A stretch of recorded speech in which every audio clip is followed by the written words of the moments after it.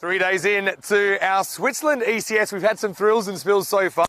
We saw the defending champions on day one go winless. A little bit of a shock as Alton pipped them in a high-scoring contest first up, but they're back today wanting some points. Wettingen, though, they're undefeated. We'll see them first up. We'll see plenty more action coming your way from Switzerland because 5 T10 matches about to start here. I'm Mr. Maximo. This is the European Cricket Series Switzerland, and it starts right now.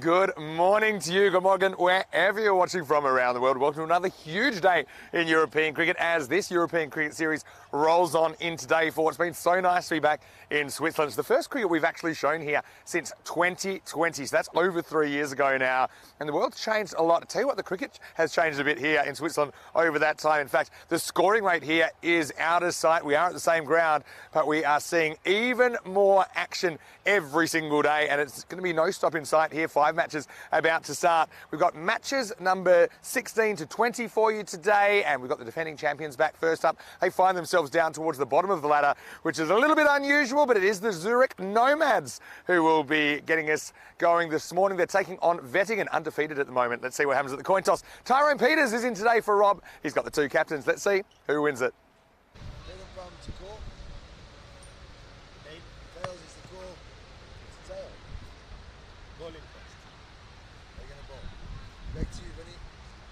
So it is Perry Jorgentheren of Wettingen that's won the toss, and he's elected to bowl first, so sending in the Nomads here in match 16. I've got to say that Wettingen, they really impressed me. They had 2 wins and a no result as they had a washout with Pakhtoons on Tuesday night, but I really love the work of Mohammad Akhtar. Wasn't he a revelation? He just looks tailor-made for the format, loves to swing the bat, has got a really good eye. Let's see if he can do it, though, against a slightly more experienced Zurich Nomads lineup. Now, speaking of the Nomads, they are defending champions for a reason, and they did win the title back in 2020. And a bit of an upset, I suppose, in the final. They defeated Alton back then. That hadn't lost a game to that point, but they look stacked. And when they will bat first, their batting lineup, top 4, looking really, really good. You've got Fahim Nazir and Hassan Ahmed at the top, 2 national players, 2 standout players from the recent Valletta Cup T20 Internationals in Malta. You've got Katil Zabiullah in at 3. You've got the captain Nazir in at 4 as well. So for me, it's going to be really tough for Wettingen to penetrate those top 4, and even if you do, there's still batting to come. So I'm expecting a lot of entertainment and probably a high-scoring contest here in the first match of the day. Well, good news, as you can probably see, I'm in the sun, and that is wonderful at this time of the day. The weather did clear up towards the end of the day yesterday, and when the sun's out, this ground here at the Grundemus Stadium, it is pretty as a picture. We're expecting a maximum temperature of 22 degrees and currently about 15 to get it started. So really nice conditions. I think it'll stay this way. The breeze slightly behind the batters. So from this end, I think we might see a few balls go on the grandstand. Maybe we'll even get one over, just like Sanger did the other day. Let's get ready, though, for the first ball. And I've got to say, I'm really enjoying my time with this man. It's Andrew Leonard who will take you to the first ball. Match 16 on the way, Lenny. I can tell you that it is Wettingen. They've won the toss and they're going to bowl. It's over to you. Let's get ready for a great day 4. Well, where does he get it from, Mr. Maximo? Energy to fill the band, and great to see him looking. Well, I'm going to have to find another adjective. Resplendent is my go-to one for Mr. Maximo, but purple, maybe maybe perfect in purple today, Mr. Vinny Sandu. Always good to have him in and around. What would we do without him on the European Cricket Network? I'm not sure. There is the view. It's a windy morning, I have to say. It looks beautiful, but there's a fresh cut to that air. At least it's the first of the 3 days that I've been here thus far. We have had no rain in the air, and I don't think there's any forecast for any rain today. This should be the most set fair of the days thus far. So we're in for 5 good games of action. I'm really looking forward to all of it again with you here on the European Cricket Network. We have got 11 teams battling out for the top 5 spots.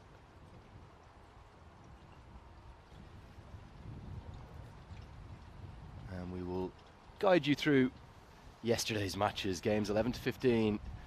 Really entertaining action right from the off with Kanik Shah, who for me was the pick of the bowlers on the day. He picked up 8 wickets, would you believe, for the Zurich Lions. But in the first game, they went down to yet another defeat.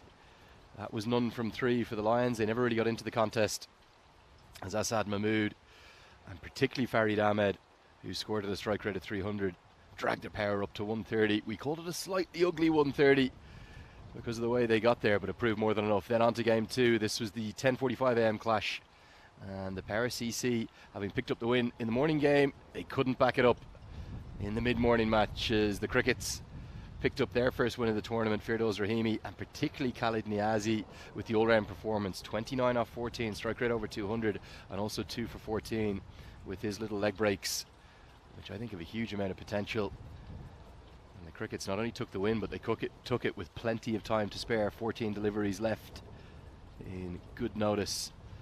On then to the after lunch game. This was the 12:45 a.m. clash where St. Gallen CC were sensational. They didn't pick up just the one win yesterday, they picked up 2. 125 they scored. Sher Mohammed, the star of the show, with a strike rate of 300. But Kanik Shah, look at him, 8 wickets yesterday. He's now the leading wicket taker in this European Cricket Series for Switzerland. And despite Ashwin Prakash's best efforts with 45 off 28, they never really got into the chase. Only thing we didn't have yesterday was a real thriller, a final ball finish. I think that's coming for us today. This, well, it was a trouncing, wasn't it? St. Gallen posted an extraordinary 184 for 4. They really looked like they were set to join the 200 club. I think there's only 8 members of that thus far in the history of the European Cricket Network. So as soon as we started talking about 200 and individual centuries, Kagiani and Sher Mohammed, well, they fell pretty quickly back to back. Niazi again bowled well, but St. Gallen, they smashed their way to the highest net run rate of the 11 teams thus far and a perfect record, 2 from 2. And then a really entertaining game, probably the closest match of the day. Just 8 runs separated these two sides. And the Zurich Crickets, they were always behind in the chase, but just right towards the end, their captain, Nicholas Henderson, hit a couple of maximos to bring it back towards parity. And at the end, it was actually 12 off 3, which did look achievable, but they came up short. That was yesterday. What about today? Well, firstly, you're very welcome along to today's coverage. Here's a fantasy dashboard. Who are you picking today? Well, I tell you, by the player values, there's only one selection for me. It's got to be Mohamed Akhtar. He was actually the tournament's leading run scorer going into yesterday. He's got 132 runs at an average of 66, but the strike rate 275. Maybe he could be one to go with, but the Nomads, they have plenty of power at the top, particularly their 2 very experienced opening batters. The supercomputer reckons we're in for a cracker. I'm not so sure about those expected scores. We've been much higher than that because of how good the batting surface has been here. And I see the ground staff have been working again overnight and this morning to make the playing surface look even better. But the Nomads expected to score 88 and Wettingen 85. Let's hope we have a game that close, but I suspect we're more like the numbers beneath. The average runs 4. Maybe not 139 and 174, but maybe a 120 v 120. That's what I'd be anticipating in and around. Wettingen, remember, unbeaten, 2 from 2, mainly on the back of Mohamed Akhtar's sensational hitting. We've got these 2 left-handers up at the top for the Zurich Nomads. Fahim Nazir and Hassan Ahmed, 2 of the most experienced and devastating ball strikers here in Switzerland. There is Hassan Ahmed. But you are very welcome along to today's coverage. I'm just loading up the YouTube chat, so if you want to say a very good morning or a guten morgen, do jump into the chat. Say hello. Andrew Leonard here with you. And, oh, we've already had good mornings. Good morning, Rob Thompson. Lovely to hear from you. I believe snow in the air down in New Zealand. And you make a good point. If anyone goes past St. Gallen's total from yesterday, we're in for an entertaining day. Here we go. To get things underway with the ball, we've got Gustafsson Santhirakasarum with his little right arm medium pace. We've got players of so many different backgrounds and origins. We saw yesterday a couple of players of Afghan origin with the Afghanistan cricket board helmets on. Starts really nice. It's a good tight line. Coming around the wicket to the left-hander. And he's got a good field set up for that line and that length, just back of a length. So there are 5 jam-packed into the offside circle. See the ball just being dried out. I think that's from a little bit of the overnight rain. Beautiful sunshine to start with, but certainly she woke up in the middle of the night last night and it was raining cats and dogs. But isn't that good? Leave the rain to overnight, keep the sun for us during the day. But a packed offside field, 5 fielders in a really tight ring on the offside, long off out. And also long on now, but that's not going to matter. Bang! There's the impact. Well, we should really have started a roofer count because we have another one onto the grandstand here. And a big, big impact too. Vinny Sandu only told me one thing about these Zurich Nomads. He said, I suspect we'll have a few stuck onto the roof by the 2 left-handers. He doesn't get many things wrong, does he, Mr. Maximo? And that one there, well, maybe the biggest bang we've had. Follows by cleaning him up. Oh, the in-ducking, in-swinging Yorker, using the wind. So clever from Gustafsson.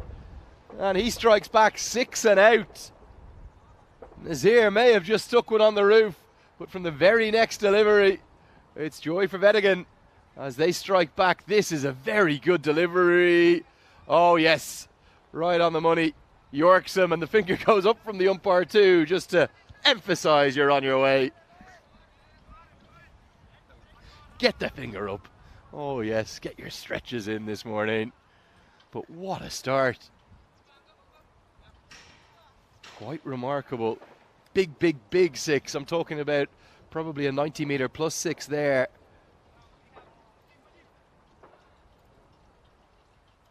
And then it just goes onto the roof and cleans him up.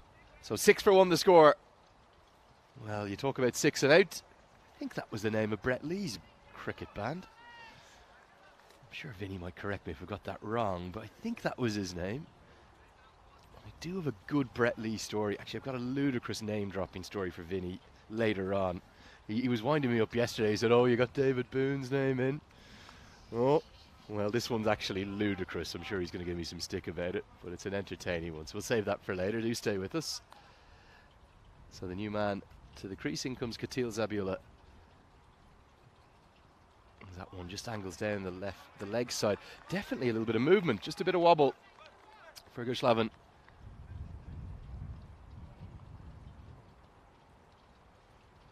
Have to respect the style as well. The bandana is out, and seen all sorts. We saw some high quality moustaches yesterday. And of course, remember the St. Gallen CC captain, Ali Abbas. Well, he's one of the most stylish men going around the European Cricket Network. Not just the moustache, but I think he's rocking a bit of Emporio Armani. And wasn't he a great leader for his team yesterday? 2 games, 2 wins. Doesn't get any better than that for St. Gallen on their home turf. And also, not just wins, but big wins. Their net run rate is in a very good way, which could be crucial. Remember, that's the separator when teams are tied on points. And that is going to be given as a no ball. The bowler none too happy. But maybe it's just clipped the edge of this green turf. Let's see. Oh, I think that one is harsh for me. I'm in the bowlers union because I wasn't much of a batter. Free hit coming. And very cleverly bowled. It's a slower ball, so not too much damage done. Will just be a single.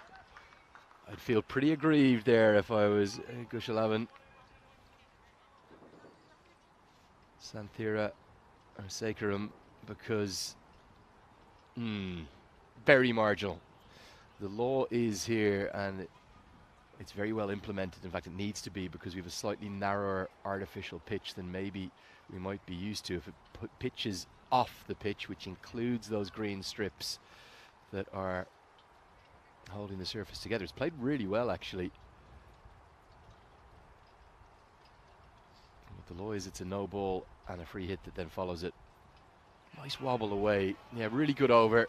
And the way in which he responded to that big six, striking back with a perfect Yorker, will give Wettingen plenty of confidence coming into today's clash. Remember, the Nomads, we did not expect to lose 2 from 2.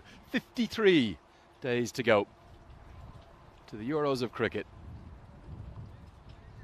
I'll ask Vinny Sandhu more about that later as well. Those 30 teams being separated into 6 groups of 5, 6 consecutive weeks before the 6 winners join the Netherlands 11 to come back for the championship week. I think as a structure, as a concept, as a format, that works really so well. And let's hope that continues to garner more and more traction going forward. Every corner of the continent, quite literally, represented. I'm just waiting for us to have a bit of a Eurovision moment on the European Cricket Network, because chance and well held. Well, it wasn't a good delivery, but Pacha Sibratullah takes a specky. He has got the Afghan headband on. His hands are stung by that strike down the ground. Not a delivery that the bowler's going to want to remember, as it was a juicy full toss. May just need to check the height. I think the height's going to be okay.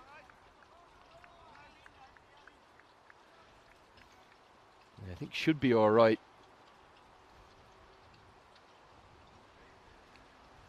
And that is going to be the second wicket. Really good catch. I think we need to give that one solely to the catcher, as Mabadullah Chakari's first ball was a juicy, plump full toss that could have been hit anywhere, but somehow the wide long off was picked out. A good catch held going across to his left. Excellent work from Sibratullah in the deep. Loving the Afghan headband too.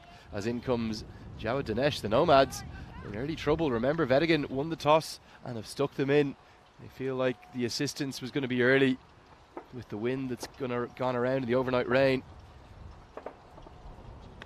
It's more like it from Chakari right into the block hole coming around the wicket.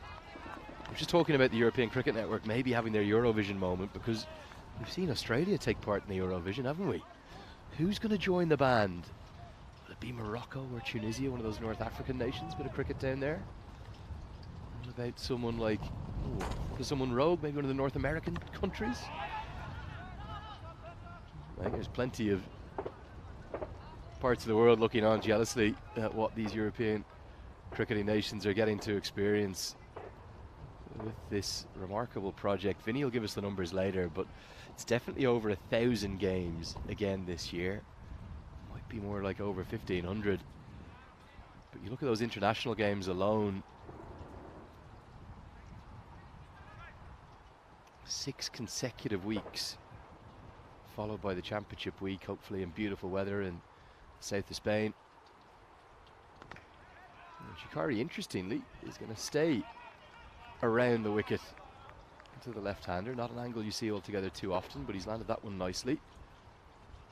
Wettingen looking very good. Remember, unbeaten. We've got 4 unbeaten sides at the moment. You might be able to hear a few of those bangs in the background. We still haven't got an answer on that. Definitely something to do with agriculture, I suspect. Or else we're somewhere near one of the Swiss Army areas. There's a lot of action going on. That one's down the leg side, and oh, the keeper has really only got half a hand on it. And that's Mohamed Akhtar, who's been one of the stars of the show with the bat. That strike rate at 275, quite remarkable. Interesting batter to watch as well. He's diminutive, he doesn't look the strongest, but he does hit a big ball That's one of my favourite things about cricket, I have to say. It really doesn't matter what shape, what size, what natural heights or characteristics you're blessed with. You can still play and excel at our wonderful sport. That one right into the block hole again, squeezed out down the ground by Dinesh. The Nomads in early trouble here, not getting anything going, losing Fahim Nazir and Katil Zabiullah. At least Hassan Ahmed is still there, but he's yet to get off the mark remarkably.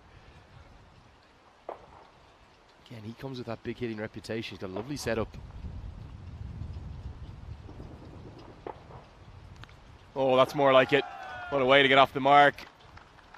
And that's a banker. I don't think we've had one out to that bank yet. May well have plugged in the bank. Big, big hit. Not the right length. And somehow the fielder, who's had a very long run to go and get it, he's picked up the banker.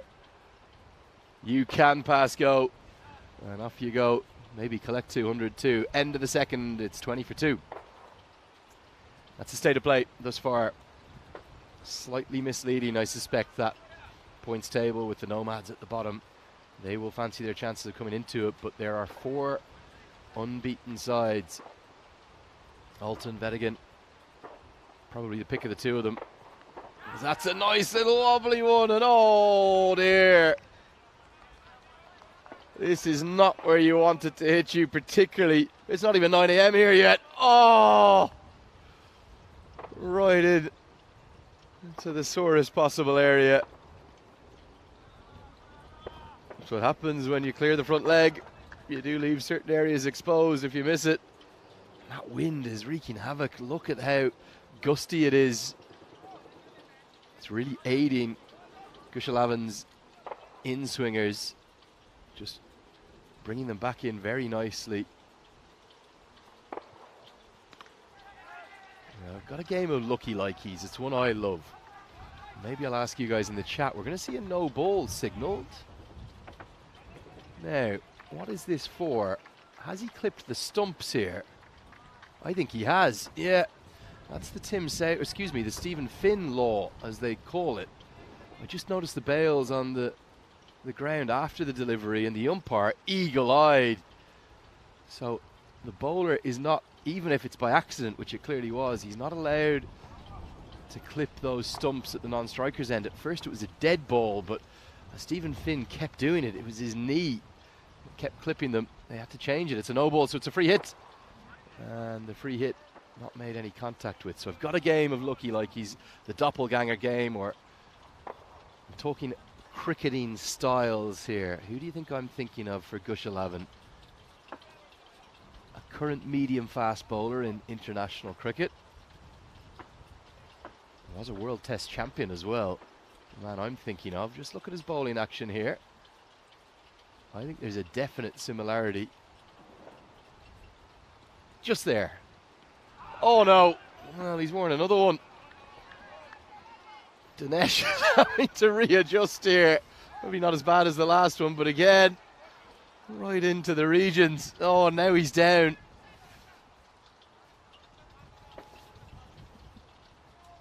Dinesh is having to take a moment or two. Oh dear. It's not Dinesh's morning.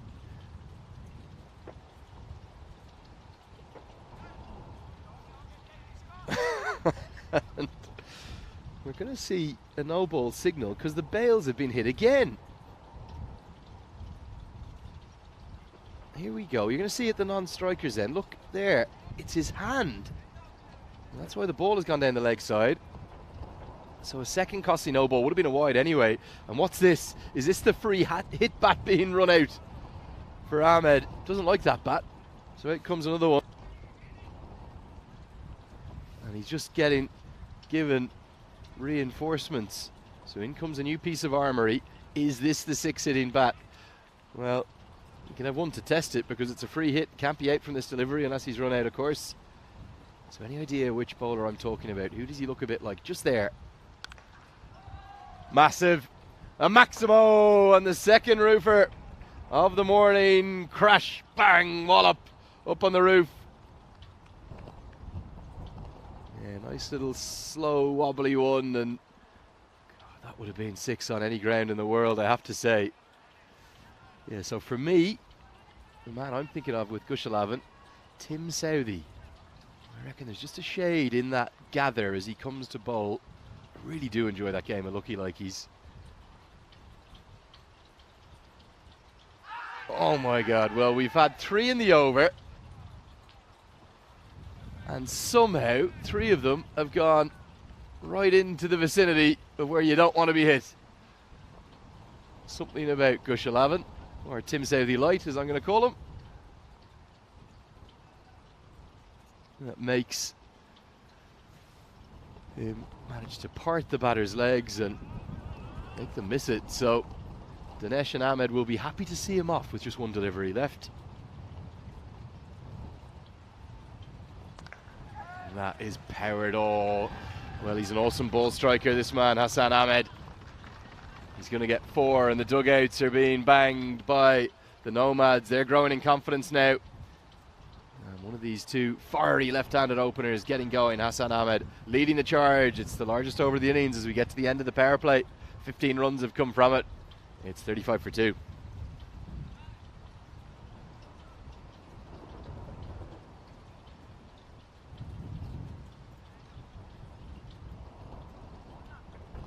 Now you are indeed welcome along. As always, here's a look at the beautiful Kaiban Park in the background, which is the main St. Gallen FC stadium. 18,000 seats or something in that vicinity.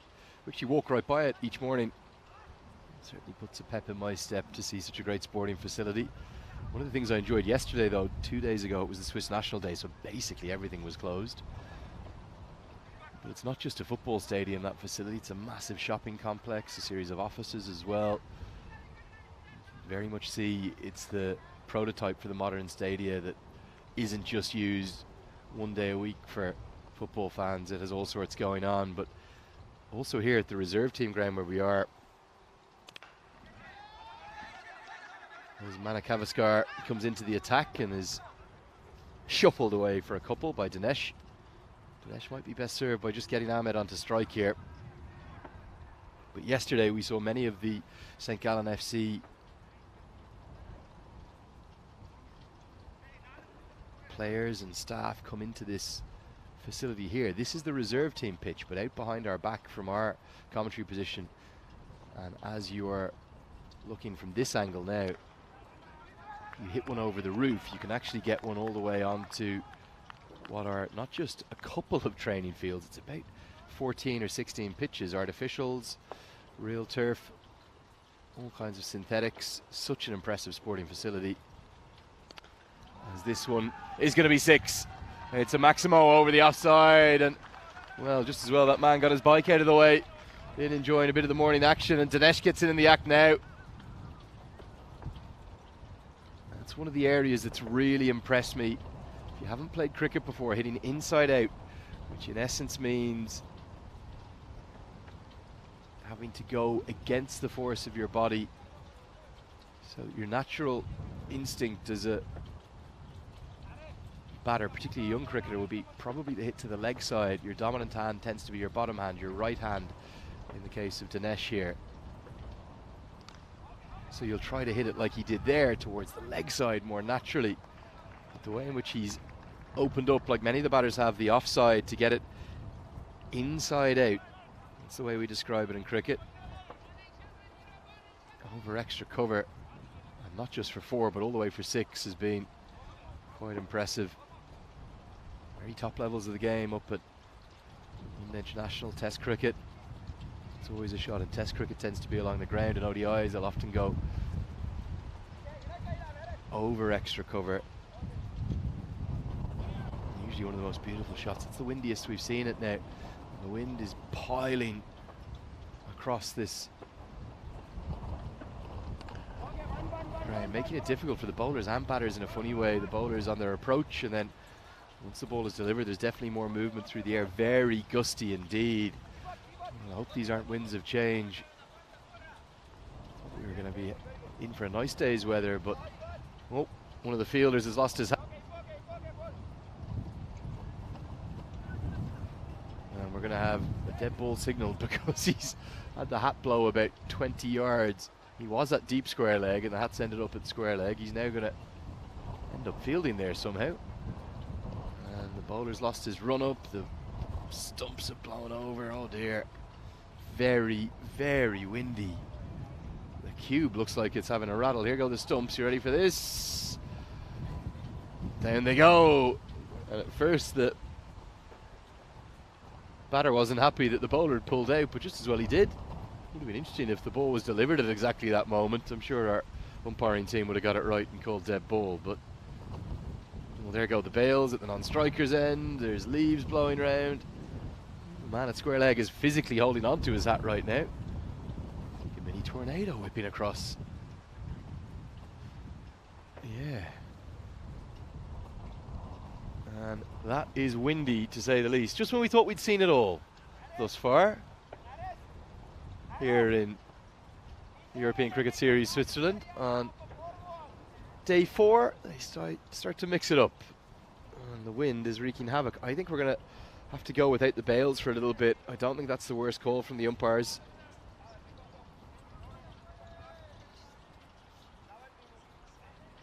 So we do always have the facility to check upstairs whether it's made contact, but for the moment, no bails. As this one's hit straight to extra cover. Well fielded. The projected scores at the bottom of your screen there. What do you think that the Zurich Nomads can get to as we get to the end of the 4th? They're 45 for 2. If they keep going at the rate they're on, make something in the region of 112, 113. But it's been steady progress, no more than that through this power play. And remember, I believe the average net run rate so far, excuse me, the average run rate full stop across the series here has been in and around 13 at this venue, so it shows how good it is for batting.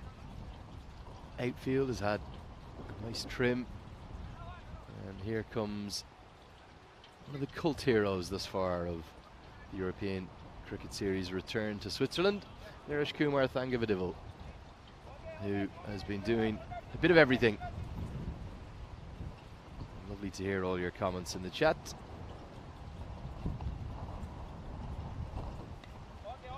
This one's helped around the corner, going to be a boundary. Ahmed is looking very, very good, and in fact maybe the only thing he hasn't done so well is get the strike too often. He looks a quality player, doesn't he? And that one is just helped around the corner.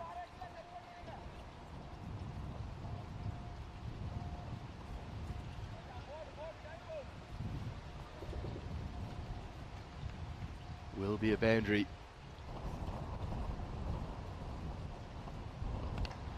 Powered to long on, he's there, but it goes to his right and all the way for 6, correctly signalled by one of the blue crew. It's a Maximo.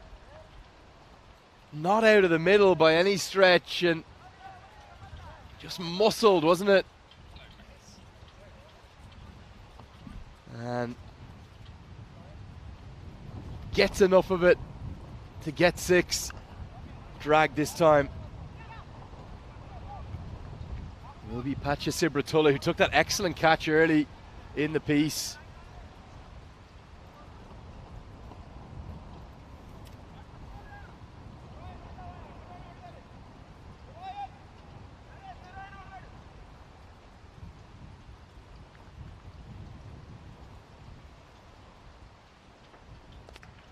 This one squirts away.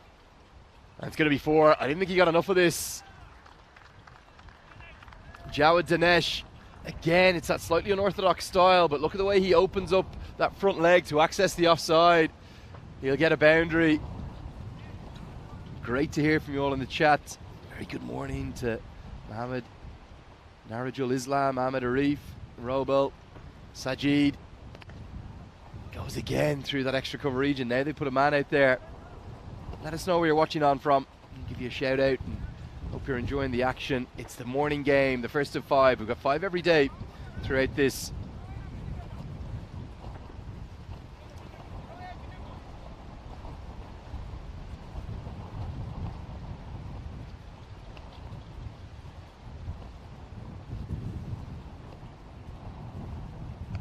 This one, oh yes. Well, he looks $1 million, doesn't he? Hassan Ahmed, he's got all that pedigree, all that class. And this one, I'll be honest, from Thangavedevil is right into the slot. Slog swept, not quite a roofer, but pretty close to it. And that will be a Maximo to close out the 5th over. We're halfway through this first innings, and the Nomads getting right on track. 67 they've soared to, despite the blustery conditions.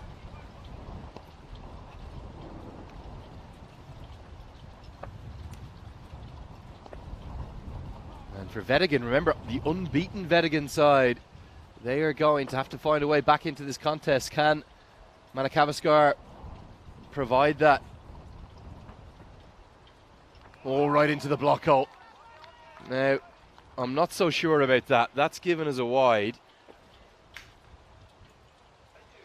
This has gone in between the batter and the leg stump. I don't know how that can be given as a wide. Clearly, I know it's missed the leg stump, but it's gone in between the batter, and Manakavaskar couldn't believe it.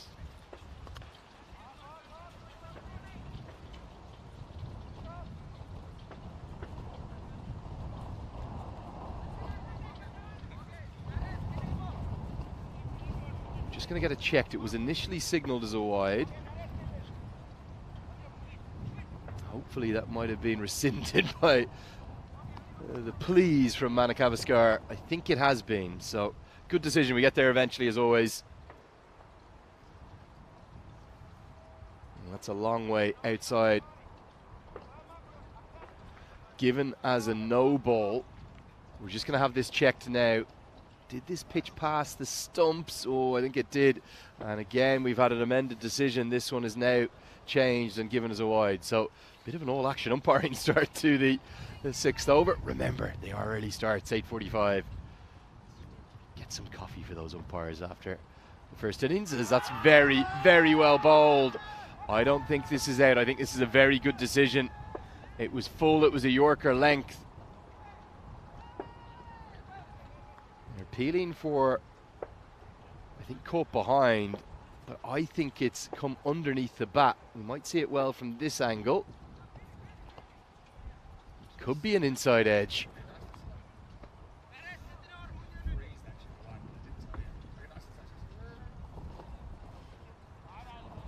Yeah, very difficult to give that one out. There was a noise.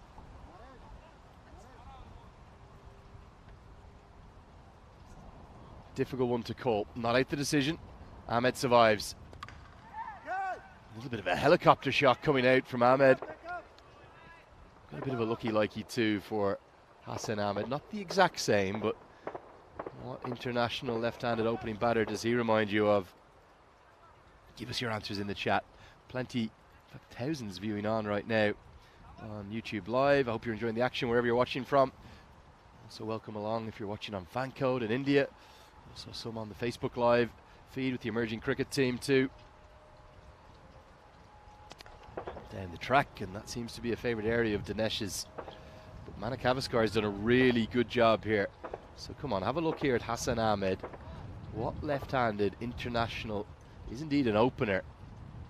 A bit of a doppelganger effect here, not just in terms of the batting style too. I reckon he looks a little bit like him. Probably a bit taller than the guy I'm thinking of.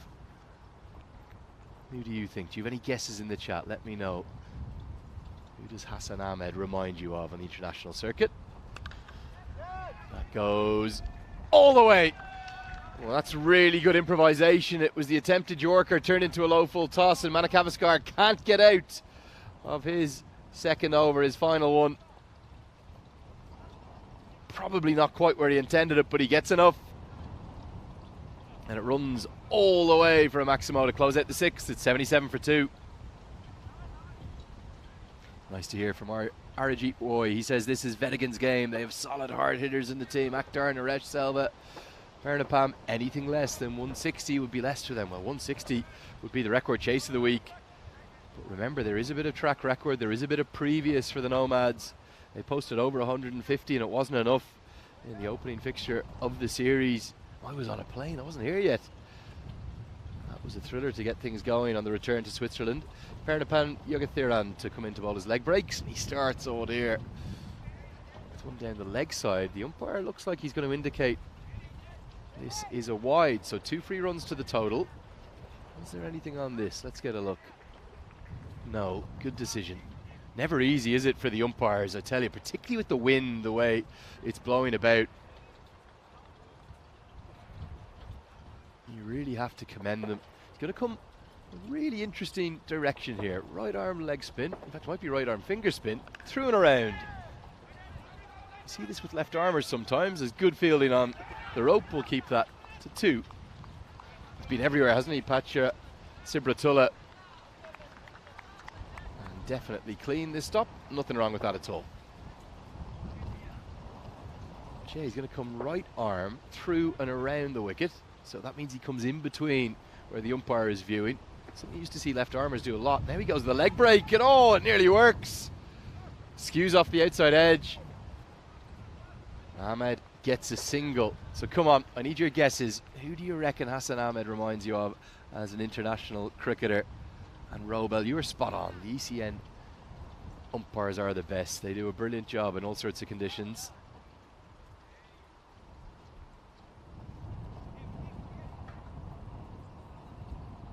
Last calls for a guess on Hassan Ahmed's doppelganger. Big swing and a miss, a little bit of bounce. Just a reminder, we don't have any bails at the moment, just for now, at the batter's end. And the reason for that, very blustery. Long off in place, takes an excellent catch and roars with delight. Oh, right in front of the Nomads. Well, you talk about a war cry. That is a war cry of serious intensity. Pacha Sibratullah.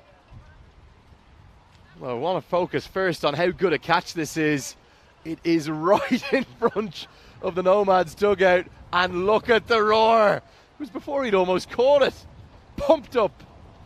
There's a reason he's got the war headband on. Look at me, flex those guns. A sensational catch. Brings about the 3rd wicket. Definitely in the contention for the catch of the week thus far. I suspect that is going to be the end of Jawad Danesh. You could never really get anything going. 19 off at 19. The wicket goes to Yogathiran, but it belongs to Sibratullah. The score now, 82 for 3.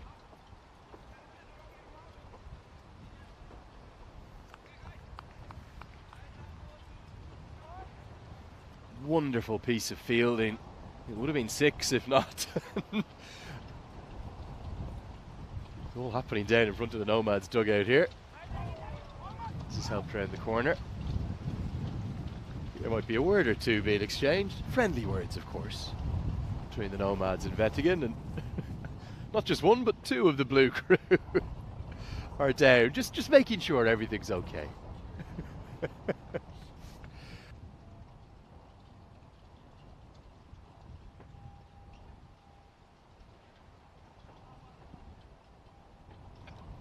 Last ball was signalled a wide. That's going to be 50. Oh, what a way to get there. And now the Nomads roar back. And they're roaring in the direction of one man and one man only. It's Pacha Sibratullah. Well, what a red-hot action start to the morning. Again, a maximum that would have been 6 on any ground in the world. And that's a way to get the blood flowing for the morning. Hassan Ahmed, he's got there from just 18 deliveries. 2 4s, 6 6s. And 50, and now his teammates are realising it too. I think their initial roar was just to tell Sibratullah, we can roar and cheer our team on too. Nicely bowled, that's very well flighted. Brave bowling from Yogathiran.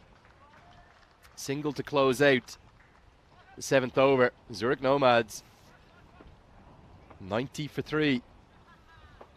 So I love this graphic, and our thanks to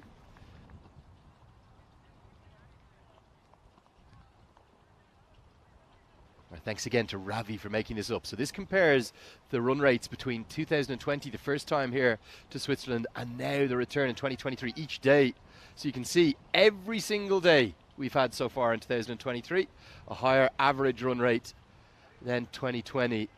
Now, yesterday was the lowest of the 3 days thus far. My baptism of fire, my welcome, my first day in the commentary box was the record day. No ball going to be signalled because the bails are off, so it's a 7-up. 7 runs to the total. Well, we've seen the Stephen Finlaw come into play now on more than one occasion. No ball because the bails have been clipped. And it's Sibratullah who's copying an earful from the Nomads bench. And Ahmed, oh, I don't want to say it, but there's plenty of time for him to turn this 58-run score into many more. Here comes the free hit. Goes a long way into the air. Remember, this will not be out, even if he catches it. The Nomads are cheering like it's a dropped catch. It's not a dropped catch because it wouldn't have been out anyway. He might have been better actually going back and allowing it to bounce, trying to stop the second or affecting the run out. But the 100's up in the 8th over. And the Nomads are looking very good indeed. Sibratullah off this short run up. Just bowling some little medium pacers, helped away into the leg side. Going to be 4 more. The runs are coming ever so fluently, particularly for this man, Hassan Ahmed. And I'll put you out of your misery. I'll give you the lucky likey, the doppelganger that I was thinking of. I reckon he reminds me a little bit of Tamim Iqbal, the Bangladeshi opener. Just a few flourishes in the follow-throughs of the strokes that the left-hander's playing. And this, well, it's all too easy right now. 3 legal deliveries, 19 runs have come off it. We've had the 7 followed by the 2. Then it was 4, now it's 6. Oh, definite shades of Tamim Iqbal there. Controlled, measured hitting. And this game, well, it's threatening to boil over. The Nomads bench is being sent into delirium by their left-handed opener, Hassan Ahmed. 150 plus all of a sudden, very much on the cards, particularly if Ahmed's still there. And whisper it, only whisper it. 30 more to get to our first century of this European Cricket Series, Switzerland. And the way he's going, he could get there in style. Well, that's brutal. Brutal aggression. And isn't there an irony? It was Sibratullah who celebrated so vociferously right in front of the Nomads dugout, who's bowled 4 legal deliveries, and it's gone for 25. And again, the Blue Crew are just having to keep a lid on things down by the Nomads bench. What an action-packed start to the day, day 4. Let's help round the corner. I think if he left that alone, it would have been a wide, but instead he'll get 4 more. The runs coming. At a canter, 29 off the over already.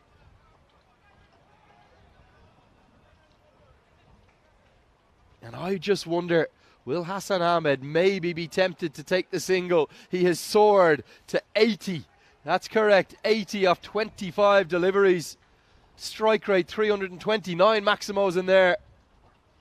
You can add another one. Oh, new balls, please. It's another banker. It's a banker on the full. In fact, it's a rotor. Oh, how's that got up there? Ali Abbas is chasing after it. What a strike. Sensational. 35 runs from the over. And the Nomads, well, extraordinary hitting of the highest quality. They're 126 for 3.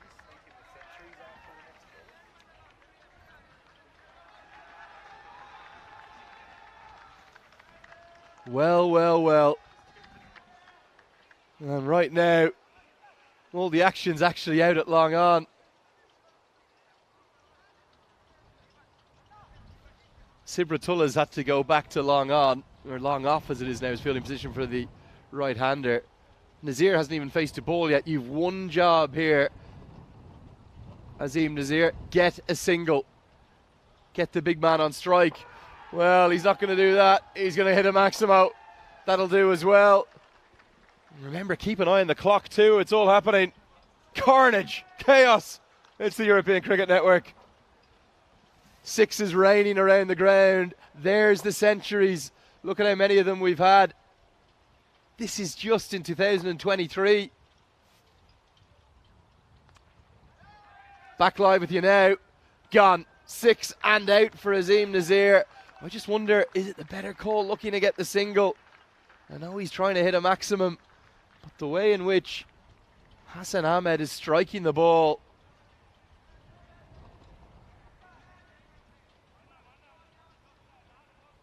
you just suspect they'd be better off with him on strike.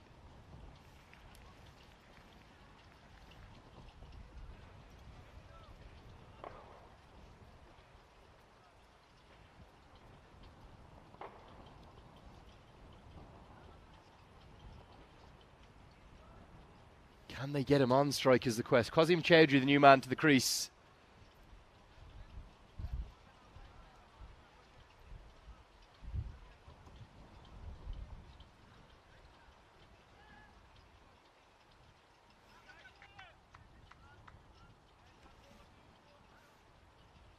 He's in down at number 6.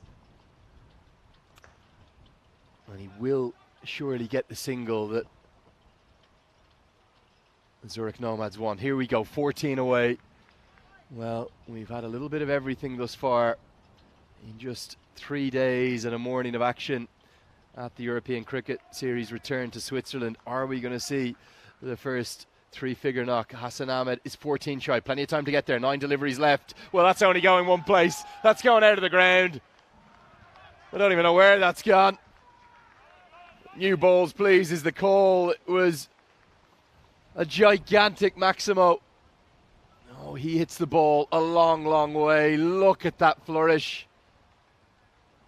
Hassi is the name on the back. That's not his full name. It's Hassan Ahmed. He's 8 short. 27 deliveries is all he's faced. Gets enough of it. 6 more. And surely now Ahmed. Well, 2 away from what will be the first century of the series.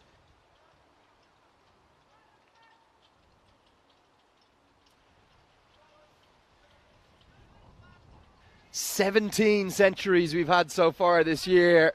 Surely Hassan Ahmed nailed on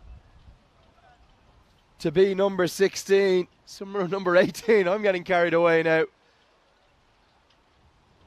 Quite remarkable ball striking. 28 deliveries faced. Here we go. Bowls him. Oh no! 98 and out. Oh, he wanted to get there with another Maximo. And even young Ed Theron doesn't know what to do. Oh, we were so close to century number 18. It was a beautifully flighted leg break, and it's actually beaten him on the inside edge. Just lost his shape, and even though the bails aren't on, we don't need them on to know that that's cannoned into middle stump. But very well batted. I'm going to stand and applaud as well here. Quite sensational. 29 deliveries, 98 runs, 12 sixes, 4 fours, a strike rate. Counted up, 337.93. Oh, 2 and 2.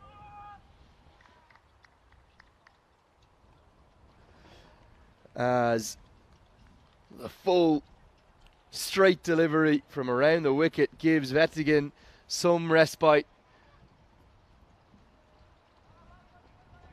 Just trying to work out who's out. I think it's Qasim Chowdhury, isn't it? Sorry, all been happening. Was the end of the 9th over, the first ball of the 10th. We were on century watch and nothing else, but Chowdhury is cleaned up for 1.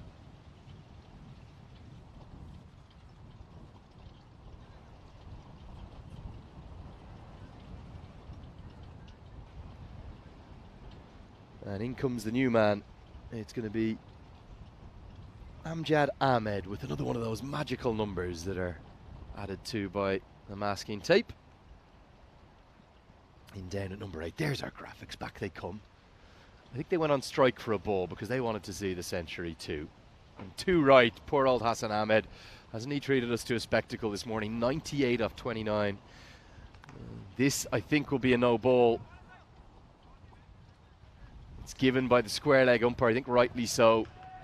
For me, this was over waist high. His first delivery. Yeah. Spot on the money. Good call. So free hit incoming. Plenty of them. In and amongst the carnage, we did get those overs bowled in time. I think they had about maybe 25, 30 seconds to spare. So if you were just wanting a calm, collected, cool start to the day, That's not how it works here on the European Cricket Network. Action from ball one, and another piece of action. An interesting umpiring decision. He adjusts the cap and then extends the finger. He has a big chunky edge. I just liked the umpiring decision here. Just as I feel of the hat. Oh, yeah. Oh, out. Thank you very much.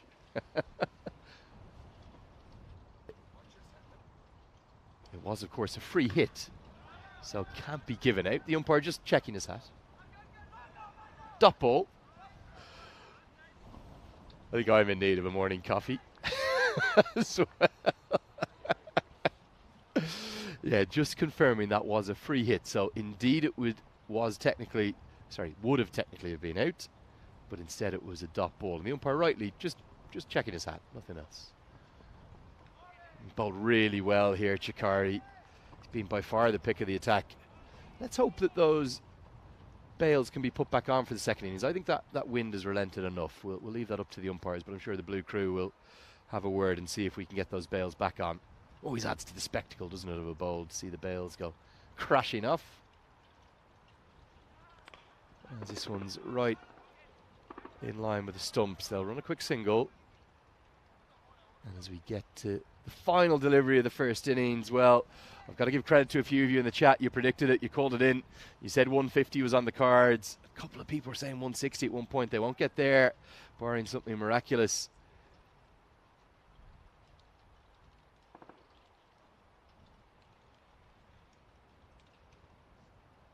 That's good pace, good aggression, and that is, particularly in the context of this innings, a quite sensational spell of bowling. I know that Hassan Ahmed is going to get the headlines, but great credit to Mabadullah Chikari. 2 for 14 in an innings where almost every other bowler has gone at an economy rate of 15 plus.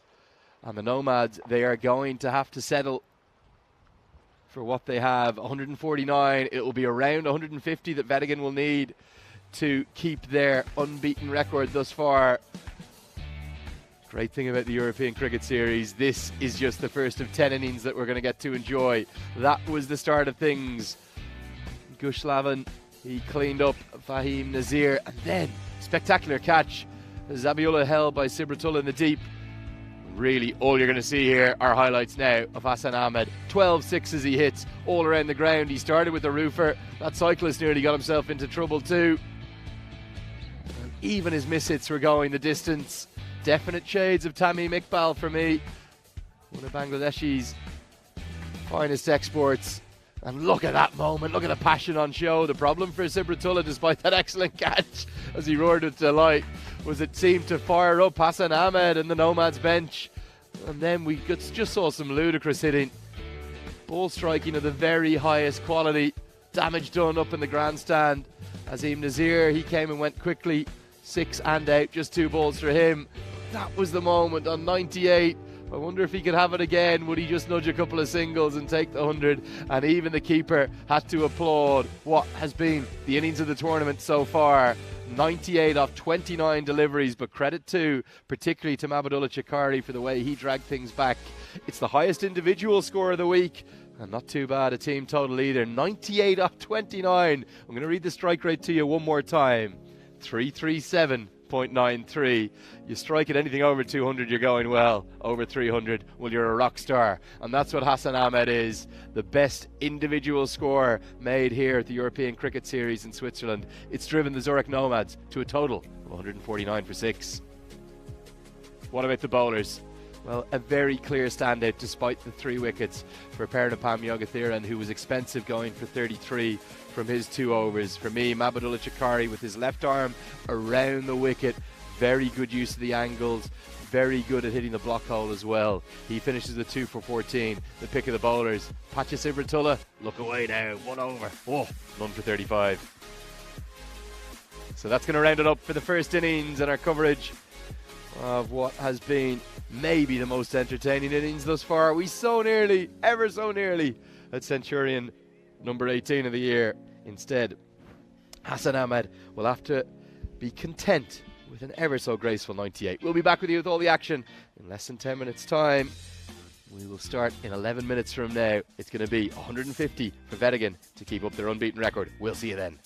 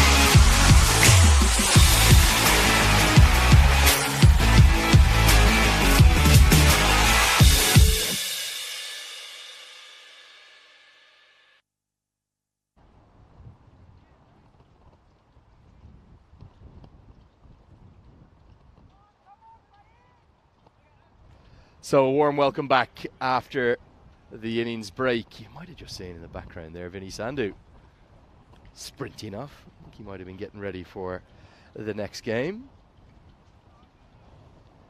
We don't have those bails on just yet. The umpires are saying it is too windy for the moment, as we are nearly all set for the chase. 150 flat it's going to be to win.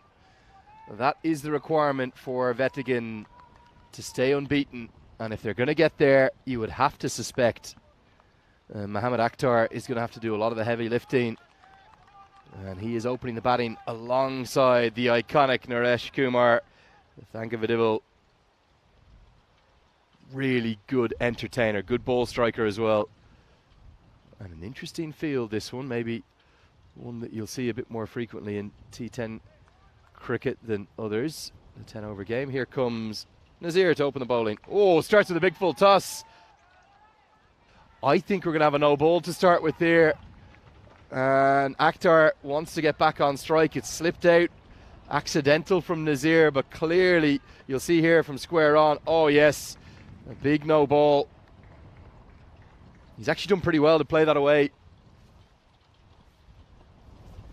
as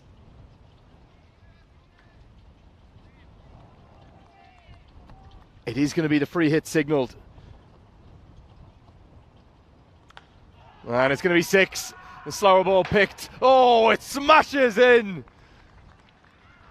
right to the angle of the grandstand, and almost evasive action needed. It was a lovely floated slower ball, and look at that, what a ball follow from the camera team.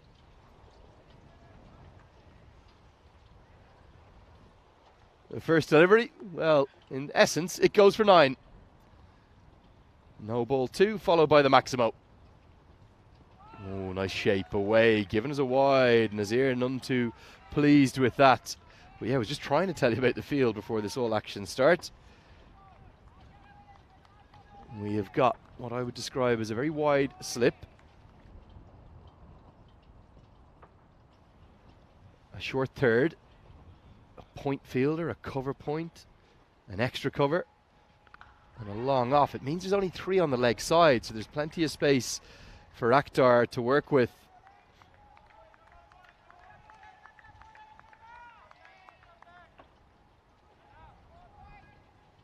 On the leg side, he will get a single.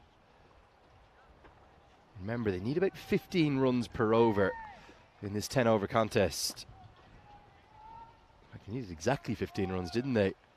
So every over they get more than that, it will make their equation a bit easier. If they have a really bad over, it makes that equation ever harder. 139 to win off 58. That required run rate will continue. As Thankavadivel, oh, cult icon roof status from the big man. What a way to start a Maximo. There was a gigantic bang in the distance. We don't know, is it maybe an artillery site or something that we have near us here in St. Gallen? And then moments later, Thankavadivel made another crash bang wallop. That's one of the biggest impacts we've had on the roof. Ball number, what, 35 up there maybe on day 4. He tries to repeat the dose, but loses his bottom hand off the bat, as Fahim Nazir looks none too pleased with his start. Understandably, he's gone for 17. Initially from just 3 legal deliveries. This time he gets a dot.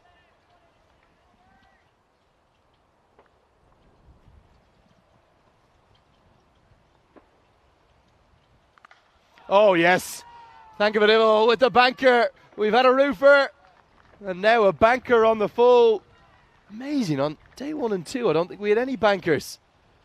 And then on day 3, they just started to spark into action. They're the ones that travel all the way up onto that lovely grass bank that would be behind one of the 2 goals that are usually in place here at this St. Gallen FC reserve team ground.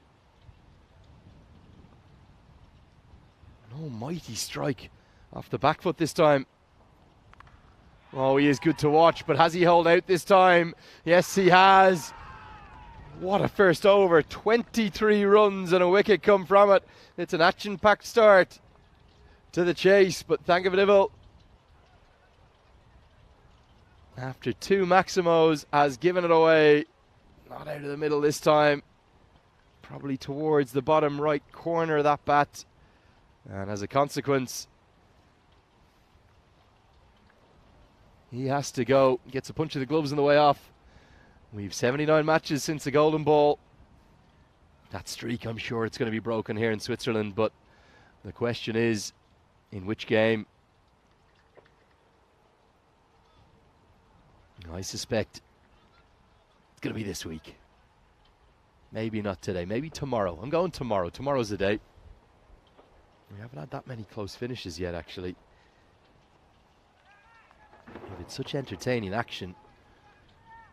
As Amjad Rahmani is the one who took the catch. Here comes Thivagaran Savaganyayam to the crease.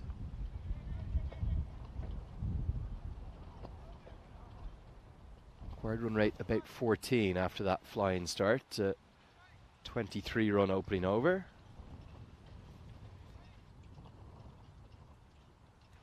Slip definitely more properly into place, as it's going to be Ikram Allah to open up, and Akhtar, because he was so deep in the crease and on the back foot, he sends back a non-striker. Doesn't want that single.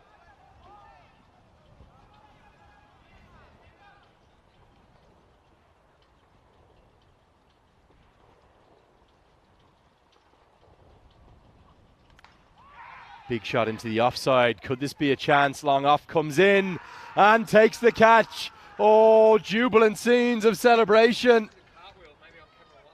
And it's the big man who may have just got the cartwheel out as well.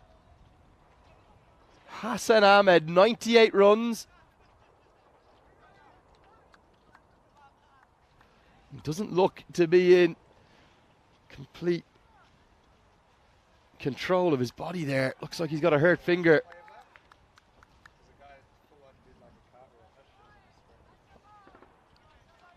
Cartwheels of celebration in the background. He didn't actually quite catch it. But Mohamed Akhtar, who was, after day 2, the tournament's leading run scorer, he's been dismissed for just 9 in this game. Now swings heavily towards the Zurich Nomads. Remember, Wettingen are unbeaten. Ikram Allah is the man who makes the breakthrough.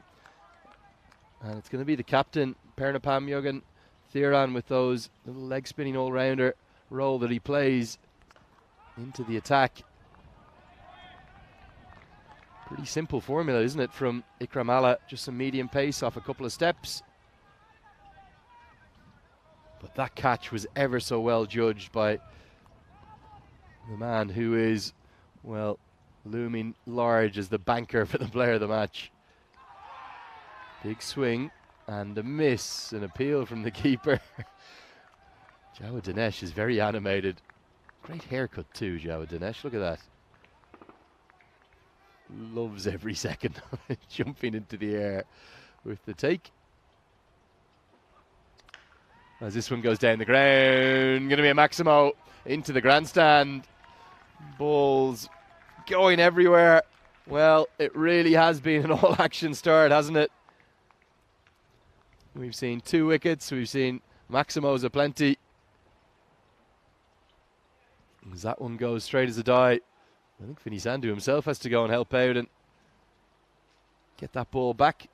It will be checked too because of the impact. It's finally been found. Just making sure it's not damaged. As this is going to be 6 more. Well, 2-fold from Ikram Allah. He may have got the wicket, but with that friendly medium pace, if you get it a little bit wrong, you're going to go the distance. And Jogan Thiran says that his Wettingen side are just going to keep going. They're going to keep swinging. End of the second over, 35 for 2.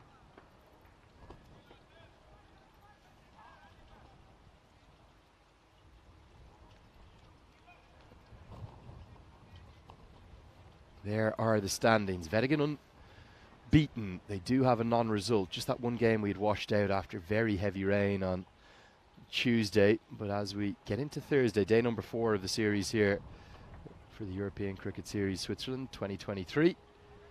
There's a lot on the line for both sides. The Nomads, we obviously know they're a lot better than they have shown.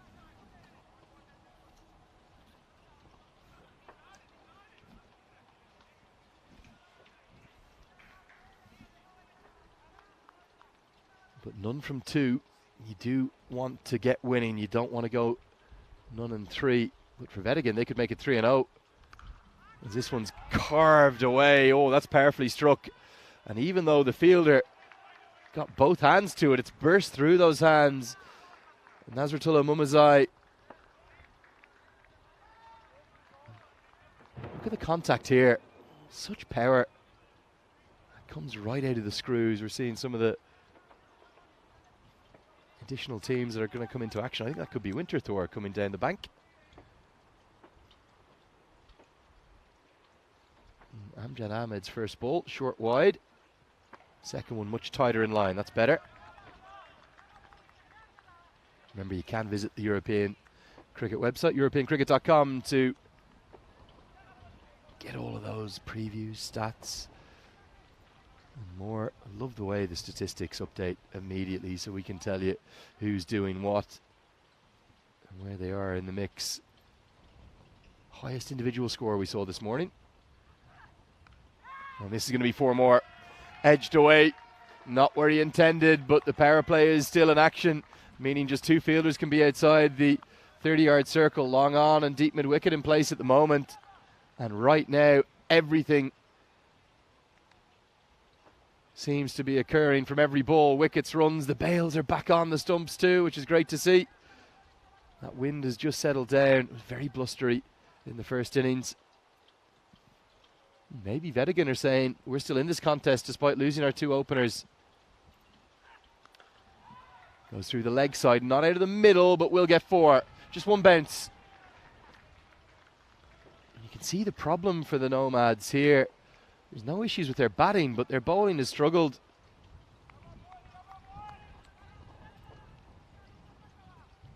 Match 1, they posted 152 for 4. From their 10 overs, and Alton chased it down, listen to this, in 7.4 overs with 14 balls to spare. And the way in which Wettingen have started, they might be looking at hunting down 150 plus again. It's a slightly better length, a harder length to hit away. But the record's starting to tumble here. We saw St. Gallen yesterday post 184, the highest team score of the week. We've then had the highest individual score, that 98. What a knock it was from Hassan Ahmed. He looks a real quality player. Get through for the quick single this time.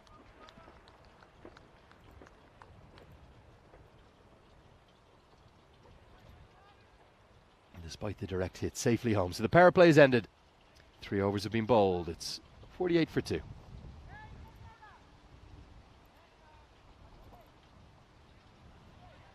Here's a comparison on the Manhattan chart. That rocketing start followed up by double-digit overs in both. So Wettingen well ahead of where the Zurich Nomads were at the end of the power play. They were 35 for 2. Wettingen 48 for 2. But the key differential, look at those gigantic overs powered by Hassan Ahmed's 98 towards the end of that first innings. Wettingen, they might still be marginally behind in my book. It could be a 60-40 game from here, I reckon. The Nomads favoured, but Wettingen very much staying alive in the chase.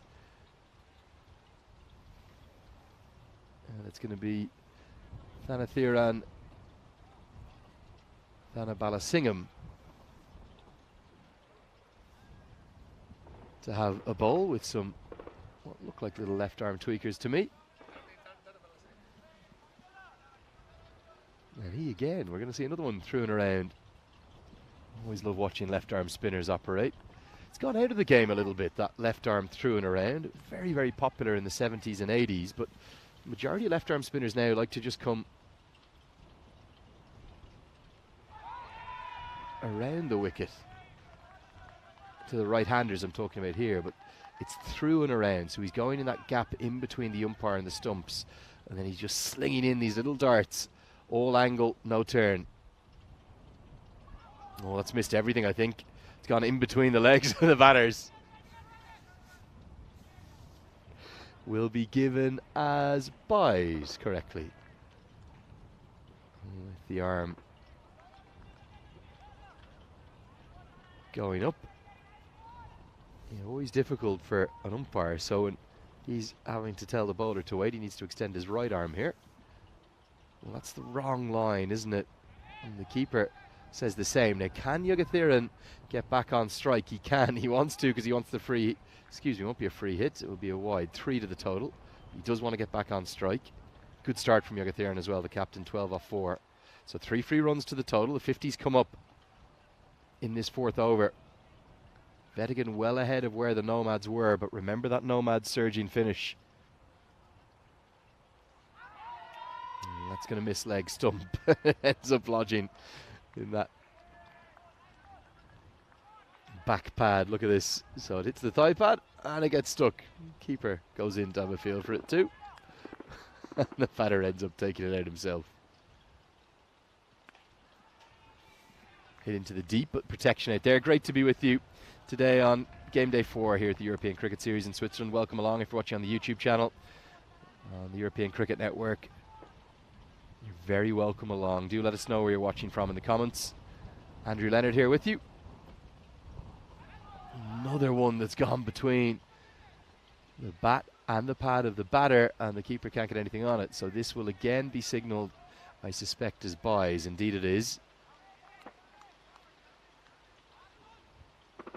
That was a bit more bravely flighted. Yeah, the keeper, well, for me, Jawad Dinesh has to do more. He has to understand that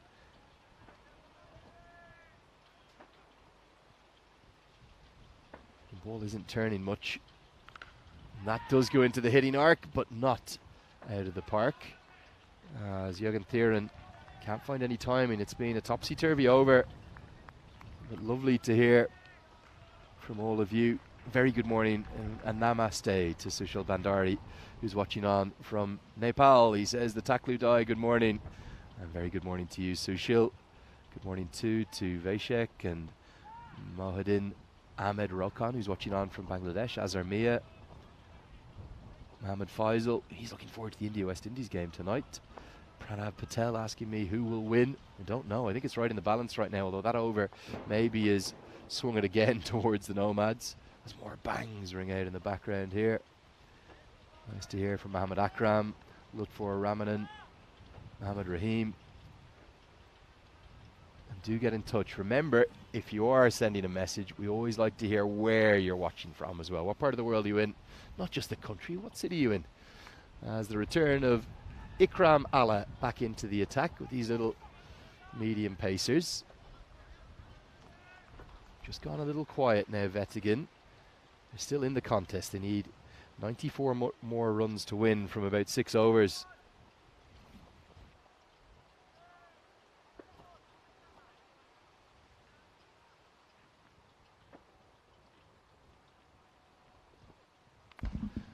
This one goes to the offside.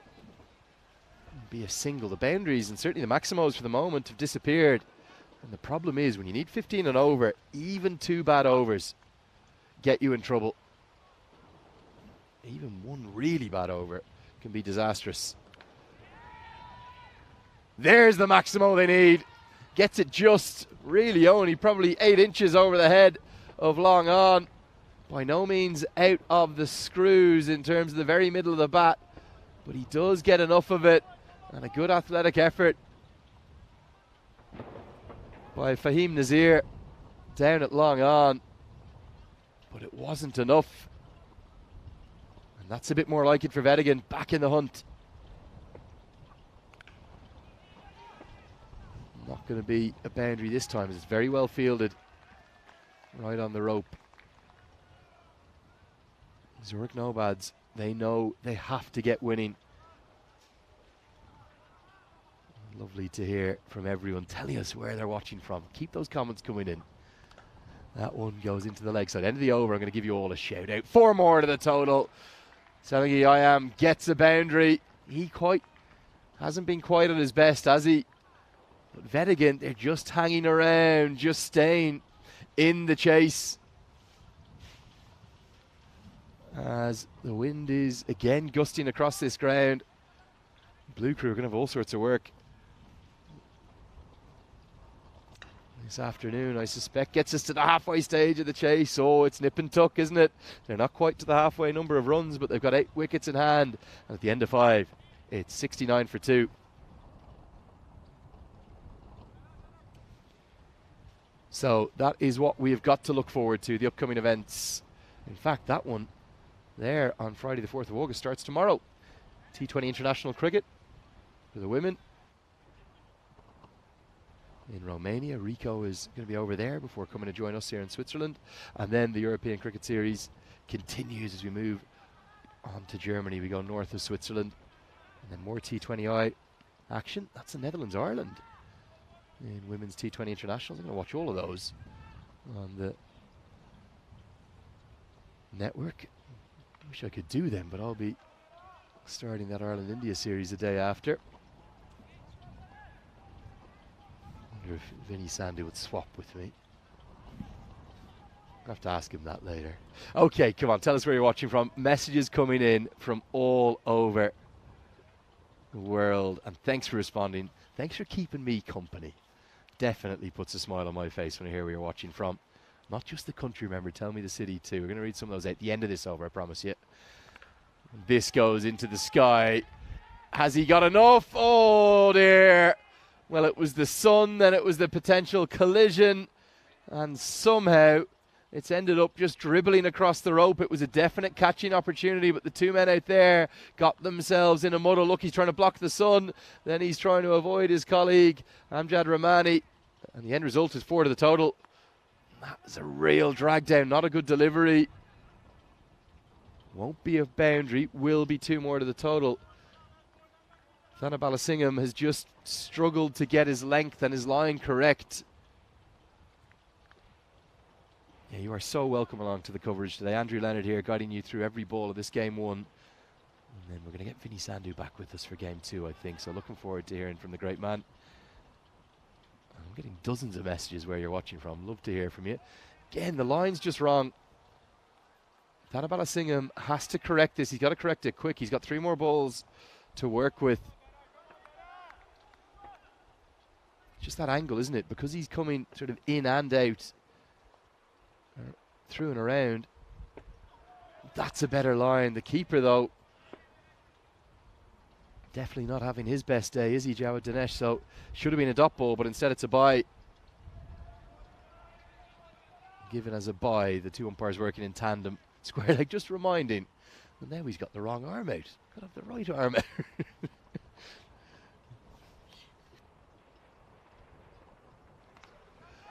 This is a chance and gone. Well, Thana Balasingham got his line right and gets the reward.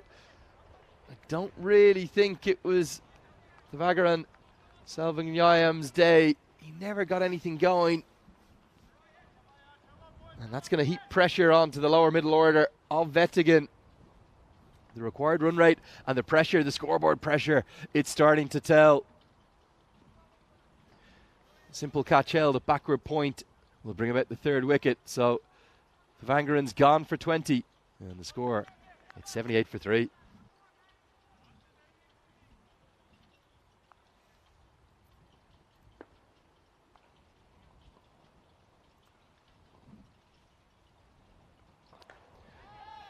New man to the crease. Gone. 2 and 2. Again, it's the man who's got that damaged finger who made 98, Hassan Ahmed, who is holding the catches down at long off. I've got a big dandavad to say to someone as well. That's thank you in Nepali. Huge dandavad. Ali Abbas just brought me a nice warm cup of ginger tea. Oh, that's one of my favourites. Here's the wicket. Straight down the ground, simply held. Well, he's a class act, isn't he, Hassan Ahmed? Doesn't look overly pleased with that finger state. And it's going to be a very first ball dismissal for Qayyum Sharifzai. Never even gave him a shout out. Hadn't even got to the crease yet in my mind. And Niranjan Manakavaskar is going to be the new man to the crease. Okay, time for all these shout outs. At the end of the 6th, the score 78 for 4. Good morning, everyone. Guten Morgen from here in Switzerland, what a beautiful country we're in, but where are you watching from? Nidishray, good morning, sir. He says, I am from Nepal. A very big good morning to you. Namaste. Bisharu watching on from the Netherlands. Muthu Kumaran watching on from Malta. Another one from Kathmandu. Bisharu, nice to hear from you. Watching on from Arnhem in the Netherlands. Here comes Ramani. As it could be a chance. Instead, it's going to be a Maximo. Jürgen Thiran is keeping his side. The captain of Wettingen. He's keeping them very much in the hunt here. This is a good strike, wasn't it? Went very flat.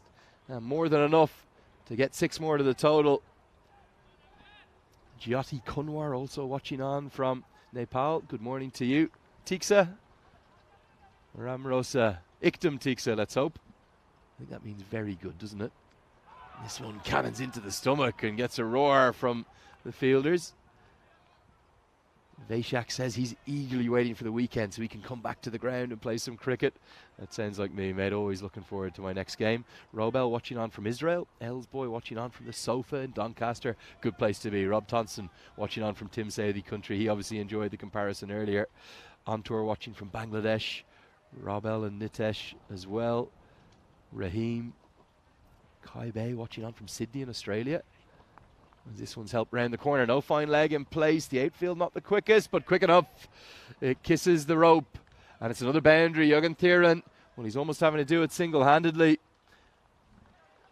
And another one who liked the Lucky Likeys competition, Saim Halal, is saying he's from Chittagong, watching from near Tammy Iqbal's home in Bangladesh. Robel watching from Russia. Roban also. As this goes a long way into the air. Is it going to be a chance? No, it's not. It's going to be a Maximo. Well, Jürgen Thiran is very much keeping Wettingen alive in this chase. The equation now changes. 50 off 19. This is a good strike. It was dug into the wicket. He's a powerful batter, isn't he? Powerfully built.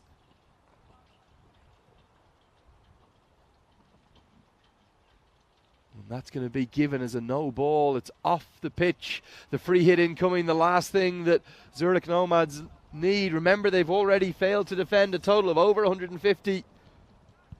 Well, marginal again, but given as the no ball rather than the wide. Definitely would have been a wide, well outside those guidelines. Here comes the free hit. Inside edge. Is it going to have the pace to get to the rope? Oh, how's that held up? Inches inside two. In fact, it's only going to be a single that they've run. And Jürgen Thiran moves to 45 off 19. Manakavaskar from his very first delivery, he has one job. He has got to get 2, 4 or 6. They want Jürgen Thiran to have the strike. With just 1 ball left in the over. So that's all the shout outs. Lovely to hear from you all. Thanks for keeping me company. As it won't be a 2, a 4 or a 6, but it will be a dot. So Jürgen Thiran will keep the strike. And at the end of the 7th over, I think this game, thanks to Wettingen's captain, still hangs in the balance. Which way is it going to go? Hard to say. The score 96 for 4 after 7. That's what we've got to come up. Wettingen taking on Winterthur. Winterthur yet to get a win, but now I've come to support them here in person. My team, oh yes. How can Winterthur do? Are they going to be able to get their first win? Let's hope they can. Wettingen, they could be 3-0 with just that washout. They could be unbeaten if they can take a win, but they'll also have to back it up, playing back-to-back matches. Remember, get those teams picked early on the fantasy gaming. Here comes Nazir. And this is going to be a boundary. It's Jürgen Thiran versus the Nomads right now. He moves to 49.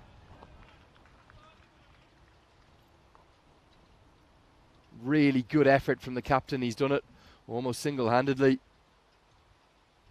Nazir has proved very costly, very expensive thus far.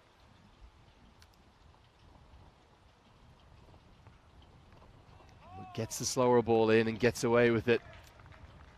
Jürgen Thiran none too happy with himself. He felt he could have hit that away. Impressive player, Jürgen Thiran. All those little leg spinners. And captains nicely too. Only 10 runs in his first 2 innings before today, but what a way to go to 50. Oh, a big, big hit. And this game is very much still alive. Pernapam Jorgen is ensuring that's the case. The 100 has been soared by, the 50 coming off 22 deliveries, 3 4s and 4 maximos, including this one. Oh, yes. And poor old Nazir is going the distance right now. Is this an edge? Yes, it is. He's going to walk off. Doesn't even wait for the finger. And the cartwheel comes out from Jawad Danesh. And love that celebration. Nothing much from Nazir, but hugs. Oh, joyful moments.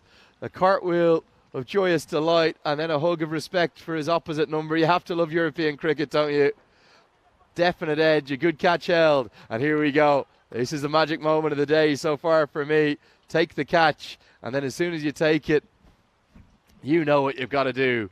Get the acrobatics out. There's the cartwheel. Oh, 8.5, sir, out of 10. Not bad at all. But the big moment is the big wicket as Jorgen gets to 50 and gets out from the next delivery. 6 sixes, in fact, it was in that innings of 55 from 23 deliveries. Wettingen with 2 new men at the crease. Oh, it's a tall task from here, but look who it is. It's Pacha Sibratullah. And if he gets this done, if he makes these 44 off 14, well, you won't be able to catch him. I think he's going to sprint straight over to that Nomads dugout and celebrate in their face again. Remember that catch he took? Oh, big swing and a miss. Feet don't go anywhere. Nazir just with 1 ball left, looking to get out of his spell. And right now, they are looking like they are going to defend this total and pick up their first win, and also consign Wettingen to their first defeat of the competition. Really good contest to get the day going. But you just suspect with Jorgen gone now, it may be a bridge too far. It's up past the danger zone, that required run rate.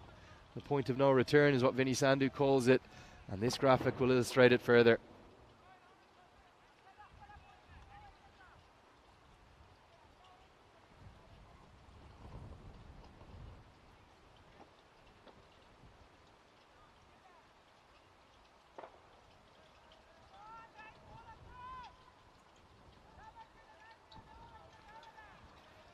So 8 overs have been bowled. The target is 150. It means there are 43 to win from the last 12 deliveries. That means that this over, well, at minimum has to go for 20 plus, you'd have to think. Sibratullah, can he find some maximos? No, not yet, really. Not holding his shape well enough. Might consider an overthrow. They won't take it on. So it's a very tall task from here. Even boundary 4s aren't of much use right now.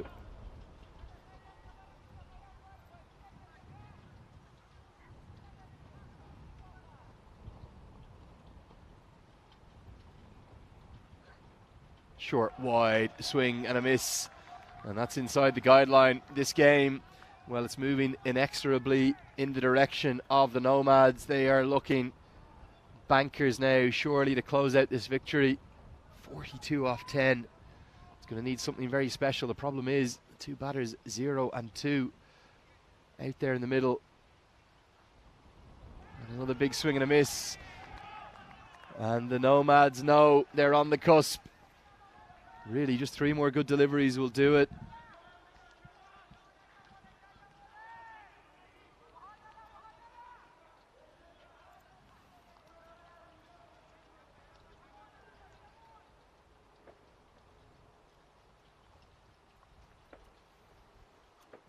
This goes a long way up.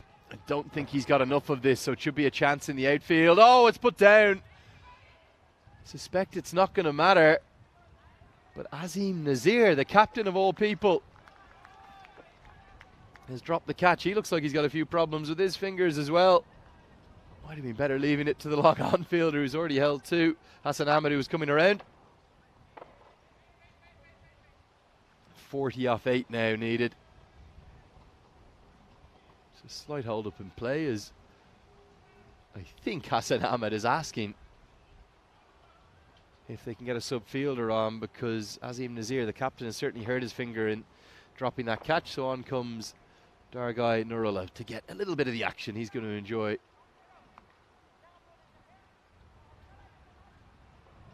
Just the 8 deliveries out there. Nice for him to get some action. On comes the sub-fielder. He'll stay in place at long off. Well, that's a bit more like it. I think this is going to be good enough to go the distance. It's hitting... Well, the breeze is kind of gusting around. I don't know whether that's hitting against the wind, actually. Probably makes it all the more impressive, but they need more of those. One won't do. In fact, they're going to need 5 more of them. 7 balls left, 34 to win. A Maximo here would just keep it in the mix. Would make it 28 to win off the final over. Instead, it's a dot ball. They won't be able to run, despite the keeper having a go at the stumping. Really good length. Look at that, the perfect length. That's the block hole. That is nailed as we get to the end of the 9th over. 6 deliveries remain. Wettingen, 116 for 5.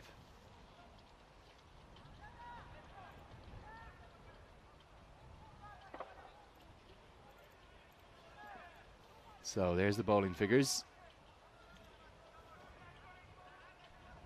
Going to be Rahmani to bowl it. He's the only one with overs left of the 5 bowlers used.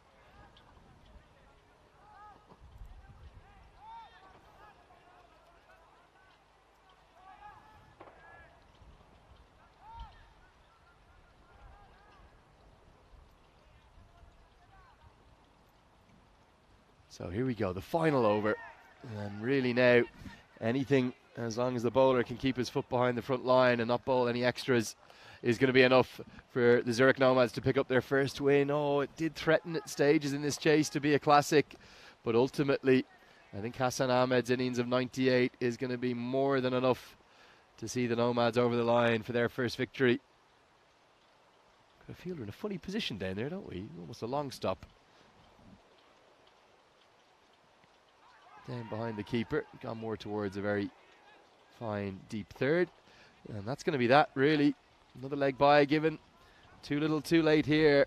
And for Wettingen, 32 more runs required. Just 4 deliveries to do it. Mathematically impossible unless we see some extreme extras. So the Nomads, well, we felt coming into the competition they'd be a side to watch. There's half an appeal for a stumping. I think he's safely home. We won't go up to the 3rd umpire.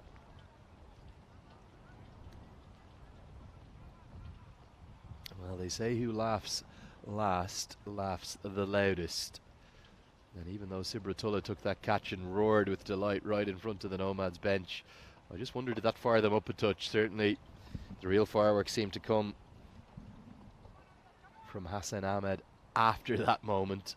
And now with the bat, he's not been able to get anything going, really. In fact, he's going to likely finish with 3 off 6 deliveries. Leg bye given. And a slightly tame end.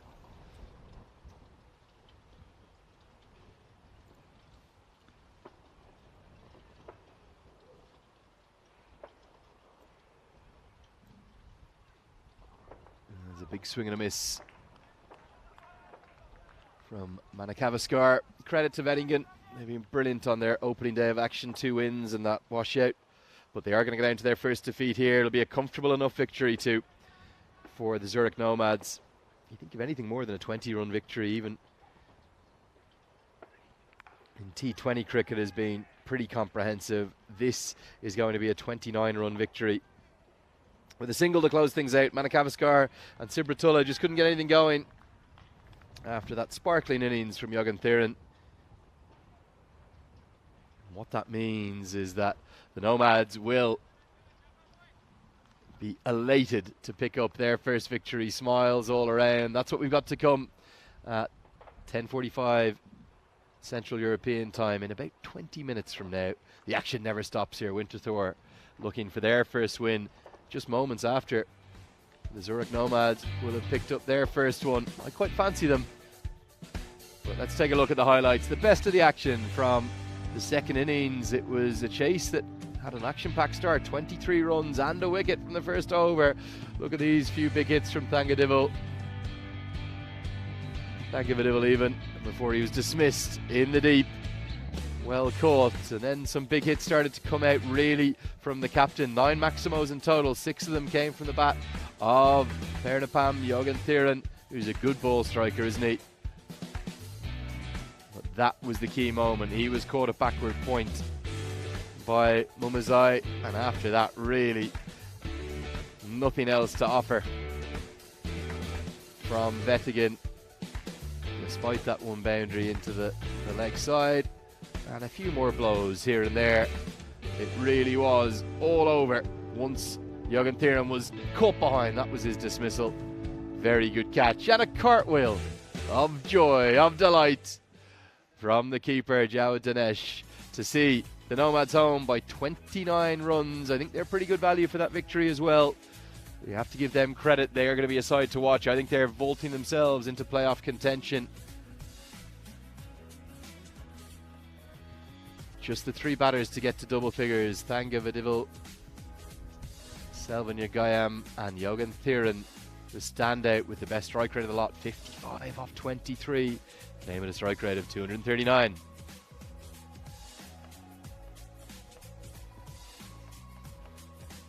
Yeah, but that total of 120 for 5 just never felt like threatening the 150 they needed. Credit to Thanatharan Thanabalasingam, who bowled really nicely once he found that radar, particularly the second over. He closed out with 2 for 13. 2 wickets, 2 for Fahim Nazir. He was very expensive in his first over, that went for 23. Ikram Ullah, the other wicket taker. And 12 extras in total. So that's going to wrap it up for our coverage from game number 1. Hassan Ahmad, the star of the show. No doubt the player of the match. 98 off 29, the highest individual innings, as he almost single-handedly drives the Nomads to their first victory. For me, Andrew Leonard, don't go anywhere too far. Thanks so much for joining me, keeping me company.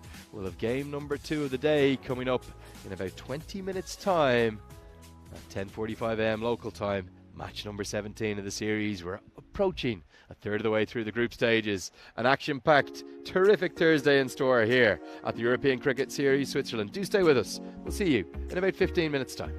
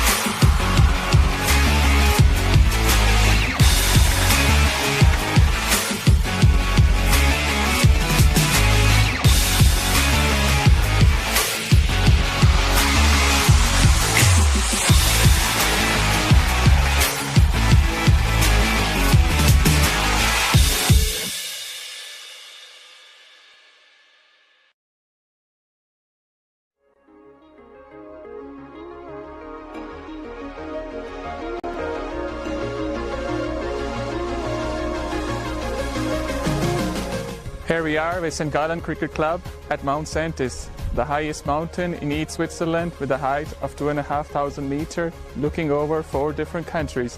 What an unusual place to play cricket.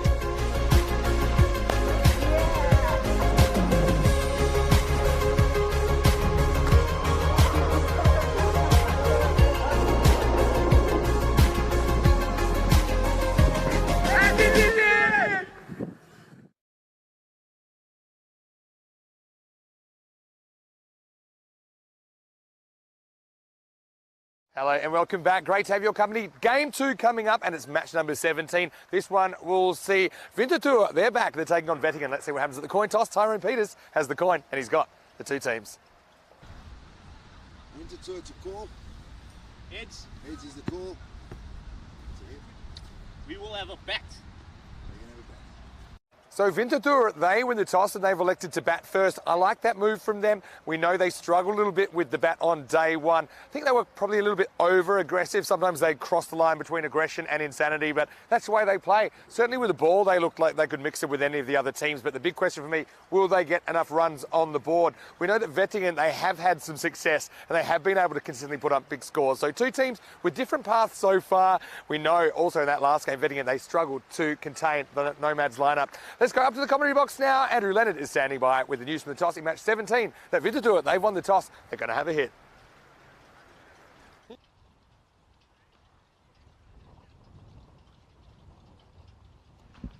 All right, thanks to Vinny Sandu, as always, Mr. Maximo. We're all set now for game number 2's game 17.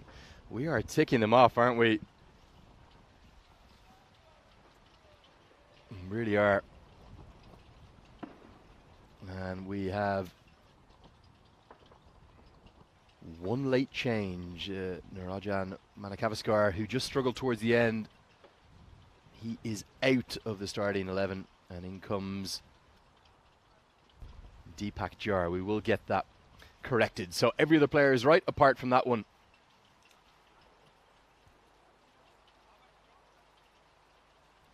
There is the bat v ball wall. Wettingen expected to win this, but I've got a sneaking suspicion. My dark horses, my fancy of the tournament. I've become a Winterthur fan, having taken the train through there and just seen how beautiful it was. So many gorgeous things in and around that little sort of, I think it's harsh to call it a suburb of Zurich, but certainly many people would commute from Zurich to Winterthur and vice versa, about 10 minutes out of the city. Amazing infrastructure here in Switzerland. You end up with the scenario of being able to land at an airport, come in, just simply walk straight through, get straight onto a train, having gone down an escalator, and within 50 minutes a direct train to St. Gallen, this beautiful part of Switzerland. Remember, we saw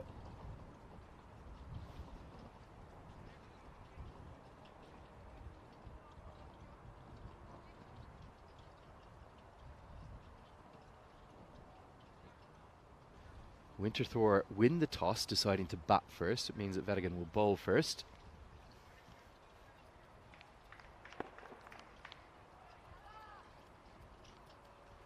As we are all set now for game number 17. It's game number 2 of the day. Welcome along to the European Cricket Network for today's coverage. Andrew Leonard here with you. I'll be joined in a little bit by Vinny Sandhu. Missed his dulcet tones in game 1.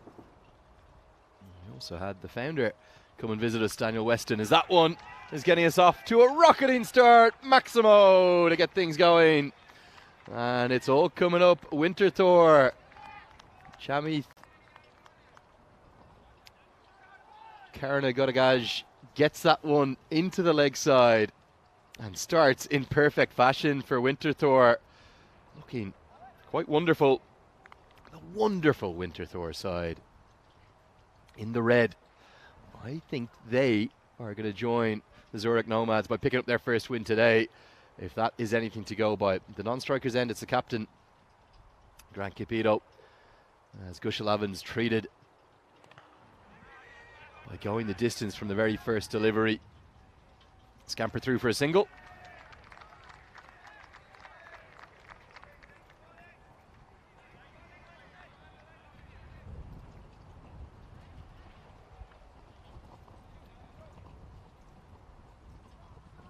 We've seen generally totals in and around 130 being par here.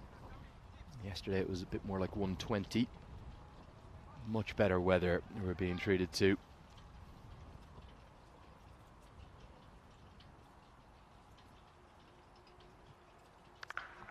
And that's a cracking stroke into the offside. Cupido, the captain, he gets off the mark with a boundary as well. Runs are flowing.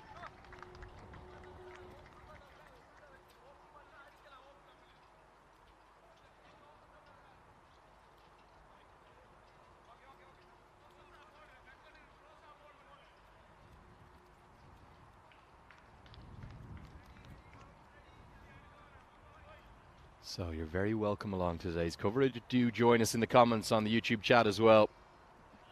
Game day number 4 of Switzerland here. This one going to be more runs and a disastrous start for Wettingen, maybe feeling the heat after that defeat this morning. It's always difficult to play back-to-back games. Not quite all the way to the rope, but 4 more runs and very much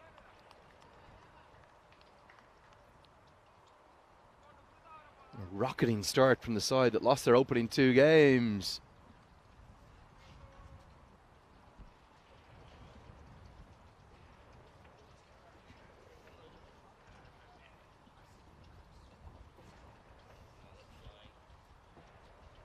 So Cupido, boundaries from his first 2 deliveries. Really good start from him. Short, wide, cut away. Probably just be a single this time.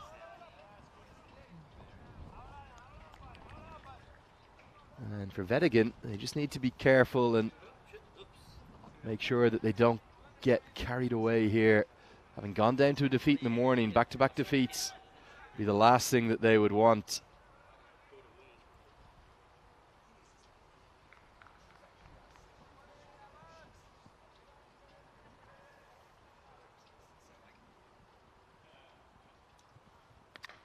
Into the sky. Now this could be a chance. Extra cover goes back, but he doesn't get anywhere near it. It's the captain too. Pam Winterthur could be a run-out chance. Oh no, we're going to have overthrows instead. Oh, what's happened here? It should have been caught. It should have been run out. And the keeper nearly ends up throwing his glove at that one there. It would have been run out by a distance. Look at the reaction from Mohamed Akhtar. I think the end result is going to be 2 to the total as we get to the end of the first over. And no sooner than I needed. I was getting awfully lonely here. I needed some company. So what a time to welcome the main man himself, Mr. Maximo, Vinny Sandhu. Good morning, Vinny. I am here. Yeah, don't fall off your chair there, Lenny. We're ready for game 2. I don't mind saying that. There was a little incident. How long did that take you to mention? Between game 1 and game 2. But you have a new and fully functional chair. I don't think you've been hitting the breakfast buffet a bit hard in the mornings. But to be fair, you said it was about to go. You're not the only one who said that, Vinny. Now, I have to just clarify something before we get going. But first, let's have a look at this. 4 runs. Great shot. Cupido's in. And we know that Winterthur kind of struggled with top order bats the other day from memory. I think their 4 opening batter innings garnered 2 runs total. But they've got a couple of ins. Grant Cupido, their captain, coming in. You've got Crispin Webb up there as well. Karana Godagi also looking very good here at the moment. So, yeah, the change jar in for Manavasaka was actually the first game. This one was a different change. And I'll just give you that information to make sure everyone's up to date. But, yeah, Winterthur had Kurashi coming in for Niranjan Karunakaran. Yeah, good spot. So Manavasaka is actually playing. Obviously, he's bowling here. Yeah, he's in. Good spot, Vinny. For everyone that's confused, don't be confused anymore, or just be slightly less confused. But we can tell you that's the updated situation as far as the teams go. But we did have a change on the Winterthur side. Anyway, now I've got that little bit of housekeeping out the way. Good morning. Great call in the first game. How about that Hassan Ahmed 98 for the Nomads? Are they finally going to win on the board? They lost 2 games in the group stage last time, but then came good in the finals and beat the previously undefeated Alton last time around. Wow, there goes the glove again. Keeper's going to throw. Oh, do you know what? I had a feeling that obviously direct hit was going to be out here, but I still think that if Manika Vasaka had hit the stumps, he had the ball in his hand, it still might have been out, but he missed him the first time. Have a look at this. Again, this is chaos. There goes one glove. Keeper just a nice and quick throw. Look there. Oh. See, misses them, and then by the time he gets back, he is in. I'm with you, Vinny. I think that could have been very tight indeed. Anyway, this one isn't a chance for a wicket. It is a chance for a ball that's going to get damaged, though, as Cupido goes large. Maximo! As Winterthur seem to have found the key personnel they need, including Cupido, who's regularly their vice captain. We saw Harsha Dashan leading the side on Monday. This is one of the things in the European Cricket Series that makes it a bit unique. These guys are amateur players. They're juggling families. They're juggling work commitments and all those other things. Travel is an issue. So you might see a few new faces, but I think you can already see Winterthur fans, they're liking the fact that Grant's into the lineup. 20 off just 6. So I'm just heading down the leg side. Yeah, I also think if you look, and I'm sure, Vinny, you might have some statistics or numbers on this, but generally if you're playing back-to-back T10 games, back-to-back 10-over clashes, it can't be easy, particularly if you've lost that first game. Yeah. You may end up with a situation where your bodies feel a bit more fatigued and you end up losing 2 very quickly on the bounce. Yeah, that's true. It's one of those things, it's an advantage, or it can be an advantage or a disadvantage. Correct. You have to play back-to-back. Oh, it's well bowled. Oh, look at that. I like the non-striker crept potentially a metre out of his crease, and the keeper was not hesitating to potentially gun him down. Mohamed Akhtar, we know he's a live wire behind the stumps. Yeah, Into the second really over, it's 32 without loss. Yeah, but it's this whole momentum versus fatigue debate. Yep. It's something, if you're winning, it's good, but also it can work the other way. Anyway, look at the table. It's starting to get a bit jammed up there in the top half, isn't it? But still haven't seen Kosane. Looking forward to that. But, yeah, I know that you're a card-carrying Winterthur fan. I am now officially. I've got to be a Winterthur fan. I came through there on the train, Vinny, I told you. Yeah, I know. Beautiful place. Beautiful people. You're wishing the best. I bet you're happy to see some of their big ins. You're ready to see Grant. You're ready to see Crispin Webb. You're ready to see Randy Duplessis as well. And remember, of course, not just Randy Duplessis coming in. Yeah. But it's not just the one game they're playing today, so they could get on a bit of a winning streak. Definitely. The top 5 advance to those playoffs. So 11 teams here. They play 10 games each. The schedule, well, it's hectic to say the least. 5 games every day, 11 days in a row, 55 matches in total. We're just approaching a third of the way through them, Vinny. This is game 17. Barely getting started. Anyway, here's Chikari in over number 3, last over the power play. Slings one down the leg side. These two run pretty well together. Just noting that if there's a little fumble, they're not necessarily watching the ball, they're watching each other. And that eye contact between the batters is super, super important to avoid mix-ups. But I want to also take a bit of an opportunity to say hello to everyone watching on our YouTube channel, ECN European Cricket Network, everyone watching on Fancode in the Indian subcontinent. And of course, special hello to all of our friends at Swiss Sport TV watching from Switzerland. Someone was heading down the leg side. Akhtar's definitely throwing, he's never not throwing. Tell me one thing, Vinny. Did we get to see the Swiss TV piece yet? That hasn't come out, or is that tonight? I have seen it. Have you? It's How good. did it come together? I can't say I understood a lot of it. Everyone, a little bit with me, and obviously they dub over me in Swiss German. Sorry, Vinny. Yeah. Tell me, you must speak Swiss German. You speak every other language. If you were to see this clip, you might think I might, because obviously I'm turned down to see my face, but then there's actually... Who's doing the dubbing? That's the question. Actually, I think whoever they were might hire them. They had a good voice. Anyway, this is hit hard. That's a cracking shot from Kuranagadagi. We know can bang him. And I think I like this opening combination just because the right hand, left hand thing. It's an unusual angle for the left armer to go around the wicket to the left hander. And he just kind of goes with that angle. But yeah, if you'd like to say hello to me, now's a good time in the chat. ECN European Cricket Network. Hello to Rob Thompson. Hopefully you're well. And we're in today 4 already. Like you said, we're only getting started in a way. Top 5 instead of top 4 is a little bit of an adjustment.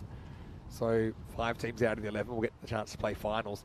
Now, if you finish 2nd, 3rd, 4th or 5th, you're going to have to battle to the actual final. You'll have to win 2 games on finals Friday, and then you'll play the 3rd and the final. But top team, they go first class. That's why they're number 1. They go straight into the final. It puts a lot more on the group stages for me as well, particularly if you get off to a good start. You don't just want to get to the playoffs. You want to go all the way and advance straight to that grand final.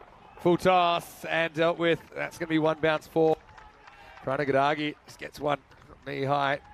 Being signalled 6. Maybe my eyes are deceiving me in my old age. Let's have a look.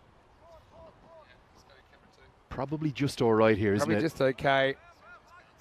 Remember, if it does not pitch and it goes over what would be the waist high of the standing position, Maybe the batter will be given as a no ball, free hit to follow. Yeah, that's definitely a 4. Yeah, 4's called. Yeah, so 4 runs as it's bounced once. Instead of going all the way for 6, good like umpiring. Good teamwork there, Vinny, as always. Should be worth a 10. He signalled 6. He signalled 4. It's not as about it. Anyway, sometimes if they can't find the price of something in the grocery store, it's free. That kind of thing. Bowlers probably wouldn't like that.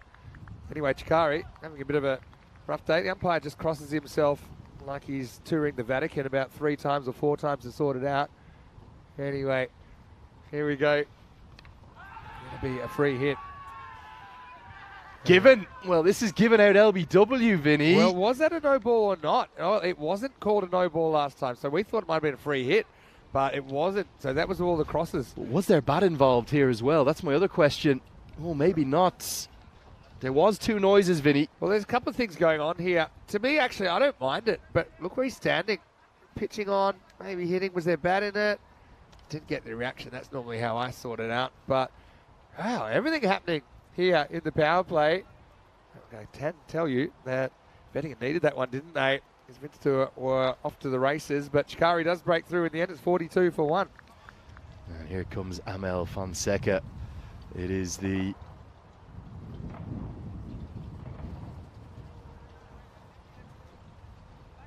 new man in at number 3. So I was just a little bit distracted. There's a lot going on around the ground. There's just a few animals that I spotted there. they've popped into we're getting booms, we're getting sonic booms, we're getting helicopters. We need to find out. What I was doing a bit of research just in between those 2 games. I do think there is a Swiss Air Force base very close to us here. Ah, right.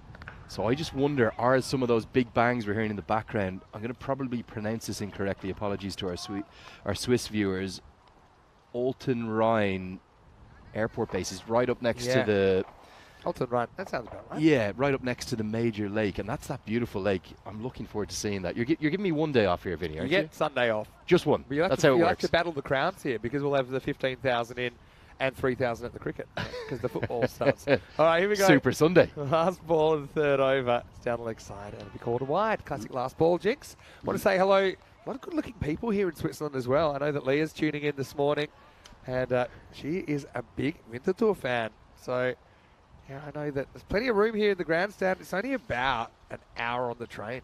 Well, So let's any see. Winterthur fans that, Let's see. that want to follow down. Lake Oversea is a place I've been told I've got to Yeah. go visit on Sunday. That's the place to get to. Sounds beautiful. I might see you there. Anyway, You're working that day, Vinny. I can always get someone to cover. We've got the Costanet guys coming. They've got about 3 commentators in that side. They've got the day off. Anyway, that's the end of the power play as Winterthur off to a rollicking start. It's 45-1 after 3. Yeah, really good start from Winterthur. I want to see them rocket up the table. Remember, we saw this morning the Zurich Nomads take their first win of the competition. So real chance for Winterthur to get off the mark. Don't want to get yourself in a position like we saw the Zurich Lions in, like with a 0-4 record, to go from there with just 10 games each to get into the top 5. What do you think you need for the top 5? That's the question I was about to ask. Now, normally we have a 6 top wins? 4. Yeah, normally we have a top 4. We say, like, you can't really lose more than 4 games along the way. But if it's really congested, sometimes like a 5-5 can get you in. Now, 5-5 with a good net run rate, though. yeah, exactly. Gotcha. 5-5 with a good net run rate. So I think once teams, so I think you're looking at 6 wins. You should be safe. So if you think anything positively, got to get 6 wins. Okay, you might get super lucky with 5, but that's what you're looking to do. It all depends on a bunch of things. We've had some really close ones. We had one in Portugal, which was a 6-game round robin because it was 7 teams. And we had every single team 3-3. The top team was 4-2. The bottom team was 2-4. And to be honest, if that result had gone the other way, they all would have been 3-3, and net run rate would have sorted it out. But that's why we're kind of considering this bonus point. I mean, it's just a matter of how we implement it. But we want like a really simple bonus point, which you can explain in 1 sentence. So bonus points are great, but how would you see that going then? 4 points for a win and 1 bonus point? Because you can have a bonus point with 2 for a win. This is what you got to. Yeah, I'll tell you why. Way ahead of you. Not slightly ahead of you. Anyway, this is well bowled. It's nice and full, and Cupido misses out. So at the moment, we have 2 points for win, no points for loss. If there's a washout, it's one each. But we'd actually then offer 3 for a win, 1 for a loss. But if you can basically steal the other team's point. So it actually creates an incentive for the team that might be losing the match to hold on to their point. I reckon this is a wide, straight over the tram line. Tram line's looking good today, by the way. Big thank you to Alia Bust. So yeah, there's 4 points on offer in every game. If we were doing this, then the bonus point would be there if you could chase the total down to 7 overs, or if you could keep the other team to 70% or less of your score. So the concept, Vinny, would be, in essence, I'm not saying there's any dead games. There's no such thing as a dead game, but in a game that is looking very one-sided and they can't really get back into it, they still have something to play for, and there's still something on the line. Yeah, that's exactly right. So one thing I don't really like is teams often go close, end up on 0 points in a series. Yeah. So, sometimes we do get mismatches. That's what you got to realise. So it's a way, to me, it's a nicer way, the net run rate, to split the teams. We'll still use that if they're level on points, but it's just less likely. Think of it as like, you've played a bit of 1 innings, non-limited overs cricket in Australia, I know, and you have the outright win versus just the first innings win. Correct, yeah. So it's kind of the same concept. And I also think it keeps games alive. So if the one team whacks 170, let's say, then probably the other team's not getting 170, but then if they can get to like 120, then they get to hold on to a point. So that's kind of the concept. Yeah, the big innovation that I've loved, I know you heard me talk about it yesterday, Vinny, even when I was on by myself, the clock. Yeah, I know you love the clock. 50s come up here in the 4th over, and just to explain that once more, I'm going to try and explain it because it's new to me. Go on. But basically, both sides get 40 minutes to bowl their overs in. When we say their overs, it's actually the final ball of the penultimate over, so the 9th over, and then in the last over they're allowed that little bit of extra leeway just in case it's a thrilling finish or something controversial happens, so they don't have to worry too much about the clock in the final over, which I think again is a good call. But they're on the clock for those 9 overs, 40 minutes and 40 minutes only. The clock's the clock as well. It's not an imaginary clock. This is perfectly placed by Fonseca. Well, here's the international man of mystery. Where's 007? And look at the way he just turns this away. Well, whether it was good luck or good management, he gets it right. He gets into the gap. 4 runs. Yeah, the 007 on the back, and Fonseca gets in the act. Not quite out of the middle, but perfectly placed. Splits those two in the deep. Winterthur, off to a great start. Really good stuff. Going at more than 14 per over. Last ball of the 4th, and Fonseca kind of jams down on this. He'll retain the strike, and it's the end of the 4th over. The score is 56 for 1. Yeah, something I want to do here, Vinny, is take a look at the points table and just maybe hypothesize, if you will. We're approaching a third of the way through the games. Now, it's always going to be a little bit unbalanced because, as you said, Cossonay and Geneva haven't even started their campaigns just yet. But for Winterthur, I'm not saying it's a must-win game today, but they don't want to go 0-3, do they? They want to join everyone else. They will be the only side with completed games without points right now. So get in the act and get up and join the Nomads and the Lions and the Crickets. They got the personnel to do that today, it looks like, even with Harsha Deshan, who captained them on Monday. He's out. But yeah, Cossonay and Geneva, they're two very good teams. I can tell you that much. And Cossonay, they're always in the mix for the qualification spot for ECL. I know that Jay, who was part of Blue Crew early in the week, he'll be there, but they've got national team players like the brothers Arjun Vinod and Ashwin Vinod. Arjun Vinod played a really good innings. I think 66 he scored in the Valletta Cup final. Batting at 3 is also a very good off spinner. Fiddy, pardon my ignorance, I'm going to really show myself Not up at here. all. Cossonay, where do they come from? Yeah, Cossonay is it's an area in Switzerland. They come from a fair distance. It's about 3.5 hours. Okay, so it's named after a town. It's not a sort of a team name as such. I said 3.5 hours. Depends how far you drive. Quite was driving because I think I might have underestimated that. Because I know my friend Andrew Ryan, who's also one of our commentators here at ECN, he actually lives, I think, or works in Geneva, a place for Cossonay. So let me try and do a bit of a calculation here. It's into the gap. And once again, the placement's picture perfect. Fonseca just seems to be playing 4-dimensional chess here, the way he's able to assess the field, and just drives that beautifully into the gap. 4 more. Yeah, the other thing I want to ask you about, Vinny, I'm just seeing where Cossonay is. It's kind of in between Bern and Geneva, so it is a fair distance. You've got to say, not quite 3 hours, 9 minutes. There you go. I wasn't too well, far pretty off. good. Not quite as far as the Geneva team will come from. But one more question for you. This one's going to be given away down the leg side. In fact, it won't. Maybe just a flick of the flap. Oh, it will now be given as a wide. Have to think about it. There, But what about these cantons, Vinny? Yeah. That's where the whole country is separated into cantons. What are they? This traditional way that comes together. Switzerland's not your average country, to be honest. If you look at the history of Switzerland, that they have different cantons, different languages, different. There's 26 of them, Vinny. Yeah, it's crazy. And, wow. But this is why I think it's quite amazing that Switzerland has this kind of feeling of unity and national pride that transcends all these things. So that's one thing I like about Switzerland. Anyway, this is banged and brace for impact. Wow, I don't know what that's. It might have been a crossbar challenge. Maybe someone's got to turn their headphones up, but that is a Maximo.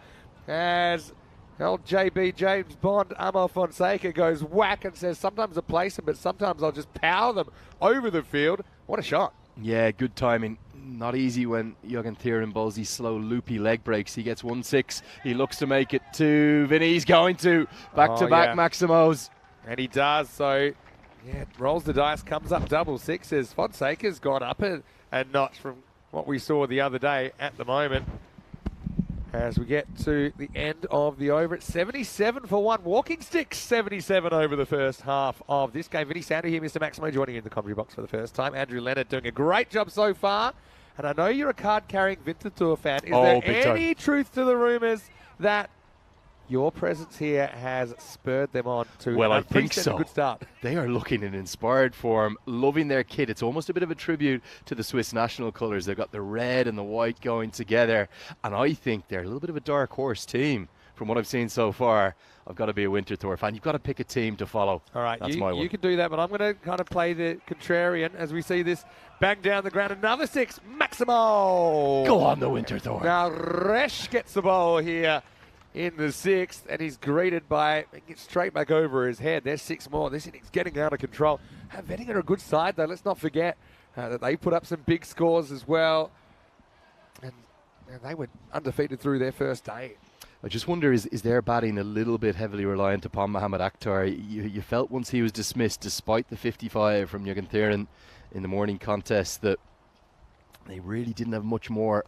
True. We do love Naresh Kumar, Thangavadival, of course. Yeah, but he's a cult figure. Oh, definitely. Definitely. And I like, he'll always do whatever he's asked. He'll bat wherever you like. He'll open, he'll bat in the middle order. He's coming on here to try and stop the bleeding because, at the moment, his partnership 42 off just 16.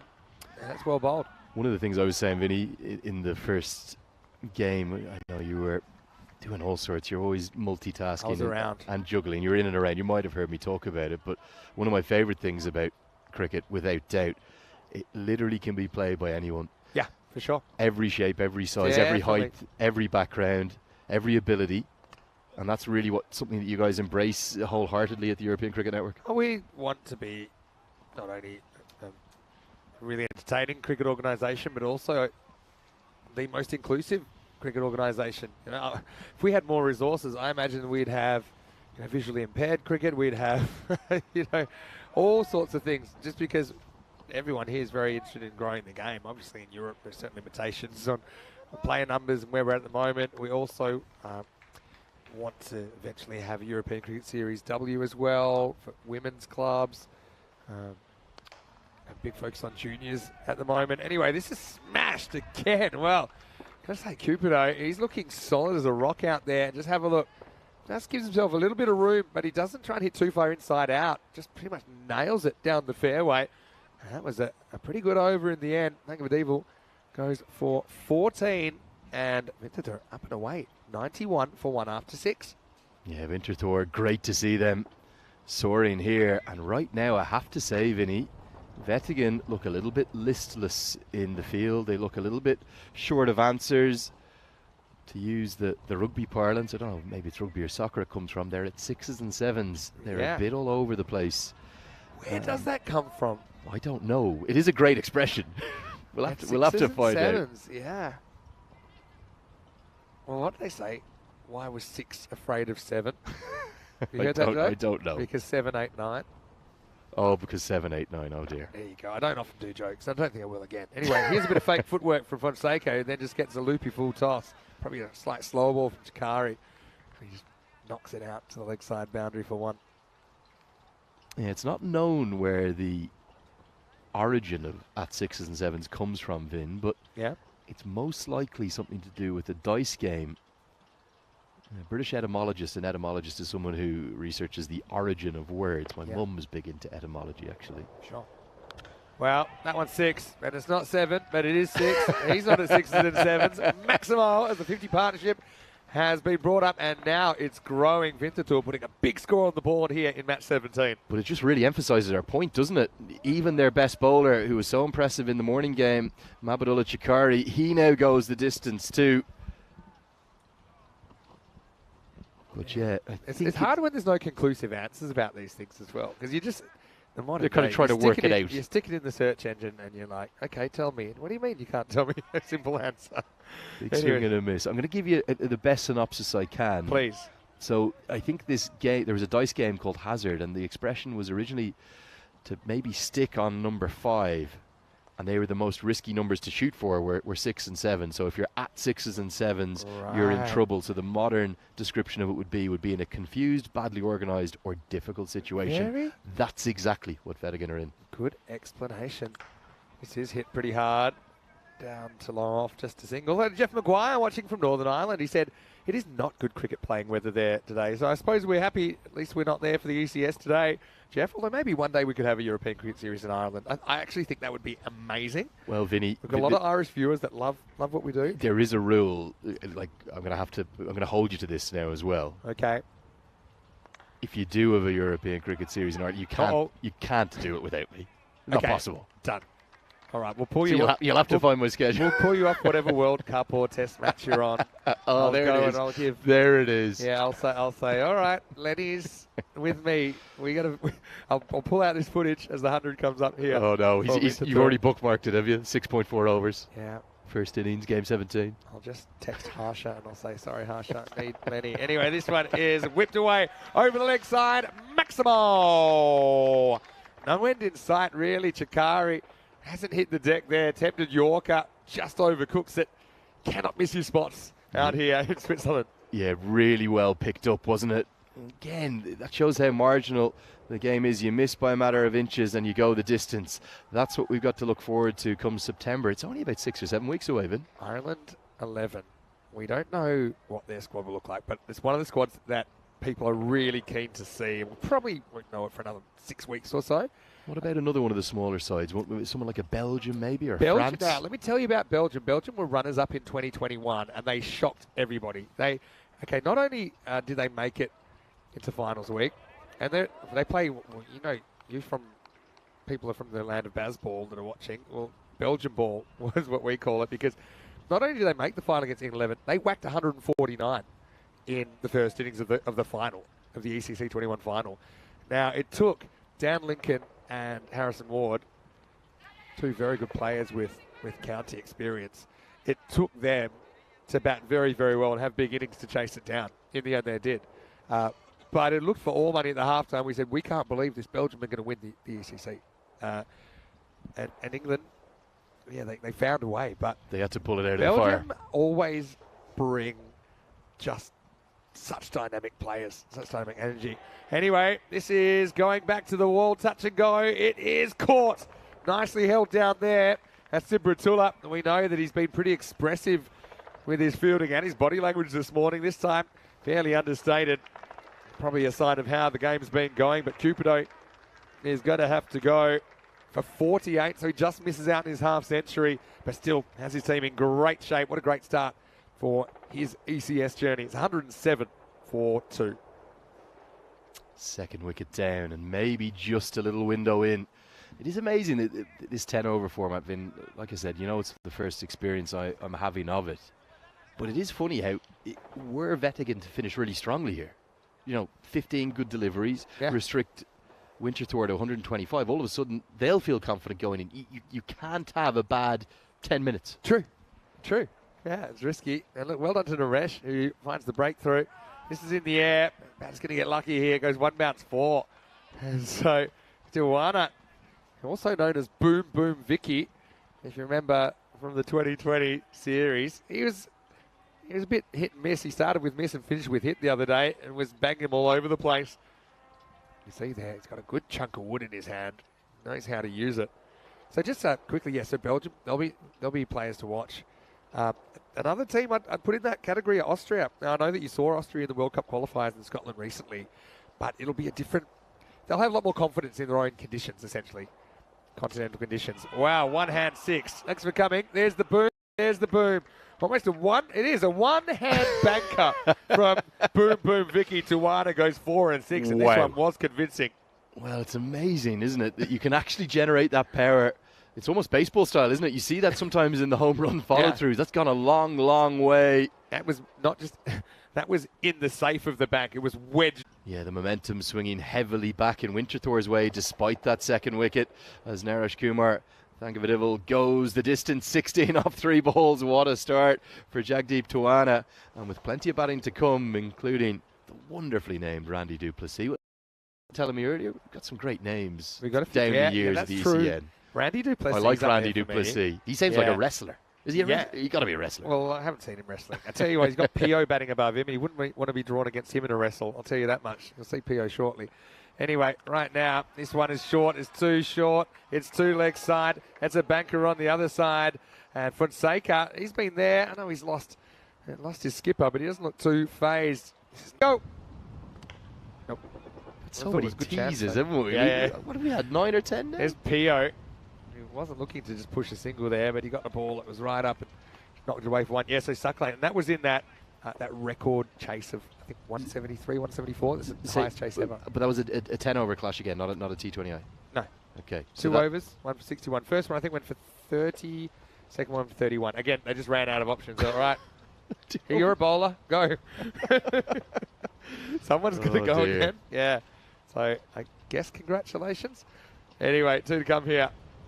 Slower ball, picked and sent. That's another one that bangs into the grandstand. Maximo! Got to give credit to Fonseca here.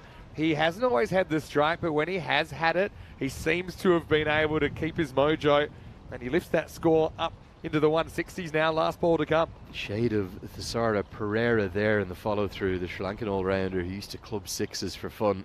Fonseca, what an impactful innings, strike rate of nearly 300, Vin. Just in my funny records, I spotted one I haven't thought about for a while. That 14 for 8 innings in Portugal, most dot balls in a 10 over innings, 53. It was rough. Like, imagine, like, vultures. It was quite a slow outfield, just about 15 yards around the pitch in a circle, just waiting to pounce.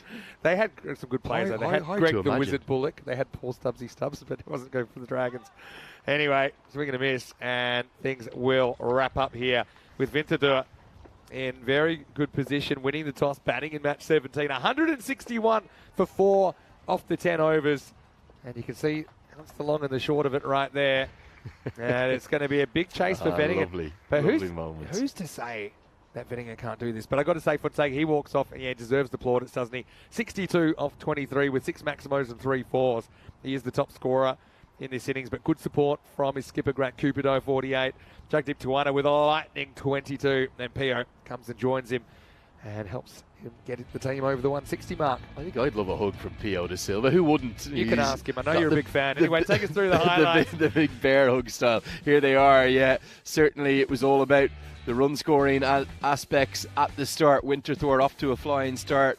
They put on 42 for the first wicket in just 15 deliveries before that LBW decision, but then Amel Fonseca came to the crease and he made merry, picking up a boundary from his very first delivery before starting to get some Maximos going. 6 he hit in total, and the arms are being extended by the umpires. Impressed too by Grant Cupido. I thought he played with a real flourish, with real style. He's clearly got a good technique, and he likes to be able to launch a few too. That was him being dismissed though, very expertly caught with the fancy footwork by Pacha Sibratullah. Even saw a one-handed 6 by Jagdeep Tiwari, who came in and played a very impactful innings with 22 off just 5 deliveries. Some big ones. We've had plenty of bankers. We've had a few roofers too. That one nearly got all the way up there. But plenty of highlights for Winterthur, and also the occasional moment of magic in the field too, with that being the end of Jagdeep Tawana, caught by Mujib Mamand. And poor old Crispin Webb, the wicketkeeper, well, he was gone for a first ball duck, so he'll have to show what he can do with the gloves as opposed to the bat. He'll have a chance though again later in the day. Remember, Winterthur are playing multiple matches today. So here is the batting card. Everyone apart from numbers 5 and 6 getting into double figures. Good strike rates too from all of them. In fact, everyone in the top 3 striking at more than 200, and you won't believe this number. Jagdeep Tawana, he struck at 440. Very, very impressive indeed. It means Winterthur finished with 161 for 4. What about the bowlers? Well, really, Gushalavin with 2 wickets and 1 apiece for Chikari and Thangavadival, who was a little expensive today. But look at Pernapam Yogan Theran, the captain, who made 55 with the bat less than an hour ago. Amazing how it swings and roundabouts in cricket, because he bowled 2 overs, none for 46. And that will round out our coverage from the first innings. The good news though, the second innings is not too far away. We'll be ready to go in just 10 minutes time, as Winterthur, they've got a great chance of picking up their first victory of this European Cricket Series for Switzerland 2023. They've posted 161 for 4.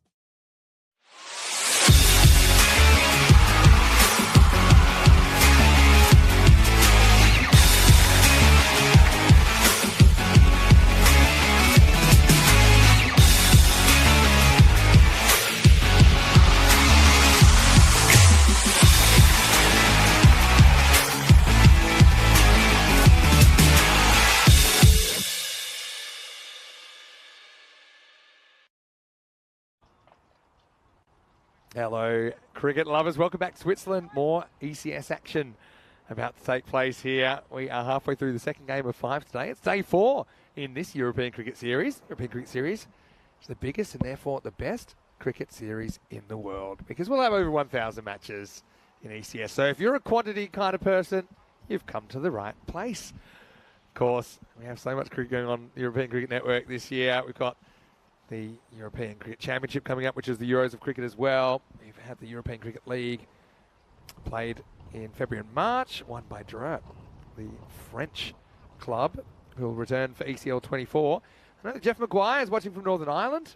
He was asking which teams have qualified for ECL 24 already. Maybe I'll get into that in a little bit. We're still developing right here in match number 17. We're watching Wettingen about to embark on their chase. Winterthur, their opponents, put 161 on the board in their 10 overs, 162 the target. Vinny Sander here, Mr. Maximo, and we've got Andrew Leonard coming back. Andrew, I know you're a big Winterthur supporter. Are you happy with that first innings, 161? Will it hold up? We've already seen some big chases. Oh, I'm delighted. I think they are bankers, but they're going to have to get it done with the ball now. Well, that's probably a good start for the batting team because it's up and it's out of here. And guess who? Mohammad Akhtar. He is a threat. Maximo, he is fearless. Cracks the first one over cover for 6.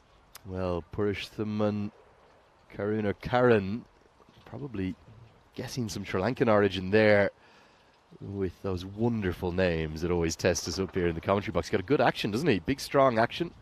Maybe get through the crease a little bit more. Yard of pace. The problem is pace on the ball can travel. And the thing is, the short, it's hard to intimidate with the short ball here. It kind of sits up and says, please hit me. And I've loved the way Akhtar's gone about. He's never worn a helmet. Doesn't matter how quick the bowler is that he's facing. He's fearless, to say the least.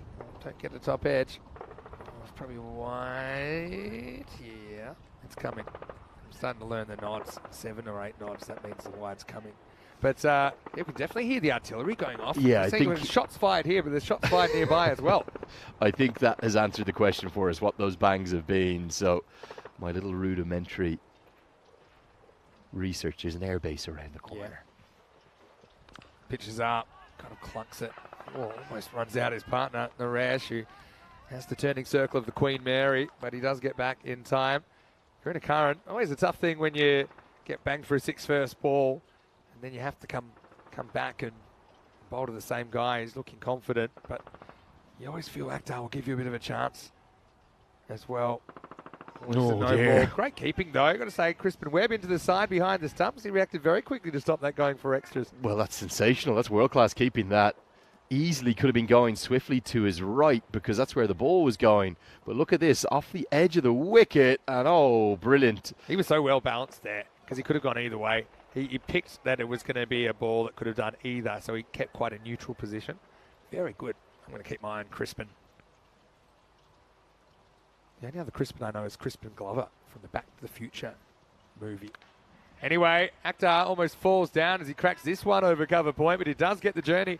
Maximo! The second one disappears here in over number 1. There's another Crispin I know. God, you stumped me Crispin? here. You stumped me early on day Glover, 3. Crispin. What's the other Crispin I know? I don't think it's a cricketer. Come on, tell us your best Crispins in the chat. ECN European Cricket Network. There's definitely another Crispin, somewhat, maybe even a famous Crispin. Is it fair for me to say it's a name that makes me hungry? Because I'm thinking of the last bit of, when you're cooking something, you crispin it up. But anyway, probably a bit early for food chat. That's a good comeback from the bowler, Karunakarn.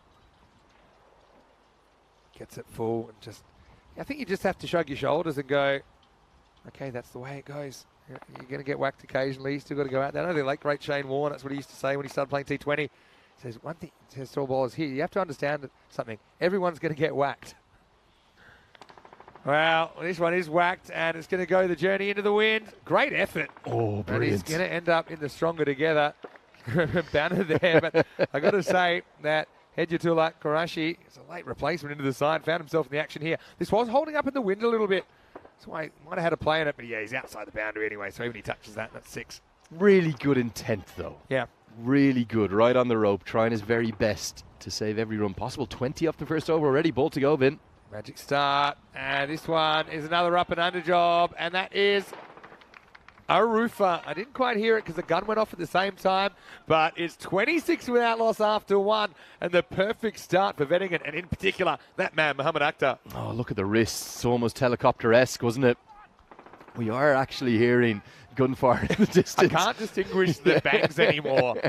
I've got the 80 matches now, Vinny, since a golden ball. I promised you one on my time here, and my prediction, it's coming tomorrow on a fantastic Friday. I know you're a huge Winterthur fan, but what about the old 161 plays 161? This is take that. Big bang in the background. Vinny, what's going on here? Where have you brought me? Yeah, I mean, at least we're pretty well covered here. I mean, I've been in Croatia when we had gale force winds and all sorts of chairs flying everywhere, laptops flying everywhere, but I am a little bit scared here. Hopefully their accuracy is good. It really doesn't sound like it's that far away, just somewhere in behind those trees maybe. Is some kind of artillery range, or I think we know there's an Air Force base that we looked up. Here comes Grant Cupido, the captain. Somebody's getting a lot of practice over there, though, I can tell you that much. Yeah, Cupido, skipper to bowl over number 2. Full toss, hit, and hit well. Maximo! Naresh gets in on the action, his first ball. It's Cupido's first ball, and it never bounces on the field. Well, he's faced 2 first balls today. Thank you for Dibble. Both have gone for 6.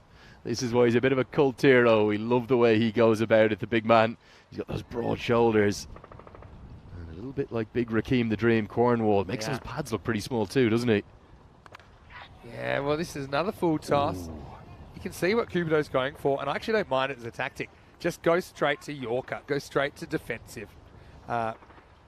I think sometimes the tactics are, rightly, that you're bowling a bit more of a wicket-taking length, like a nick-off kind of length, the top of the stumps kind of a length early, but guys are confident, and in pitch conditions like this, they're probably just going to drive you out of the ground. So go straight to full and straight, land that block hole. But here's the risk, that if you get it wrong, you can overpitch, and there's the apology straight away. I mean, to be honest, I think the ball was in more trouble if it hits Naresh, but he's got a free hit to come right here. Well, the good thing is here, it's actually come off the under edge and then just put it into the pad, so no damage done. If he's missed that entirely, it's going to crash into maybe the belly, into the nasty sort of lower rib region, something like that. But no damage done, apart from the free hit to come, as there's all sorts of bangs going in the background. In more ways than one. This is a no ball again. Akhtar, well, he sniffs a free hit, so he gets to the other end. I don't think it really matters who's on strike at the moment. These two are both such good hitters of the ball. They know how to get the ball to leave the field of play. Naresh tried to make a case for not taking the single, but he couldn't. And really, for Wettingen, they've just got to start doing the basics right. They're all over the place. If they don't get it together, this game could slip away from them. I know it's 14 and a half and over required even from here, as we see shoelace being tied by an opponent. That's lovely to see. Good spirit of cricket on show, but they've got to get it together. You've a bad half an hour here. All of a sudden, even though you got 161 on the board, you get yourself in trouble. Yeah, Winterthur certainly haven't had too much go their way so far, but some positive, and Cooper does swing that a little bit. There's a bit of movement there for him. What we haven't seen yet is a good old umpire clothesline, which occasionally the hand comes out late. We normally get a couple of those a week. But anyway, free hit still in effect. Here's Akhtar. And he goes up. Doesn't really get it, though. Probably just the one here. Doesn't matter if you catch it or not. Another team catch. That one won't even make the highlights reels. They love it, but I think at least 3 people don't realise it's free hit. There's definitely a couple. I'm not one of them. Even I think you missed one earlier today. I missed one earlier. You missed one yesterday, though, Vin. Is it? Just once. Sometimes when we're commentating together here on ECN, we'll try and G the other person into it. Like, so they get excited. Tease them into it. Probably the best one we've had is that... that's harsh, Vinny, for me. Yeah, well, let's have a look. It's where it passes the popping crease, right? I think that is very harsh, actually. That was actually a nice shape as well. Yeah. Cupido getting it to hoop away. 161, right-hander. That's not that much. Same ball, isn't it? Well, that was almost an action replay this time, not giving us a wide. You always want consistency, don't you? From the umpires, whatever. That was an action replay. 2 wrongs make a right. This is where I used to appeal, saying square up. Like if there was an LBW that we thought was out, that wasn't. I used to have a bit of a laugh with the umpires. If one wasn't close, like square up. How's that square up? Wow, that one's squared up by Naresh, who goes back. Maximo. Oh, I'll tell you what. We have to get that highest chasers graphic up, I think, because this is on right now. What a start for Wettingen. It's on in a big way, and the problem with the approach from Grant Cupido is bowling these nice away swingers at a reasonable pace. Yeah, there we go. What about equal third? Get up in the No, top, sorry, it'll be top, equal top five. fourth. Yeah, get up in the Equal top fourth. five. Absolutely. Would only be the 5th total of 160 or more that could be chased down. They're doing everything right to start with. Our Wettingen. Hit hard, but hit on the ground. This will be the end of the over. So we'll get through for a single, and Cupido had a bit of a journey there. Goes for 17 in the end, 44 without loss after 2. Just chatting to Izza Hussain and the captain of the Nomads, Zia earlier. They were having a bit of a laugh. I was saying to Izza from Pakhtoons, I really liked his keeping, and he said, and then his opposite number said, yeah, I mean, he's smart doing the keeping. I'm like, what do you mean? He says, well, that way you don't have to bowl.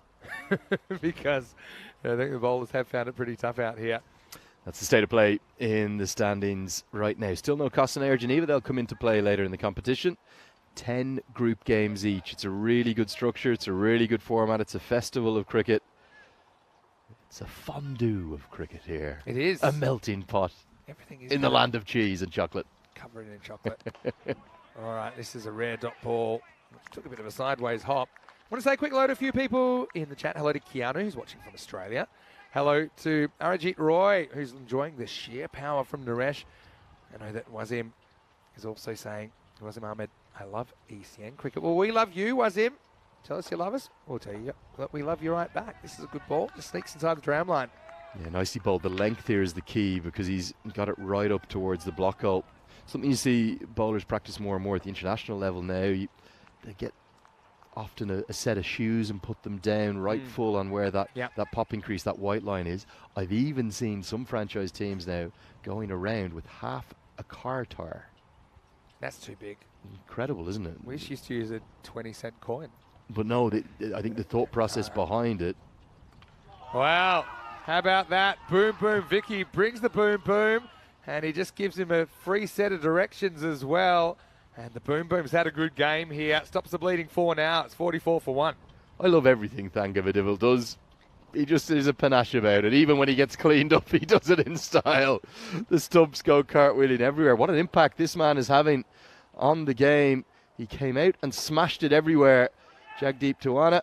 And now smashes into the stumps. Yeah. That's the direction. Off you go, big man. Naresh Kumar gone. A little bit naughty. Kevin pointing. We'll see. Might get a slight talking to for that. But, yeah, okay, so explain to me the car tie thing. So you're talking about where to pitch the... Yeah, where so, you're trying to pitch it. So in essence, imagine a car tire cut in half, Okay. right? So the concept is that if you nail your Yorker, Yeah. the ball won't go through to the person holding the glove or the keeper. Ah, got you. You got me? Because obviously Got the inner half of the car tire will be somewhat rounded. I got So you. they will lay that down basically the bit in between the stumps and the actual popping crease. Brilliant. And then if you're really nailing your Yorkers, the person with the glove's not taking any. Yeah, that's good. It's interesting. We obviously see a lot of Yorkers as this is Selvanaya coming out, getting off the mark straight away. I've seen a lot of Yorkers from different angles here. So we tend to think of a Yorker as kind of a ball that pitches on the crease, or the popping crease. A perfect Yorker for me, when I've seen so many, it actually lands right between the feet of the batter. And of course, the batter can move, right? So this is hit through the offside Akhtar. He won't get 6 this time, but he will get 4. Cuatro carreras. As Tawana goes to the boundary for the first time, and Akhtar has lost his opening partner, but he's not losing any momentum here in the power play. Well, I think the thing I've enjoyed most about Mohamed Akhtar's batting, it's all action, Vinny. Yeah. Every single ball, he's trying to score off, and not just trying to score off, he's trying to get the maximum that he can off it. There, he was never going to be able to get the elevation he would have liked, so he went along the ground, but threw so much at it that it just about had the power to get right the way across this outfield and run away for 4 more. Last ball, the power play. Goes after it, and well, he's got it really well. 1 bounce, 4 runs. So Akhtar moves into the 30s, and the 50 comes up off the last ball of the power play. 53 for 1. Wettingen off to the races in the first 3 overs.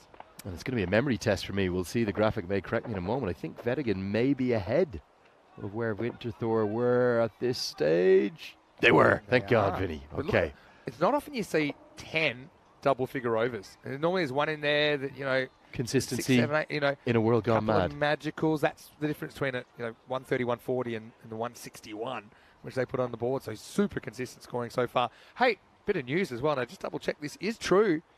Naresh, we know he just got castled. but happy birthday. It's Oh, his birthday I love today. that. We got to get out and sing him happy birthday, Vinny. Yeah, good on That you, is Naresh. awesome. And he got a wicket, I think. What was his figures in the first innings? What age is he? Oh, let me have a. He Go on. can't be more than 25, can he? He doesn't look more than 25, but I can confirm he is 34 years old. Oh, Naresh Kumar. I know. He's a baby face. Isn't he baby faced? Yeah. I mean, it takes one to know one. Obviously, you are one. That's why I've got to grow the beard, mate. Yeah. I'll give my brother a few shout outs here. My brother who lives in Berlin. He has a beard as well, very similar to mine, probably slightly better one. If he shaves, Yeah. he doesn't drink, my brother.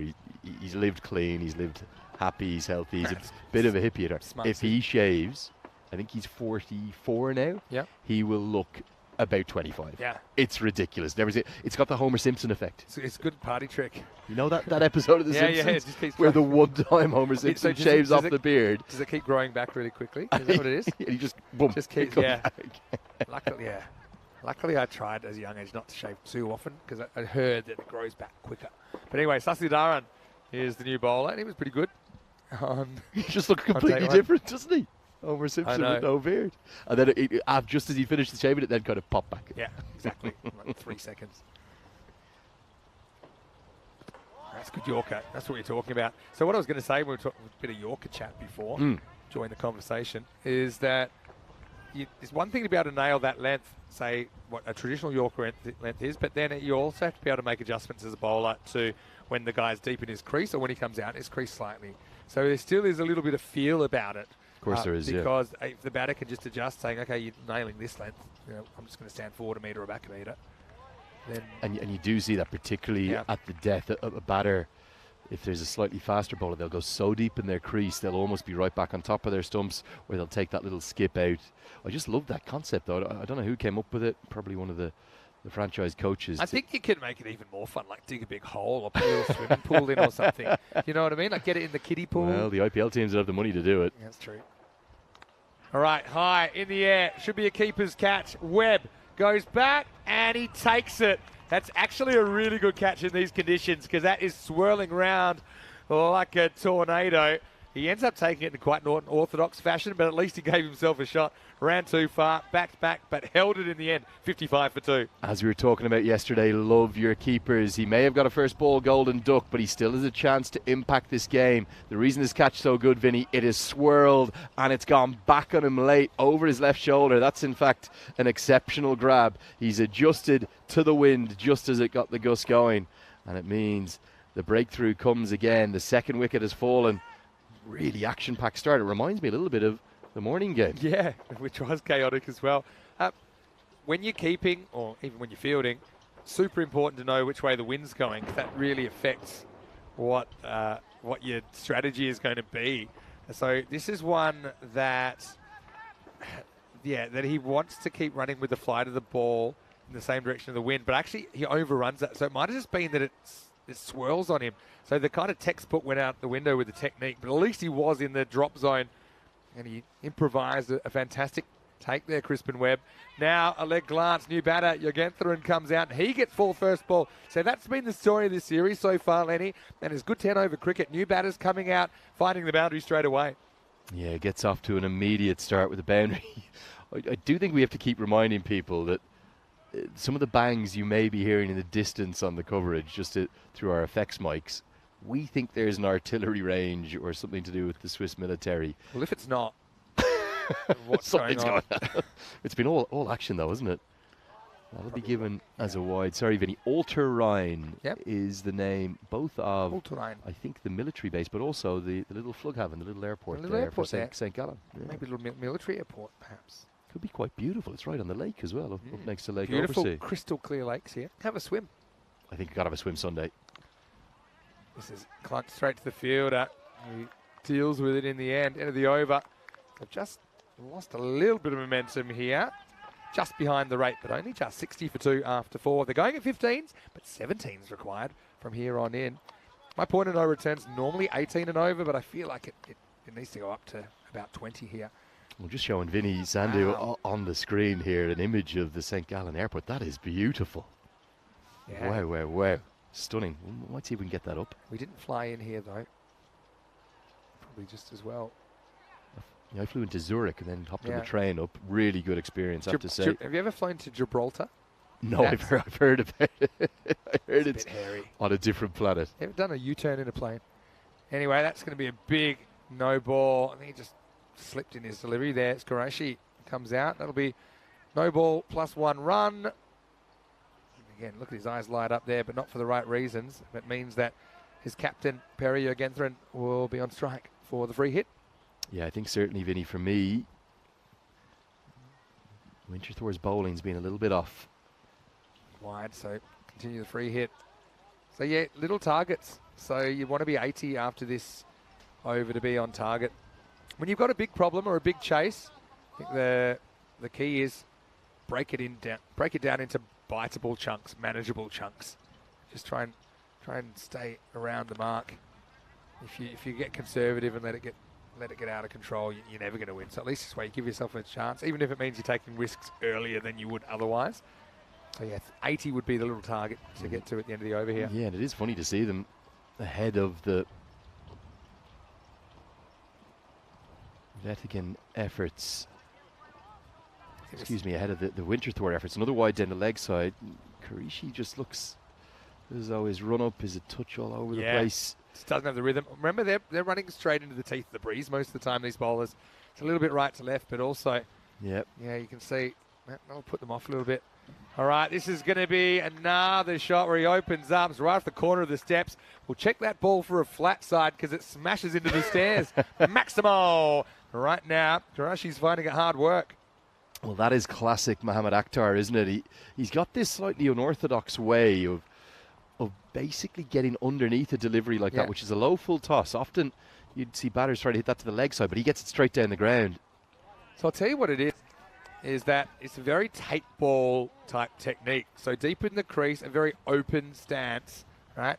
And it's so wristy. So what he's trying to say is, I'm trying to hit mid-wicket, but if I'm late on it, it's still, the later you are, the further round to the left of screen it's going to go. So when you're late on it, then that's where it ends up going, over mid-off. Whereas if you try a cover drive and you're late off it, it goes over backward point or third. So this time, we're still on a free hit here. Let me just check the archives because it's been a while since we actually had the original no ball. Unless I'm missing something. No, we had a no ball to start the over. Remember the beamer? And then since then, we've had... What was the 6? Oh, the 6 was the free hit. 6 was the free hit, yeah. I'd erased that from my memory. So no, we're not on a free hit anymore. But we already have 11 extras, Vinny, and it's only 4.2 overs in. Would it be easy if the umpires just to signal when it's not a free hit in this competition? Anyway.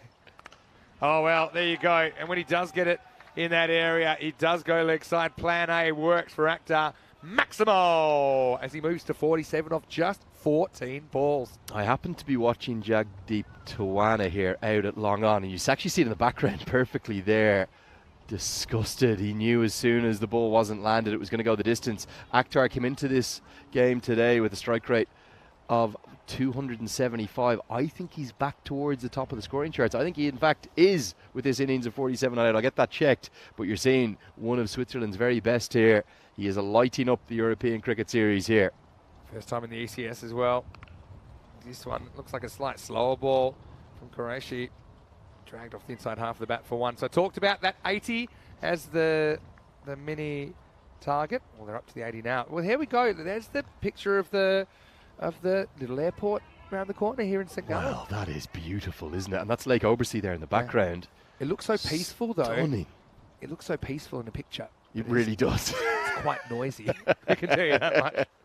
Oh, another wide. He's just been all over the shop here, Qureshi. This over's gone magical, and there's still 2 to come. Yeah, really loved that. The gorgeous shot of the lake in the background. That, I promise you, Vinny, I'm not having any beers on Saturday night. I'm going to be well behaved. I'm going up to Lake Oversea. I'm going to take in what the Swiss love, which is the outdoors, the nature element of their beautiful country. You can do both, you know. Oh, wow. That's cracked. That might end up in Lake Oversea the way that's going. Maximo. Jurgenthur not wasting any time. And they're well past that 80 mini target now. They're right on track. This is the over where they've gone from below that red line. Now they're powering ahead. Well, the question now is, are Wettingen favourites? Because all of a sudden the required run rate's very much in hand at 14.5 per over, 8 wickets too. But the key thing is, if it's not these two that get it done, who else is there to come? We haven't seen that much depth down the order for Wettingen. So it's going to have to be Akhtar and Jurgentheren that will get them up to the 130 mark, something like that. Yeah. Very much game on here, Vinny. Having seen so many of these matches, for me, they're not quite favourites yet. I think I still fancy the runs on the board because a lot of things can happen from here. But what I can say is it's approaching a 50-50 though as we get to the end of the 5th over, and Wettingen 88 for 2. And this is what we've got coming up tomorrow. Yeah, super excited that we'll have some more T20 international cricket. It's women's T20 international cricket tomorrow in the Continental Cup, coming to you live from Romania. And first up, we'll have Isle of Man versus Greece. And that game starts 6 a.m. GMT, 8 o'clock in the morning in Central Europe, 11:30 in India. So that is actually 45 minutes before we start. Rico's standing by. There's also Malta. There's also Romania playing in that 4-way series. Basically how it works. There's preliminary matches tomorrow and Saturday, and then there's 3 versus 4 match, and then the final on Sunday. So 8 T20 internationals across the weekend. Sensational. And for me, Vinny, there's a connection there again. I told you that I'm not just Irish, as everyone thinks I'm just purely Irish and half Nepali. I'm actually half Greek too. So I've got 3 countries I follow in the world: Ireland, Greece and Nepal. Yeah, we'll have it on here, don't you worry. Fantastic. Let's try and keep your cheering down to a minimum. Anyway, this is up, it's in the air, and that, I think it's just 4, but only just. Jurgentheren has just come out here, and he's been swinging everywhere, this time offside. Gets a fair piece of it, and gets it a little bit late as well, either by luck or design, but it gets away from the fielder and goes for 4. Interesting they're holding back that extra over of Jagdeep Tawana. I thought they might need to go for it, bowl him now, because they need to break this partnership sooner rather than later. We've got a barnstormer on our hands. Sure do. We have a classic in the offing. Yeah, in case of emergency, break the boom boom glass, but this is an absolute crack, but is it far enough? It is. Oh, right off the fingertips. Remember that moment, because Jurgentheren is dropped on 16. Maximal 6 more to Wettingen. I think it's Qureshi out there, isn't it? It is. He should have held this, I have to say. He got into a good position, but just the power of the stroke made it burst through the hands. The last man you want to drop is Wettingen's captain. They're ahead of the rate. Are they hunting down the highest target, not just of this series, but one of the top 5 highest of all time? Yeah, you're not wrong there. Now it's going to be in the same direction, same fielder, same result. This time it doesn't go for 6. This one you'd say is like, now they're going to run into each other. We might have a run out. Oh, I think he just gets home. Oh, incredible. Absolutely incredible. A drop catch the ball before, now another drop and a potential run out. All happening, Vinny. Oh, it sure is. I mean, poor Qureshi, I was about to say he probably needs those men in black glasses to erase the last 5 minutes from his memory. The hand comes off the bat here. It's an acrobatic attempt. And then going for the second, the batters actually ran into each other, you see.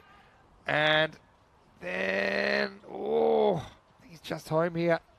Oh, this is tight, Vinny. I think you're right. I don't think the bails are off there.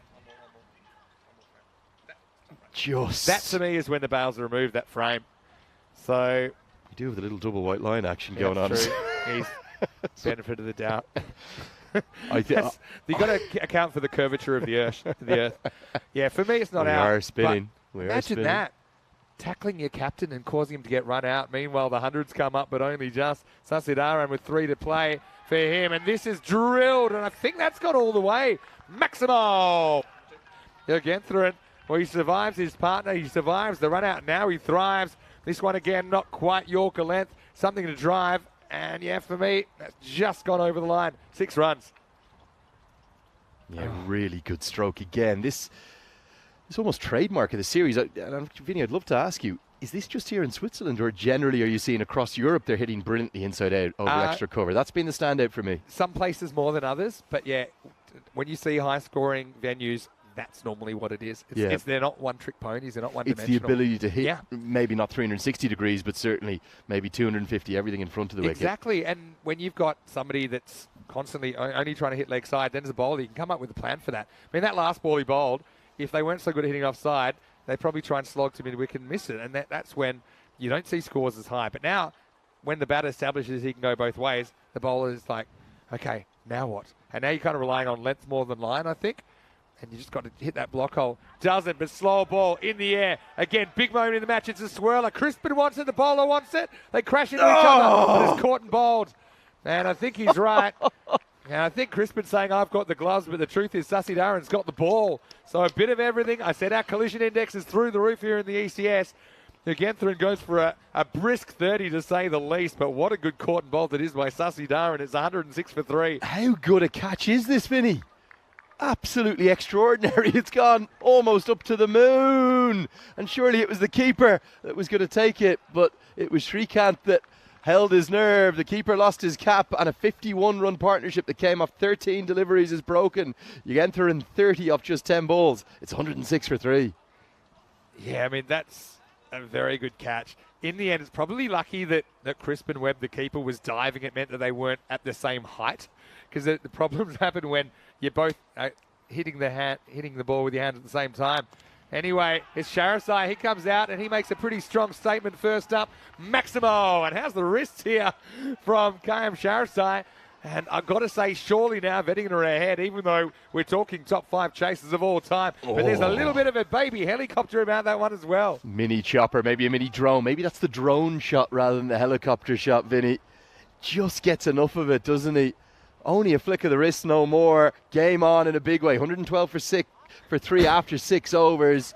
And right now, I think you're right, Vinny. I think Wettingen are moving into the ascendancy. They need wickets to close out this game, Winterthur, and they don't look like coming, but they're going to their main man now. Jagdeep Tawana, I think he has to get Akhtar out in this over. Otherwise, Wettingen surely are going to make that 50 from 24 balls. It's only 12 and a half an over required.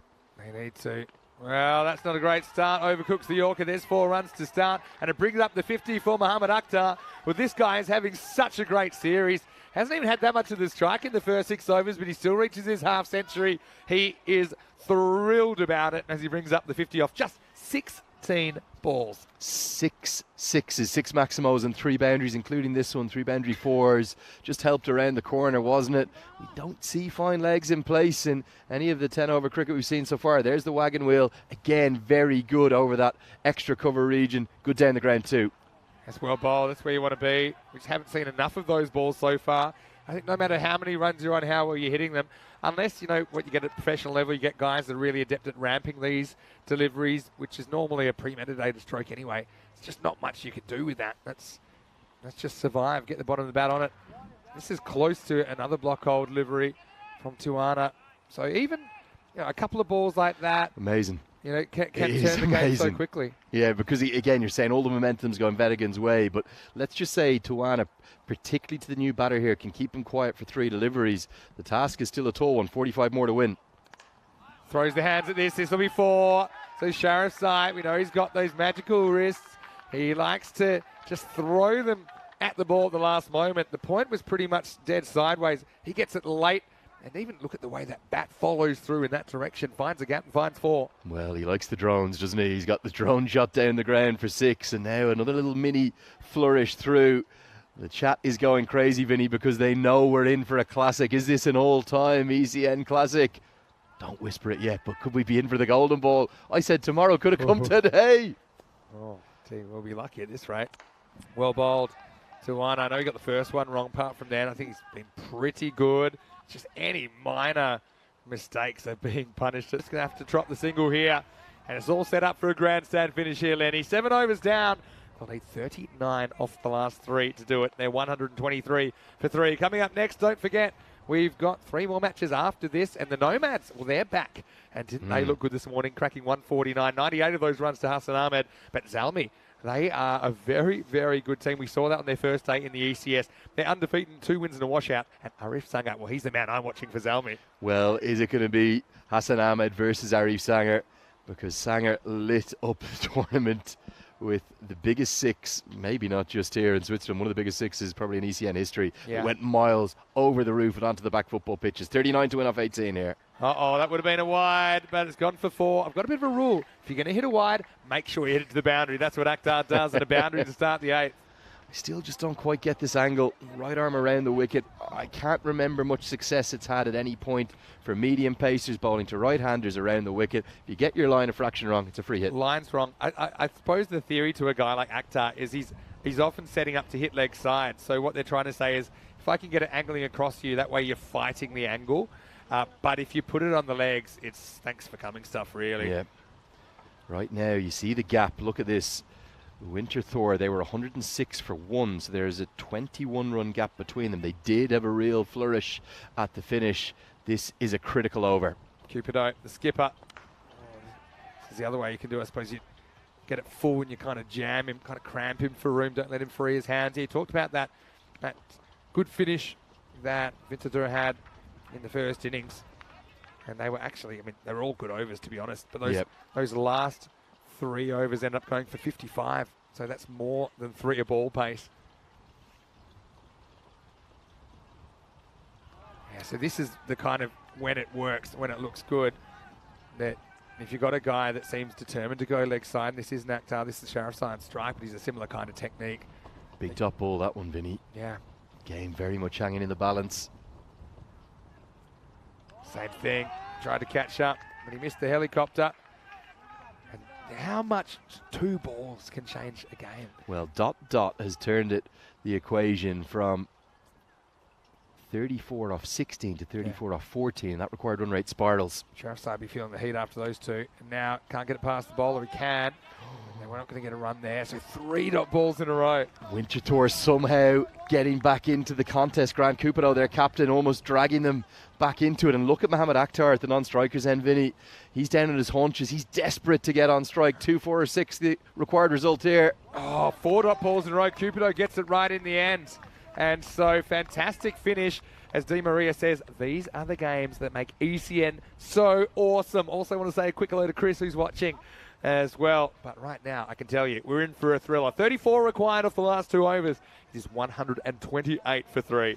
Now that pendulum just feels to me to have swung back to the side that batted first. Winterthur CC, remember, they're looking for their first win, and honours are almost even across those run worms. They can't be separated.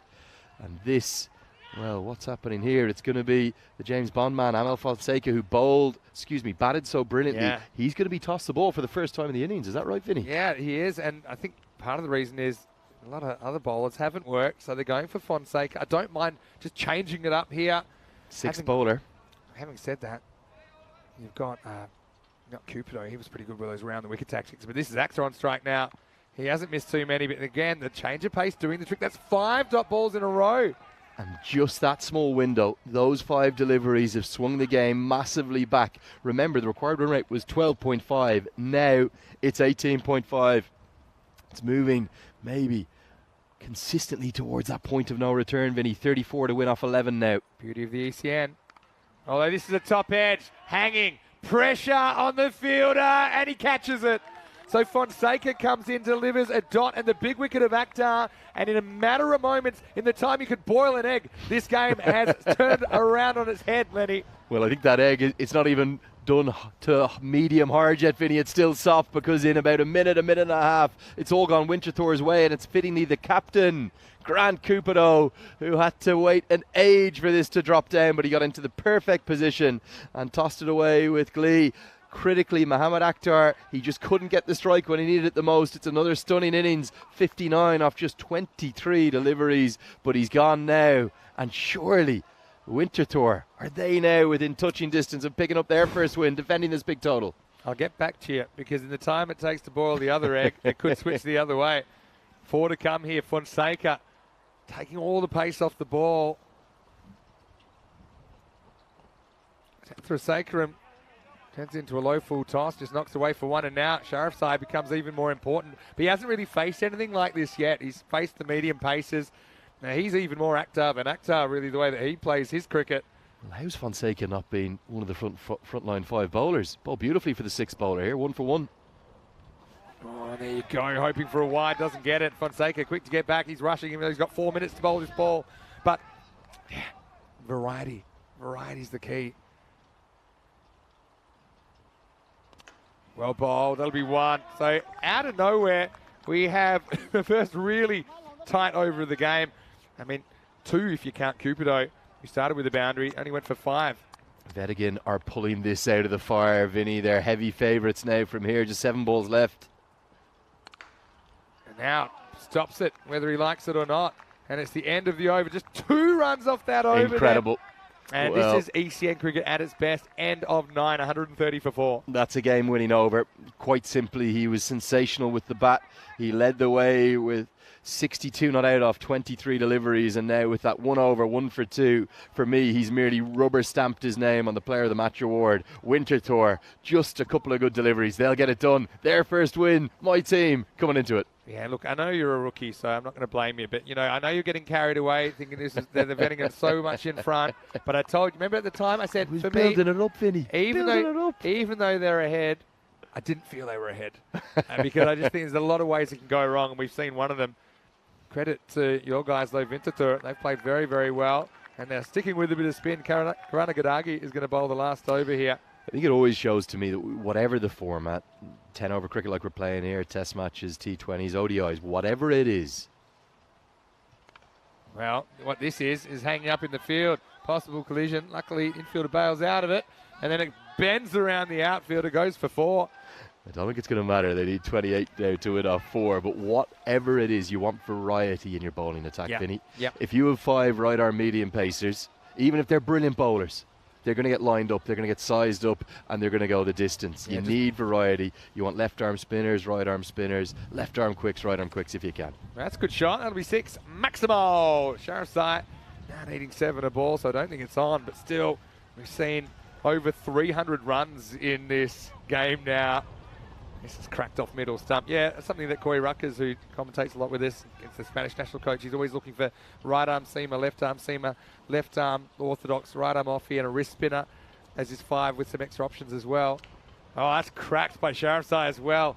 Oh, man, there's been some big hits in this game. Maximo, there's 6 more. Consolation runs, but big hits nonetheless. That's gone a long way up, hasn't it, Vinny? And again, the wind is just gusting around. And it's not going to matter as long as Chamith can keep his foot behind the line, and Sharifsai almost looks to the heavens. I wish I had 1 more ball. If it was 16 off 3, he could get it done. Don't bowl 1 over waist high, though, remember. True. Well, called a wide, bit harsh, but interesting, because it keeps the game theoretically going for another 2 balls. Well, 2 more wides and 2 more Maximos. We're off to that golden ball, Vinny. Oh, I feel I can finally breathe again now. He kind of yorks himself here and turn it down in the end, saying, all right, you've batted well, Kayum, have the last ball. He has batted nicely. He's going to be in a losing cause, but Wettingen, despite back-to-back defeats, plenty of high moments in these 2 games. Hit the 150, need a boundary. Oh, no ball, off the edge of the pitch. And they don't take it because they want Sharifsai to face. Yeah, if you have 5 right-arm mediums, you might as well just save a bit of money and space in the car and just buy a bowling machine, I think, out here. Now, could he have gambled and thrown the hands at that, tried to hit the I freakish no ball for 6? He didn't have enough reaction time to do that, but yeah, I mean, theoretically, yes. And then it would have been game on. That's true. That would be extra IQ, Extraordinary 400 movement to think, just in case. Anyway, he's going to crack this high. It's going to go out. Has he overrun it? No. Nicely taken out there. And all's well that ends well. And look who that is. Hedjatullah Qureshi, who is in a world of hurt in the middle of the innings. His over was expensive and a couple went down. But he caps off a win. And Winterthur, well, they're right back in the mix after that. Their first win of this ECS. Go on, the Winterthur CC. They get their first win. And my favourite word in the world, Vinny, redemption. It's redemption. For Hedjatullah Qureshi, he didn't just drop 2. One of them he dropped for 6. Another one he dropped for 2. That's what we've got coming up in about 20, 25 minutes time, something like that. We'll have the Zurich Nomads taking on the Pakhtoons Army in a game that's very hard to call. It's going to be Hassan Ahmed versus Arif Sanger, who are being probably the 2 biggest stars of the show, alongside Mohamed Akhtar from Wettingen, who's the tournament's leading run scorer as of now. But great delight for Winterthur. They've made that train journey. It's about 40 minutes up here to come and join us. And here's the highlights, some of the best of the action. Again, that man, Mohamed Akhtar, he keeps getting it done. Yeah, and he didn't waste any time, did he? He cracked the first ball for 6. He went offside, he went leg side. It's just so hard to bowl to. But I think the one thing for me, he feasts on length and full tosses that are kind of shin high or above. Naresh got a birthday present he wasn't looking for as he got castled, but did hit a couple of good blows before he had to go. Meanwhile, I mean, there were some proper high balls here. Webb got one that I think actually went into another strand of cumulus before it came down. He was able to improvise the catch, but the 6s just kept on coming, and really, have to say, Wettingen, they were ahead of the rate, but this was the bit where it all kind of went wrong for Qureshi. He went for a bunch, then he had 2 consecutive drop catches. We almost had the batters colliding in the middle, creating a run-out situation here. You go, you go, you go. Just surviving by the skin of his teeth. But again, it was on because the batters that came out, they were able to hit boundaries straight away. But despite being ahead of the rate, things just falling down towards the end. How about that? Keeper and bowler collide. The sunglasses come off. And we have Akhtar getting a 50. This is all just in one 45-minute package in the European Cricket Series. When people see this on the internet, they think, oh, is that the season highlights? I'm like, no. This is just one game. And I think you're experiencing that right here, Lenny. Yeah, absolutely brilliant action aplenty in just 40 minutes. We've seen it all. We've seen maximums. We've seen drops over the rope. We've seen praise to the heavens and balls hit up to the heavens. And that moment of redemption, that's the one he'll take in. It doesn't happen with what's been and gone. It merely happens with what you can affect next. And look at the delight for Winterthur. They are on the board. Their first win of the tournament. And I have to say, despite a wobble with the ball, I think they've been deserving of that win. And they've got over the line with a little bit of distance in the end. Yeah, so Wettingen, that finishes their contribution on day 4 here. But we'll see plenty more of Winterthur because they have the 3-game day. And they'll hope, okay, that is what gets our tournament going. You can win 3 games today and be 3-2. As we roll through the scorecard, 13 runs the result in the end in favour of Winterthur. 59 for Mohammad Akhtar off just 23 balls, 6 Maximos, 4 fours in there. Jorgenthrum with 30 off just 10. Didn't he crack them straight away? Naresh with 13 opening the batting. Sharif Said with 28 in a losing cause towards the end. As far as the bowlers went, it was the stars at the end. I've got to say that Cupido came back, kept it really tight, a 5-run over, followed on by the 9th from Amal Fonseca. We often say it all happens in the 9th. Well, nothing happened in the 9th on the scoreboard. He's at 1 for 2 and pretty much shut the gate. So we'll take a break. We'll be back in about 20 minutes into match 3. That'll be the Nomads. They're going to chase against Salmi. And I think that means we'll probably see Arif Sanger out first. So make sure you've got your seatbelt attached to your lounge chair. Plenty more action coming your way today on day 4 in this European Cricket Series.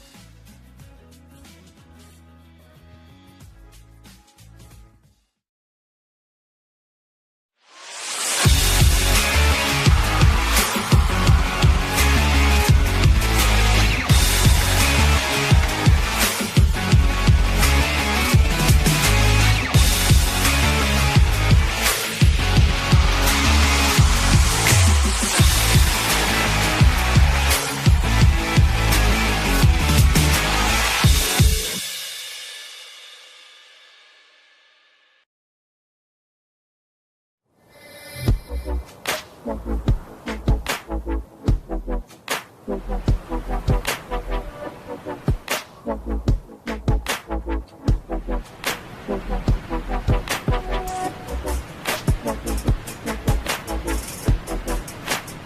after a long period of playing cricket, the best place to come in Europe is the great Ryan Falls.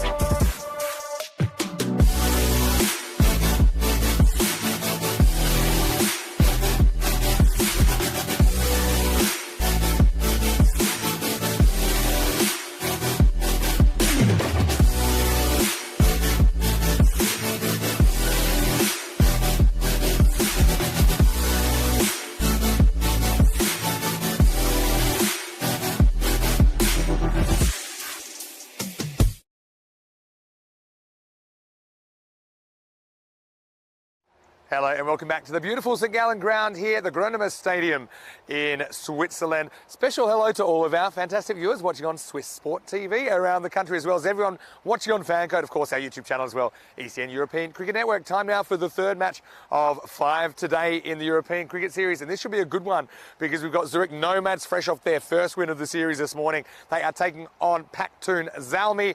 Big coin toss coming up, big man to do it. Tyrone Peters has the two captains. Let's see who wins it. Pakhtoons Army the call. Head. It is the call. It's a tail. Back to you, Vinny. So it is Azim Nazir, the captain of the Nomads, that wins the toss, and he elects to bowl first. So he wants to chase. I think they could have gone either way. We know that they've got a really powerful batting lineup. I just think sometimes they like to know exactly what the required rate is so they can take the right amount of risks. They don't necessarily want to take unnecessary risks. Probably a risk, though, for Pakhtoon Zalmi to run into the Nomads in this kind of form. We know in the first game of the day, Hassan Ahmed cracked a 98. He was looking very good for him. Nazir put one or two up on the roof as well. They do have a long batting lineup, but then again, Pakhtoon Zalmi, weren't they impressive in their first day in the ECS the other day? They went undefeated in their 3 games, 2 wins and a washout. The big name there, Arif Sanger, he was incredible. One of the most convincing first days we've ever seen. He didn't just hit one on the roof, he hit one over the roof in his 80-odd, and that was one of the innings of the week so far. So I think we're going to see some power here in match number 18. Let's go over to Andrew Leonard now. And Lenny, I can tell you the news from the toss out here in the middle is that the Zurich Nomads, they've won the toss. They're going to bowl first. Well, my thanks as always to Vinny Sandhu, who was out there in the middle. It's a beautiful facility, this. It really is. It kind of looks different from every angle that Vinny gives us out in the middle, too. That was kind of pointing towards, as we look out from the grandstand, the right end. And I still can't believe some of the sixes have been hit up onto that bank. Almighty strikes. Here is the midway contest, I suppose, the best way to describe it. The third match of 5 of the day. It's game number 18 in total. And we are going to get to almost exactly a third of the way through the group stage games, with the Nomads winning the toss, choosing to have a bowl first. There's the 2 expected scores. We've seen the supercomputer. I think it needs a rattle. I think they need to start getting those numbers up. As you can see, the average runs for and against much higher than the 96 v 79 prediction, and I don't think 96 would be anything like a winning score. So 120, 130, that's what you need at a minimum here on what have been good batting conditions. The artificial wicket that has been put in place specially for this competition, and indeed it's the way the St Gallen CC play here at all. They always have to get this map put down right in the middle. But here's the main man in his trademark, well, I don't know how to describe it. I think Vinny was calling it a baseball visor, maybe. Was he? Some kind of a visor cap that he likes batting in. Arif Sanger. He's still just a youngster, but he hits a very, very big ball. And we see the 2 individual highest scorers of the competition thus far take each other on in this game number 18. It's going to be the Sanger v Ahmed show. It will be Akram Alad to open the bowling again. Yeah, those 2 highest individual scores. Arif Sanger's 85 not out, trumped by Hassan Ahmed's 98 that he made. Most recently, we're nearly all set for game number 18. halfway stage game of the day, game number 3 of 5, as we bring you every single day here on the European Cricket Network. This is the European Cricket Series for Switzerland. Opening the batting alongside Arif Sanger at the non-strikers end, we've got Izzar Hussain, the captain. And indeed, we'll see him with the gloves later on, the wicketkeeper too. Slip in place. And Ikram Allah comes in to bowl the first delivery. And is this a chance? No, it's not. It's going to be 6. Well, that is very much a sign of things to come. It's a Maximo from the very first ball. They're just little friendly, gentle away swingers. And how's he got that all the way for 6? Into the St. Gallen host city branding. In the east of the country, that went a long way west. Tries to repeat the dose, but instead he'll have to be satisfied with what will be a scampered single. You have to get the afterburners on to make sure he got home. He's got his own style, doesn't he, Arif Sanger? Look at him go there. He was worried about being hit by the ball too, but does safely get home. Talking about the Pakhtoons Almies kit as well. Pretty iconic with the lime green and yellow.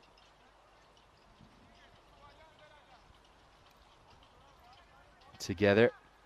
To see if we can bring you some updated statistics too. I think it's Mohammad Akhtar who's top of the list at the moment. He's got 200 runs flat, average of 50, 5 innings, but one of them not out. Strike rate 263, but the highest strike rate in the competition thus far.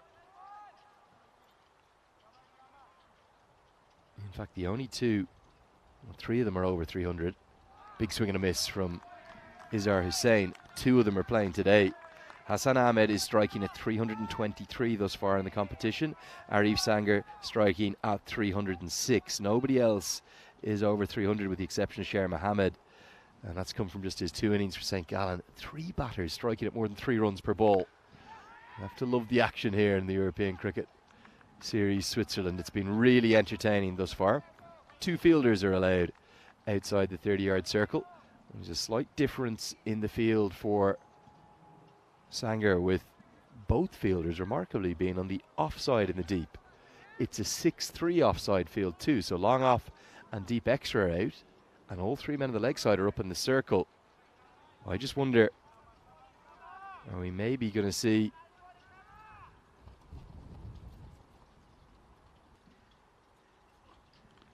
him target the leg side? It's what he does, but he got himself in a muddle.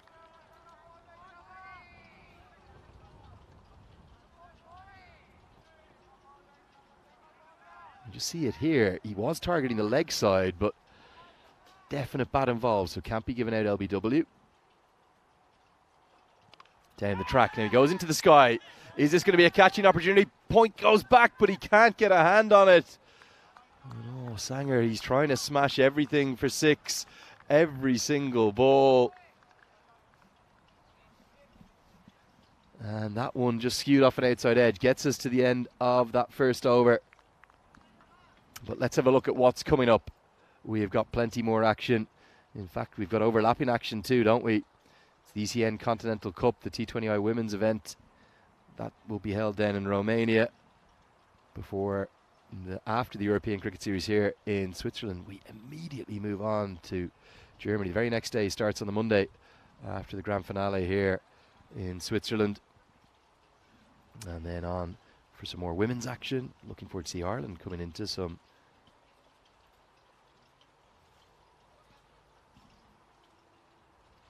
European Cricket Network action. We've seen the men's 11 play for them down at the Euros of Cricket. It's going to be Fahim Nazir to bowl the second over. And look at that from Sanger. He did show us one of those strokes in what was an innings where he struck over 300. He just showed a cover drive just to emphasize he can play that way too. What he did in the previous game after the correct shot, he smashed the next one for 6. Will he do the same here? Oh, looks like he's going to try to at least. Again, not out of the middle of the bat, but more than enough for a maximum over the rope all the way for 6. And with it just being me, Andrew Leonard, here with you, and the action entertaining on the pitch again. How's he got that for 6? Up towards the Kaiban Park, the big 18,000 seat stadium up to our left. Do let us know where you're watching from. Get in touch on the YouTube chat. Great to have you with us again. Day number 3. for me, day number 4 in total for Switzerland, and it's going to be 4 more. This time not where he intended it, over the head. Sanger, God, he is so good to watch. He really is. He's got a great attitude. Such an entertainer. And look, he's almost disappointed with the 4 because it's not where he wanted it to be hit. But he's off to a flyer yet again. Strike rate, maybe he's not going to be happy with it. It's only 257. He wants more than that. He wants 300 plus, doesn't he?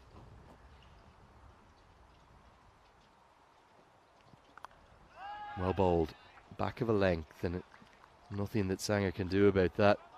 He looks really dialed in here, doesn't he? He looks determined to continue to make strides after that name he made for himself.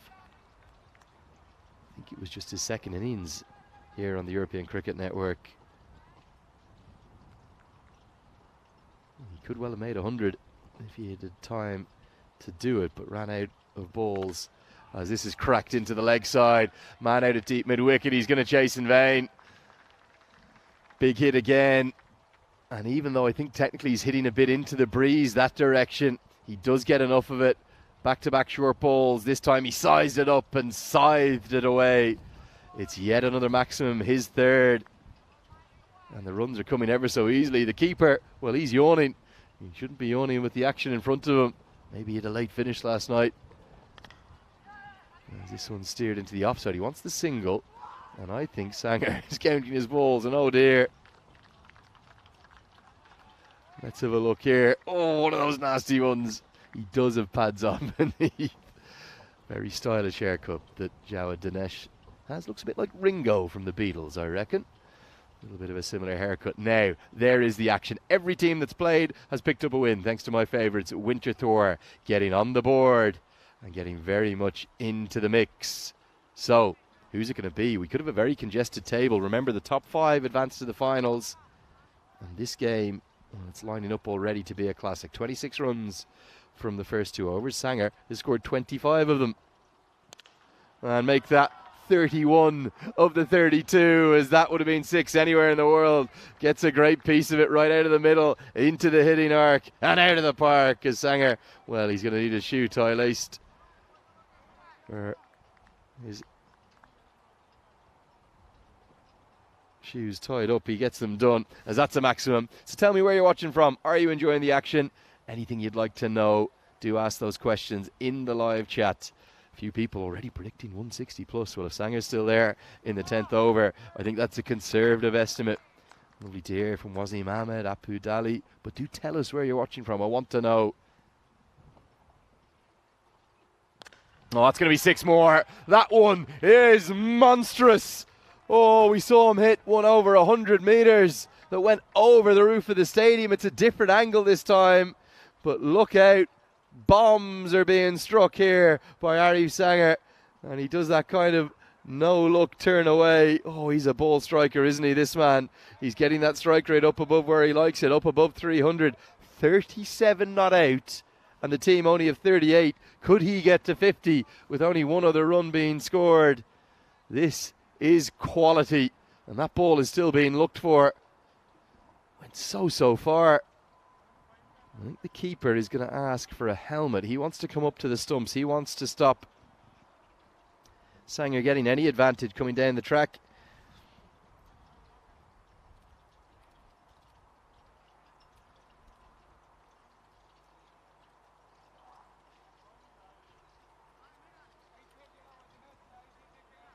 And it's just me here with you, Andrew Leonard, for the moment. Vinny Zandu down, just having a bit of a break. Great to be bringing you every ball of this. Sanger, sensational. 6, and make that 6 more. That's up towards the bank. It needs a couple of skips across the turf. Well, we're halfway to the full sheet of maximums. This young batter, he is phenomenally talented. He's lighting up this tournament. He really is.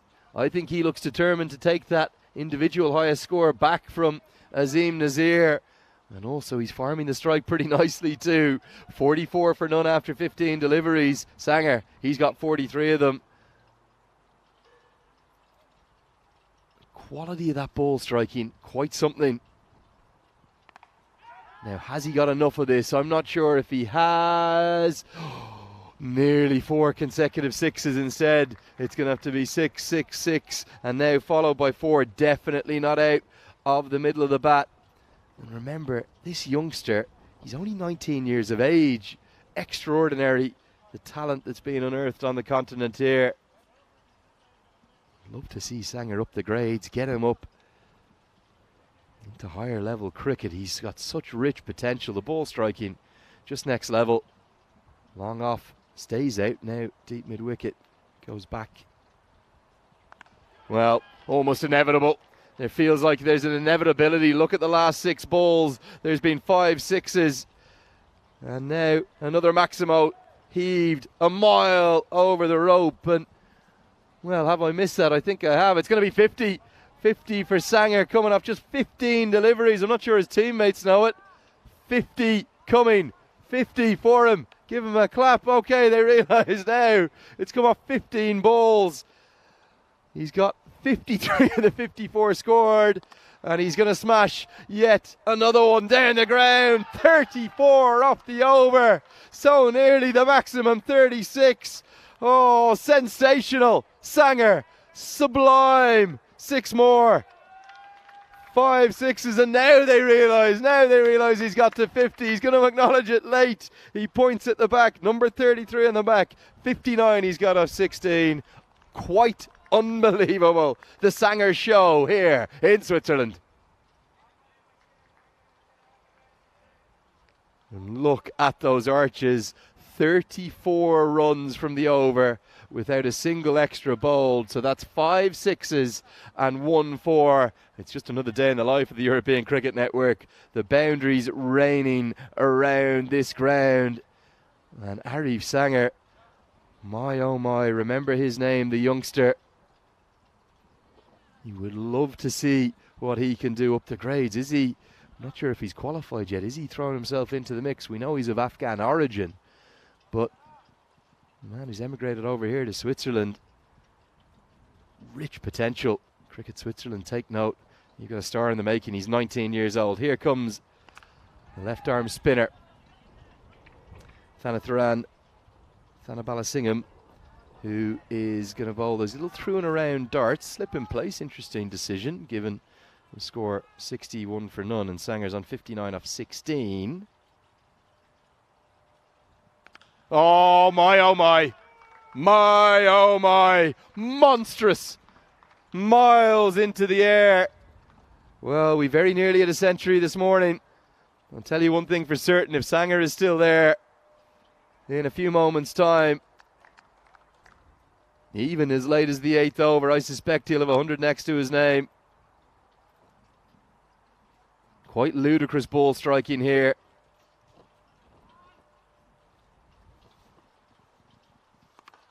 Doesn't get it this time.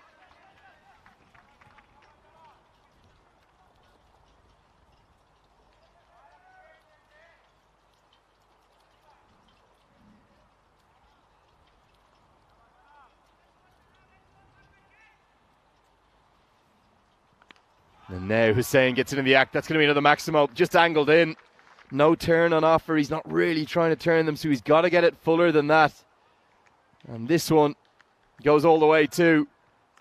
Well, we thought this could be a classic. The Pakhtoons Almi are very much lining up a monstrous total here. They're going at more than 20 runs per over.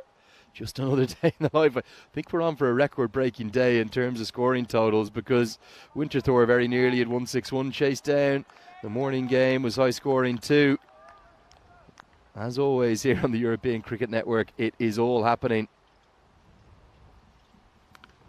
This one's heaved into the leg side. Will just be a single this time. Sanger will be happy to take the strike for the moment, but just 1 ball left in the over. Projected score 199 right now. Partnership worth 75. The most incredible thing, Sanger's got 66 of them. Big swing and a miss. That time just loses his shape.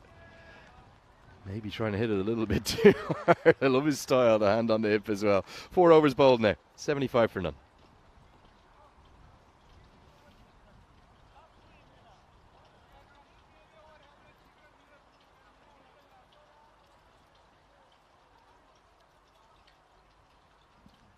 Oh, that is the run rate worm. Amazing, I think it took a dip in that over with the ball going the distance yet again. There was 15 off it, but when you have 34 in the over before, I suppose it's always going to have a slight downward curve. What can Hussein do? He's only faced 5 balls from the first 4 overs as Ahmed comes in to bowl his first, and Hussein gets in, joining the act big time. He moves to double figures, his second maximum. Another Maximo.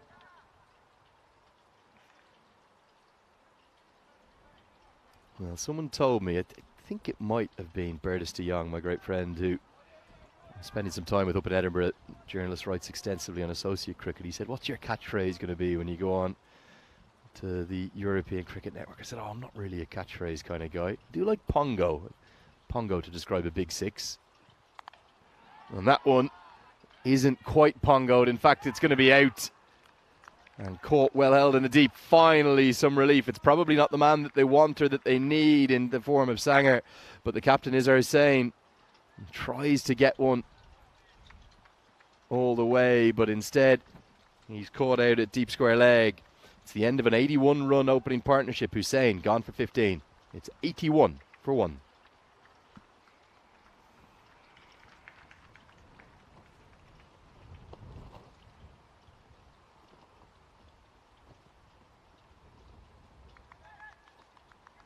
Yeah, lovely to hear all your comments coming in, and thanks for keeping me company while Vinny Sandhu's just attending to a few different matters. Nice to hear from everyone. I want to thank Rob Thompson and all of the other administrators. Do a great job on the live chat. Nice to hear from Waji, who's watching on from Pakistan. And lovely to hear from Wunsimus, who's watching on from Winterthur in Switzerland. As Hamdard, the new man, could well be dismissed from his first delivery. Well called, but the catch goes down. He did everything right, didn't he? Amjad Rahmani. He did wave off Azim Nazir, the captain, who would have been running backwards and in a more difficult position. Here are the centuries. It is time to start thinking about them with the way Sanger's playing. There's been 17 thus far. Back live with you now. Doesn't quite get this out of the screws. He'll have plenty of time to get there, as we're not even halfway through the first innings. 67 off 20, just been contained a little bit the last few deliveries. Yeah, great to hear from you all watching on live on YouTube, Facebook too, or maybe on Fancode in India. This one's clipped around the corner. A little bit of touch after some real power to get the innings going. That'll be a boundary 4. Very nicely played, just the wrong line. We'll close out the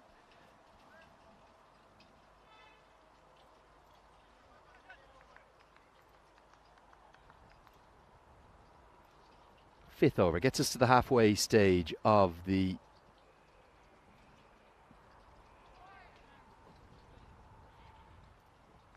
first innings. In fact, I think there's still a ball to go here. I think they've just realised that as well.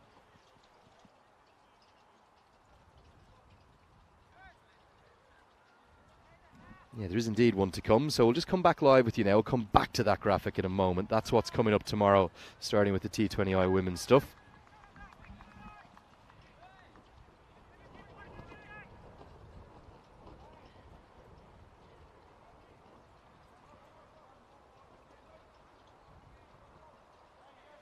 So there is a bit of confusion everywhere, but it is 100%. We are certain that there is a ball to go in this over. So they've just realised it out in the field as well. We've got to close out this fifth over first. Every ball counts when you're playing 10 over cricket.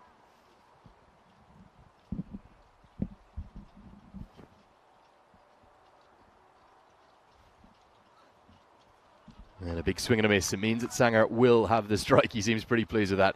End of the fifth over now. It is 87 for 1. You're very welcome along to today's coverage. Andrew Leonard here with you on the European Cricket Network. So great to be up here. We'll get Vinny Sandhu back in a few moments. We just wanted to say a sincere thanks to you all for tuning in. I've had so many messages, particularly on the YouTube live chat, but also coming into me on my social media saying that they've enjoyed me coming across and join the ECN action for the first time. I've loved being here. I love this venue. It's a really good facility. We're up in the grandstand, and even though it's a bit cloudy today, I think the sunshine's going to come in and join us for the rest of the day. Okay, that one's worked into the leg side by Sanger. Yeah, great to have you with us for this game number 3 of the day, match number 18 in total. I always have to check my maths with the 5 games a day, should be able to work it out. We'll have 2 more after this, but certainly the Pakhtoons Almy, they're hunting down maybe a 150 plus total. If Sanger keeps going, they've got to get him on strike. All of these balls that he's not facing, they're really being burned. Look at his body language at the non-striker's end. Hand on hip, leg crossed, none too pleased by his time at the non-striker's end. He wants to be very much in the action because he's such a good cricketer. This one goes a long way up. Could it be taken? It will. Very well judged. He's a good cricketer, Hassan Ahmed. Keep your eyes on him with the bat, the left-hander. And that's probably the worst possible result for the Pakhtoons Almy. Sanger just can't get the strike. And gone are the days where with the ball hit into the air and a catch taken, the batters could cross. That is no longer in any format of cricket. So the new batter always comes in and onto strike. Another part of the evolution of our game. As the Nomads strike back, they get their second wicket with a simple catch held by Hassan Ahmed. Abdullah Hamdard is gone for just 5. It's 88 for 2. Out comes Asad Saeed, 700 on the back. Dargai, maybe the nickname for him.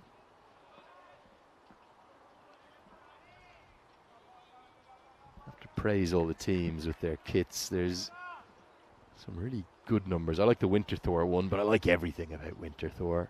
They're my team in this year's European Cricket Series for Switzerland. With some great playing kits from all 11 of the sides. We've only seen 9 of them thus far. As the short ball again works. Also a difference in the colour of the pads. We've got the blue numbers coming out here from Saeed, whereas Arif Sanger's got those multicoloured lime, green and yellow designs. Haven't seen many multicoloured pads before. We'll get a look at those when Sanger comes back onto strike. Projected score just hovering around the 150s now. And that's going to help. That should be 4, not a good length. Well, actually, probably the length might be okay. It's just the line at that length. Just helps it round the corner. I think Sanger is desperate to get the strike, and I suspect with 1 ball to go, that will be the discussion here. Give me 2, 4, or 6. Nothing else. There it is. Sanger almost laying down the law. He might just be 19, but he knows. And you got a good look at his multicoloured pads there, in keeping with the design of the kit. Very clever. The Pakhtoons Almy.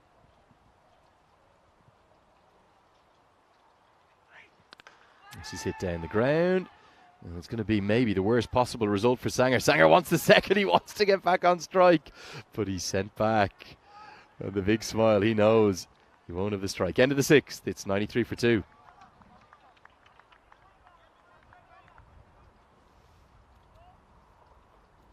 I did start my point asking, somebody asked me about whether or not I'd have a catchphrase coming off this. I do love the word pongo. I use that a little bit in mainstream cricket as well, particularly the T20I stuff. But with all the fun of the fair, the entertainment that the European Cricket Network brings us, you know, Vinny Sandhu is not just trademark Maximo, but he is Mr. Maximo. And I'm not going to try and impersonate Rico Full because I don't speak good Spanish, but he's got the bale stuff and much more to it. I think the only word I can think of that I might have to start using a bit is carnage. And maybe to give that a European Cricket Series flavour, that could become Carnaggio, because it has been Carnaggio. Run rates well up over 13, 14 per over. We've seen 161 from Winterthur, very nearly chased down. We've seen 152 from the Zurich Nomads chased down already. right now, they just can't get Sanger on strike. You have to remember, when the score was 54 for none, he'd scored 53 of them. Since then, whenever he just can't get on. Now finally, he'll have 4 balls to work with here. He'll be thinking of one thing and one thing only. Big hits, 4s and 6s. He won't want anything else. But credit to Thiranatharan Thanabalasingham, who has bowled pretty cleverly. Good in the first game this morning, which saw the Zurich Nomads pick up their first victory of the European Cricket Series. What can Sanger do? Well, he's going to smash it for 6. He has been coming to the boil at the non-strikers end. He just hasn't been able to face it all. Now he gets one, and he's happy to smash it out of the ground for 6 more. The 100 comes up in just 6.3 overs, 150 plus, very much on the cards, but so much depends upon this man on strike. He's 26 shy of what will be the first century of the week. That's powered down the ground. Good diving stop. Critical diving stop. Well, the 2 individual high scorers there almost going mano a mano, facing off, if you will.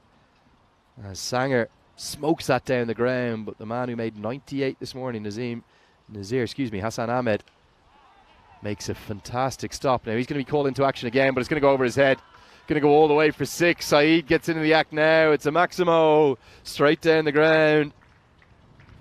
And a real shake of the head of disgust from Hassan Ahmed, who made that 98.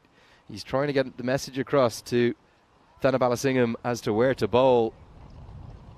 He doesn't think it's there because that one was right into the slot, wasn't it?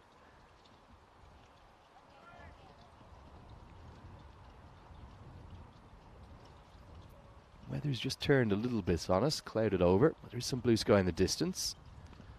This one, nearly chopped on. It does mean that Sanger will have the strike. He's on 75, 25 shy of what would be the first century of the European Cricket Series here in Switzerland. And the score at the end of that 7th over, it moves now to 107 for 2.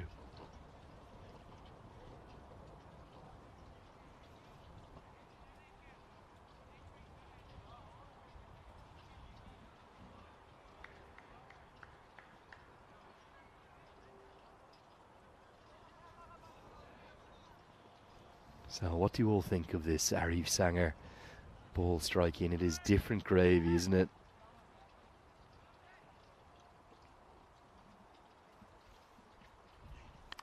Rahmani into the attack. Now is this a chance? Long on, comes in, nestles underneath it and takes it. And that's the end of Sanger. He hits the turf in disgust with his bat. He knows that he held the key, not just to a 150 plus total, but maybe to the first century of the series. Instead, it's another one that threatens so much to get to 3 figures. But he just got cramped a little for room. And a simple catch, well executed under pressure by Fahim Nazir. A punch of the gloves and also a switch of the bats. He says to his colleague, you use this one. It served me pretty well. What a knock it's been. The Sanger show continues here. He's gone for a marvellous 75. 10 sixes. That makes up 60 of his runs off just 23 balls. Wait for the strike rate. 3, 2, 6. He keeps his strike rate in this competition well up over 300. And he's got the Pakhtoons Almi off for a flyer. But they will have to round things out strongly. Don't think 125, 130 will be enough. Can they finish with a flourish as the new man Hamad Khan comes to the crease? Remember, all of that ball striking quality in the Zurich Nomads. Azam Nazir, the captain, Hassan Ahmed and Fahim Nazir too. International experience there, players who played for Switzerland.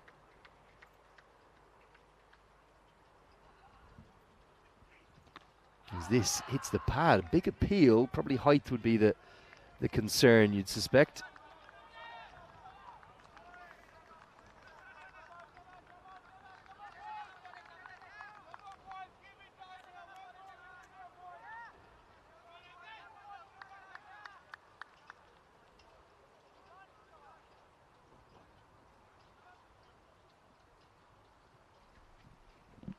This one thuds into the thigh pad. I'm not sure he's wearing a thigh pad either. That sounded very meaty. Oh, this is going to hurt. He's not wearing a thigh pad. Have a look at this. Oh, it's a hard leather cricket ball that we use in our sport. He does have a box in place, it looks like. I'm not sure he's got a thigh pad because that sounded very much like the flesh of the upper thigh. He will have a bruise there, I assure you, Hamad Khan.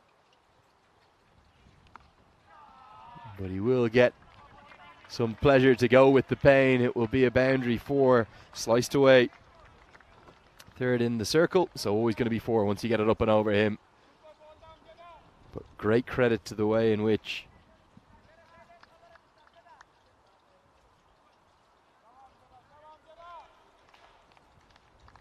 the bowler has fought back Amjad Rahmani. 2 wickets for him, including the big one, the big fish Sanger. Short and given, not as a wide, but as a no ball. And the no ball will also now will be changed and will be given as a wide.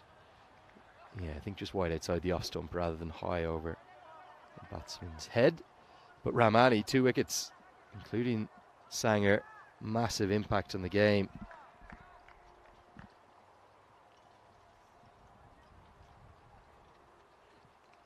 Another one into the thigh pad. Oh dear. Poor old Hamad Khan. I think he's going to have to rub his leg here. He'll be in a bit of pain.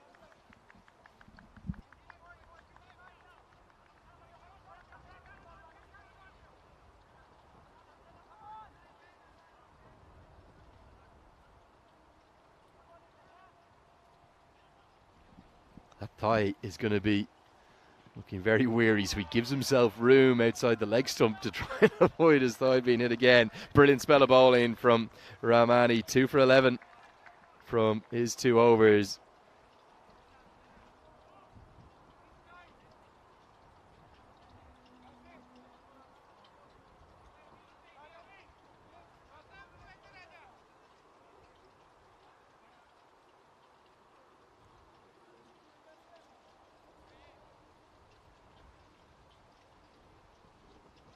Here's a look at the run worm.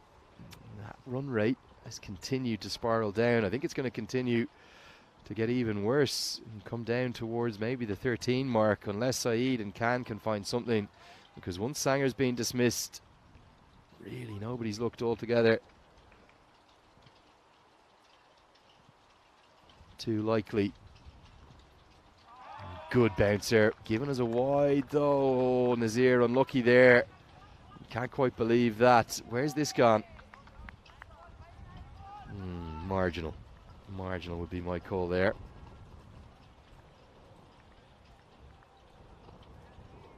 Just a word between the 2 batters. They come down and have a chat to each other. Nazir not happy with that. It was a pretty well executed short one, I thought. 7 minutes on the clock. Plenty of time to bowl this over. As this goes into the sky, now it goes more high than long and should be a chance. And is put down. Oh no.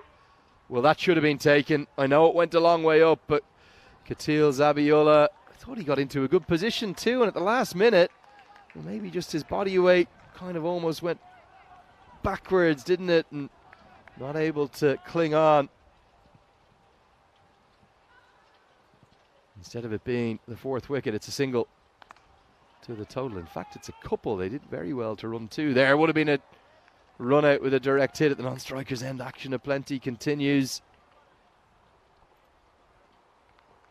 Some shout outs to George Bentley watching on from Stoke-on-Trent, and he's asking when will proper pitches be used instead of matting.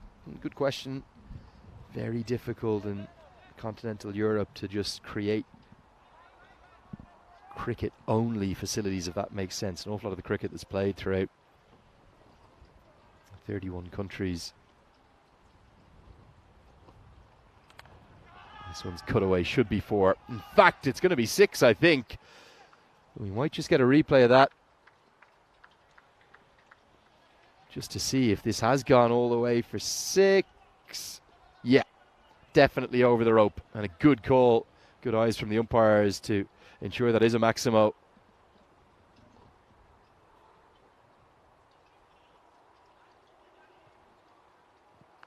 This one goes into the sky. Keeper runs back. Jawad Dinesh takes the catch. Well judged. He's got that Beatles-esque haircut, doesn't he?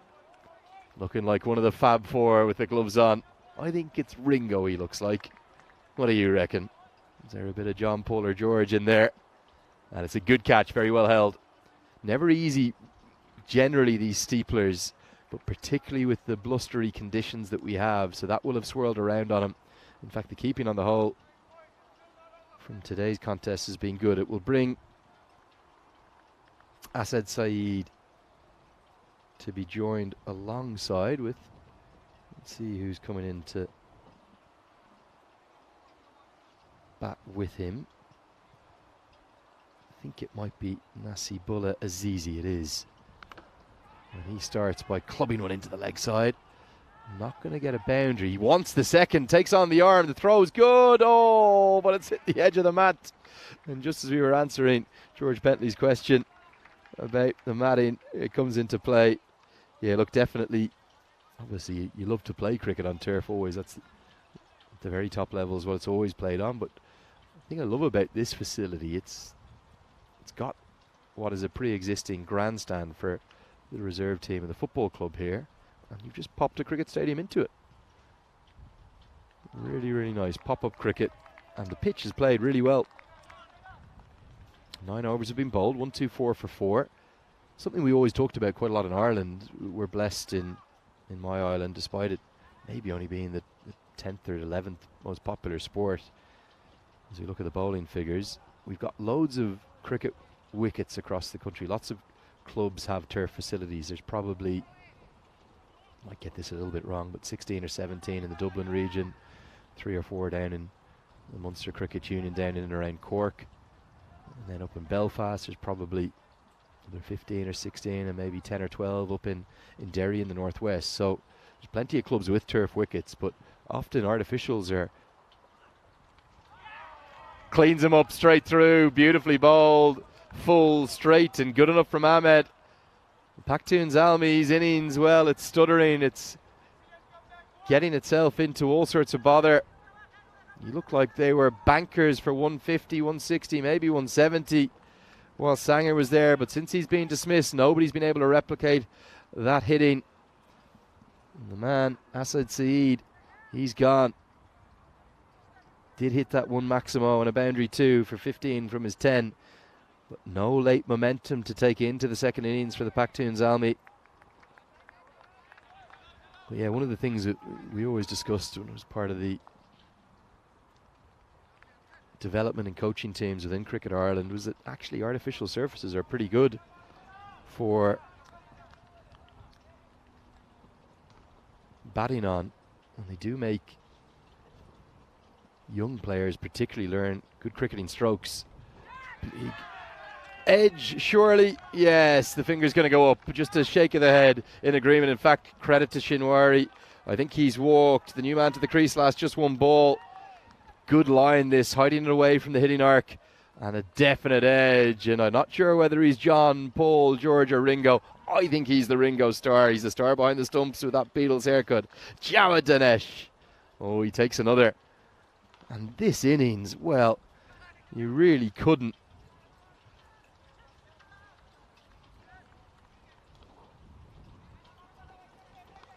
predict the way it's gone. Arif Sanger's made 75 off 24, and right now Amjad Ahmed is on a hat-trick. We've had plenty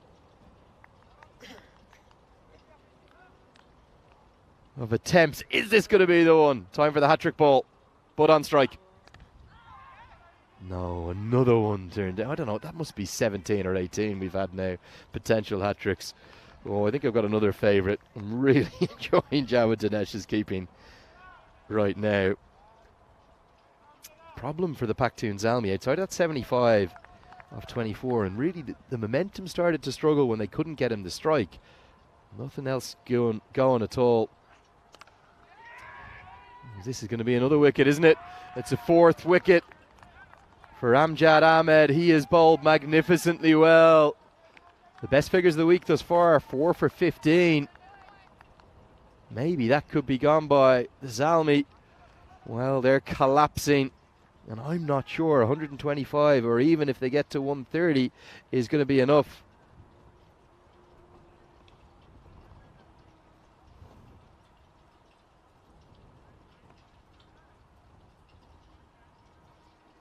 There is what we've got to look forward to. The 5-wicket haul. He's got a few balls to get there.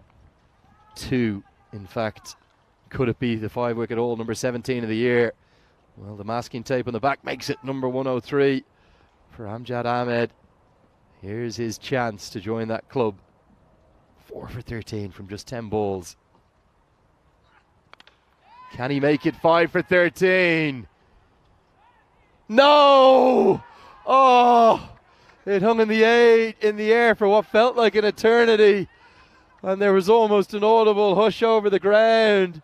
And he can't quite believe it, but lovely to see. Oh, the bowler claps him rather than being distraught. And it was Amjad Ramani, who's already dropped one out there, puts down another. Oh, it should have been 5 for 13. Instead it's 4 for 15. He's got one more chance. Can he do it from his final delivery?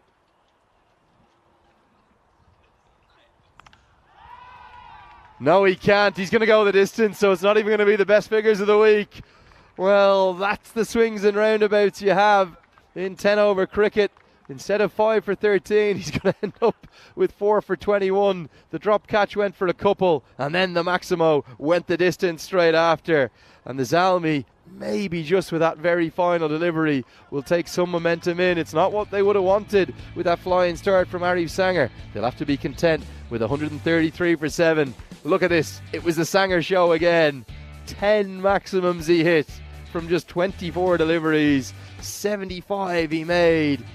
Ball striking of the highest quality. 19 years of age, this youngster, with a strut, a swagger, and an intent about him of the highest quality. I think he's somebody to watch for the future. Also, his captain got in the act with 2 maximums before he was dismissed. 15 he made off just 7 deliveries. Good catch held by Anoop Gadaran. Then that one, monstrous again. Oh no, this was the dismissal, sorry. That was Abdullah Hamdard, who was caught for just 5. Then back to Sanger, who finally mistimed one before being caught in the deep. 75 off 24. And then the wicket started to tumble. My man, Jawed Ringo Star Dinesh. He was a star behind the stumps. A couple of catches for him. And also stumps went flying and the air punched by the pick of the bowlers, Amjad Ahmed. There was the second catch and a flourish from Jawed Dinesh. And this could have been the moment for the 5-wicket haul. That was his 4th. But instead he had to be content with a 4 for.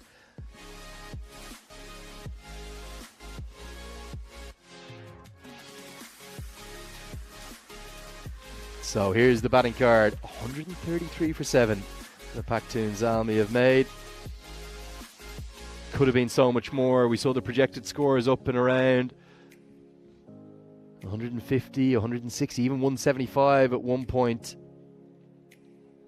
And there are the bowling figures. Just the 5 bowlers used. Ikram Ullah, the opener, was by far the most costly. He went at an economy rate of 21.5, but outstanding stuff from Rahmani, who went at just 5.5 and over. And then the pick of the bowlers for me, he should have had a Michelle, a Pfeiffer, but instead he'll have to be content with those excellent figures of 4 for 21. It'll wrap up the first innings. It gets us to the midway point of the day, halfway through Game 3. Don't go anywhere too far. We're in for what should be a very entertaining chase.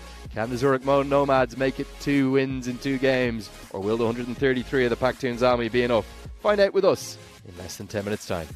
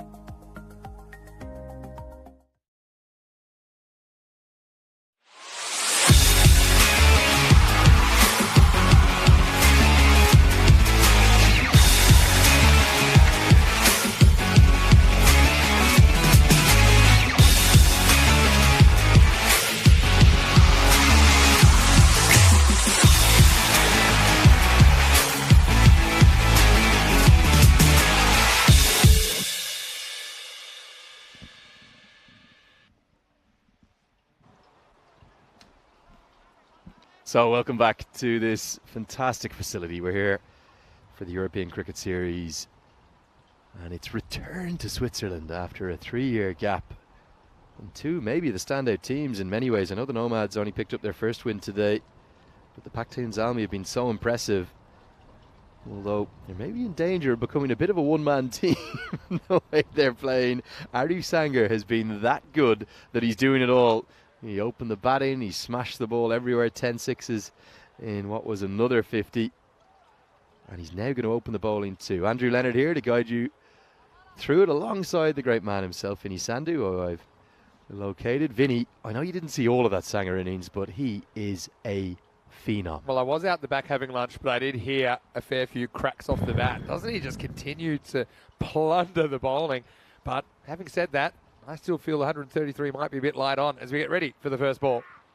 Yeah, Fahim Nazir it is to face up, and half an appeal, clearly pitching outside leg. Hassan Ahmed, the man who made the 98.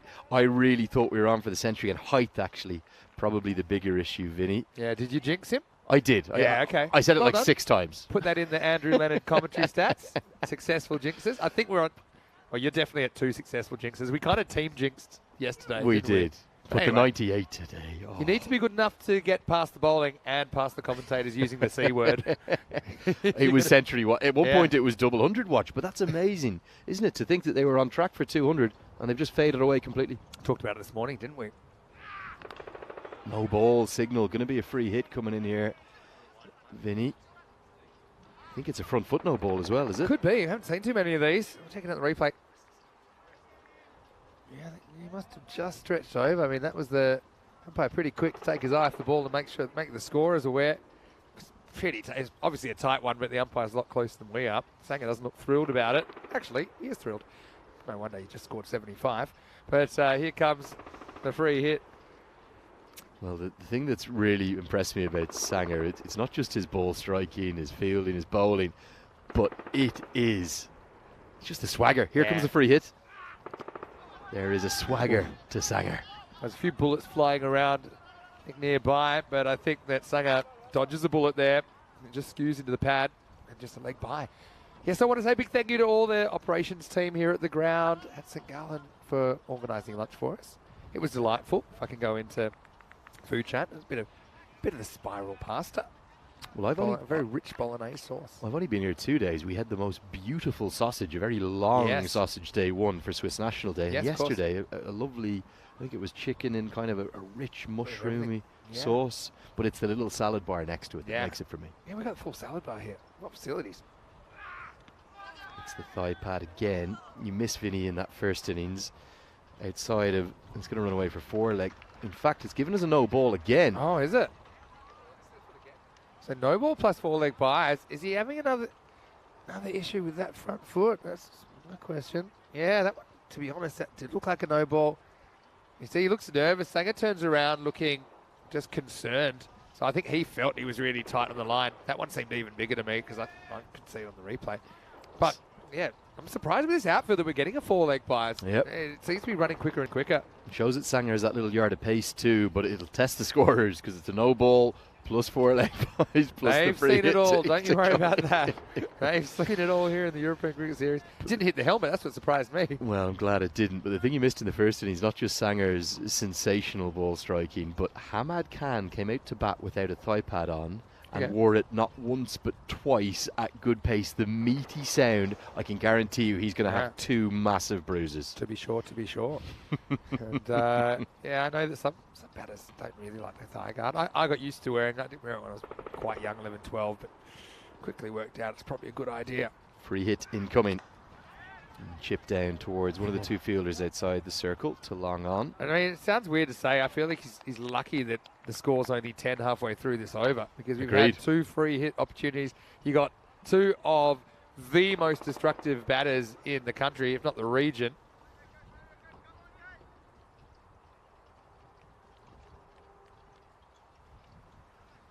So yeah, score still catching up. 124 more needed, about 13 per over from here required. And that's just clipped away. Really clever batting. There's no fine leg in place, so a shuffle across his stumps. Yes, if he misses it, he's probably going to be trapped LBW, but he gets 4 with just a flick of the wrist, Vinny. Yeah, and so this over still could go magical, you know. Just really struggling to contain the runs, even though we haven't really seen a shot in anger yet. I'd love to know, actually, in the chat, can people hear that in the background, or do they think me and you, Vinny Sandu, are going crazy? There's some heavy artillery fire in the background. I think we've got maybe something to do with the Swiss military in and around the vicinity.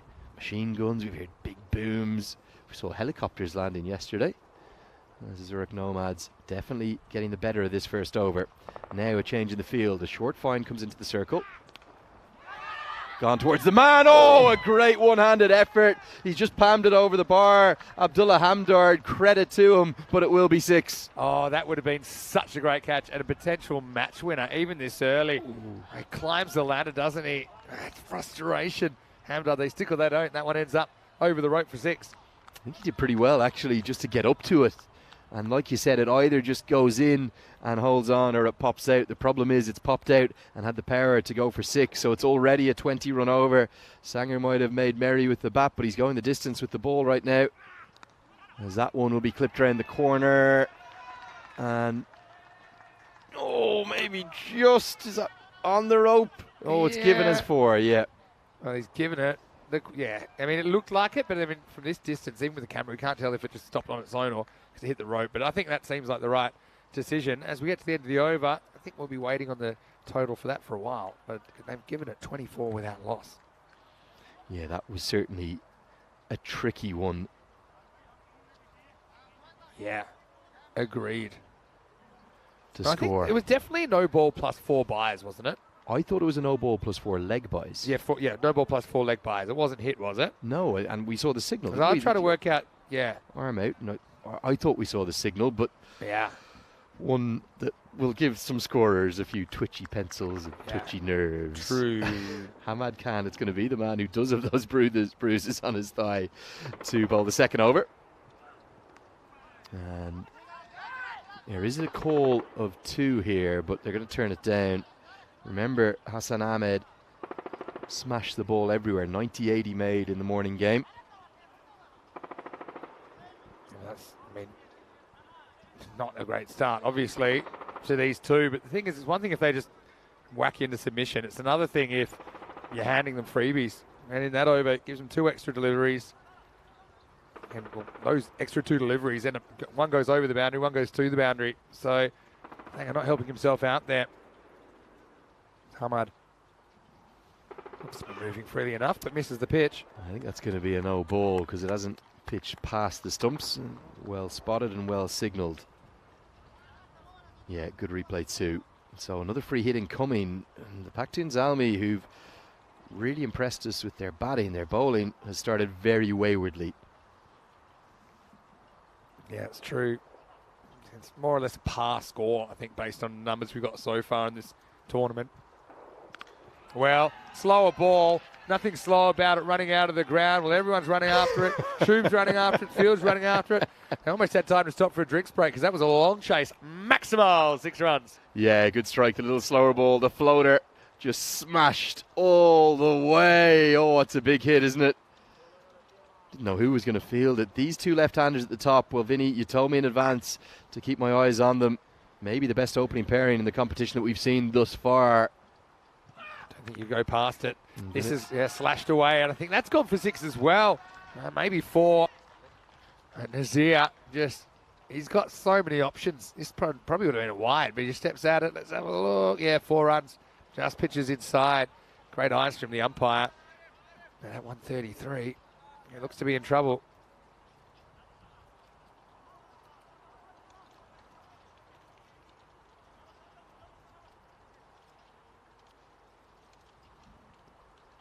.98 more required.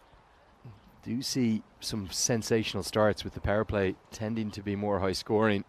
One thing that so impressed me, Vinny, I think we're on track for a record day in terms of the run rate for this series thus far. This is steered away, going to be 4 more. Good diving effort. Very harsh to call it a catching chance for Arshad, but did he get fingertips on it? Yeah, if it was fingernail. But yeah, no let up in sight right now. 40 love in tennis terms. 40 without loss after 10 legal deliveries.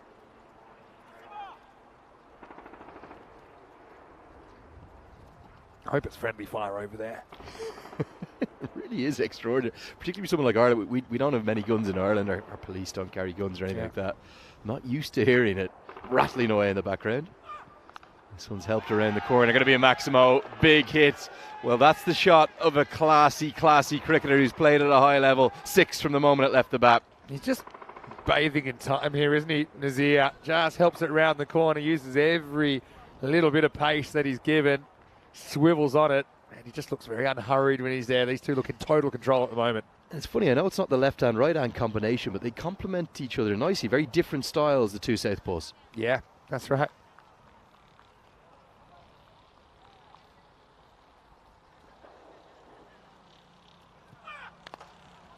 Just driven through the offside this time, pulls up. Looking at 2, but they don't want to risk it at the moment. You can understand that. Into the second over, and it's 47 that loss. Well, Lenny, you've been doing a great job. I'm going to tell you, I'm going to actually I'm going to encourage you to go and grab a little bit of lunch. How about am I allowed after I broke that chair earlier, Vin? I've got to go we'll small portion. The chair while you go and go and grab some lunch. Thanks very much, Andrew Leonard. Be back shortly. As we have a look at the tables, Almy without a loss yet, although they're in a bit of trouble here. Nomads trying to climb up the ladder. Don't forget they lost their first 2 games. They put 152 on the board, then lost against Alton, who are still top of the table, despite the fact we haven't seen them since Monday. It's getting pretty tight in the middle. Looking forward to seeing Geneva tomorrow for the first time, then Cossonay on Saturday. Cossonay will have a few familiar names for those of you that were following the Valletta Cup T20 Internationals recently. And then also our very own Andrew Ryan will be there for Cossonay. I'm not sure what happened here.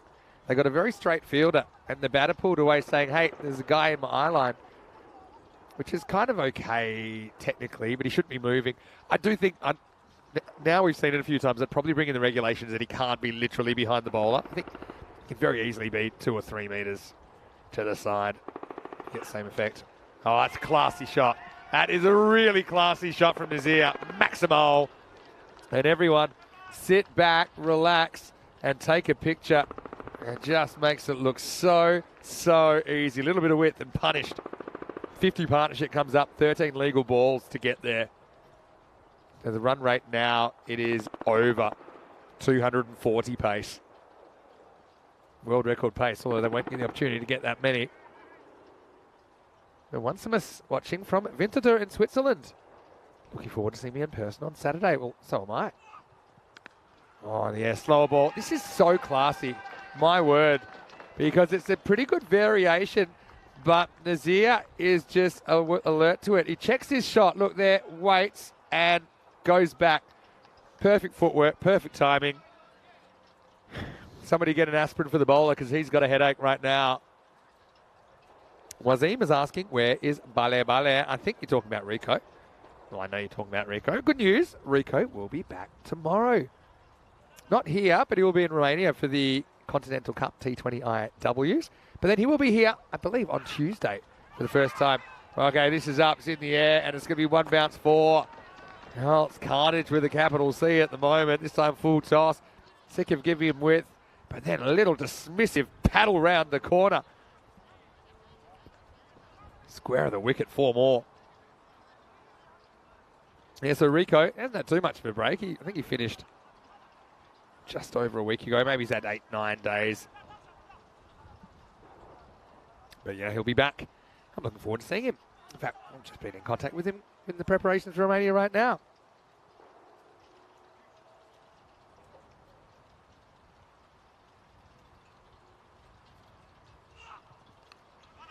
Now, hit to fine leg. Have a pop at him. Why not? Might be the only way you can get him out at the moment.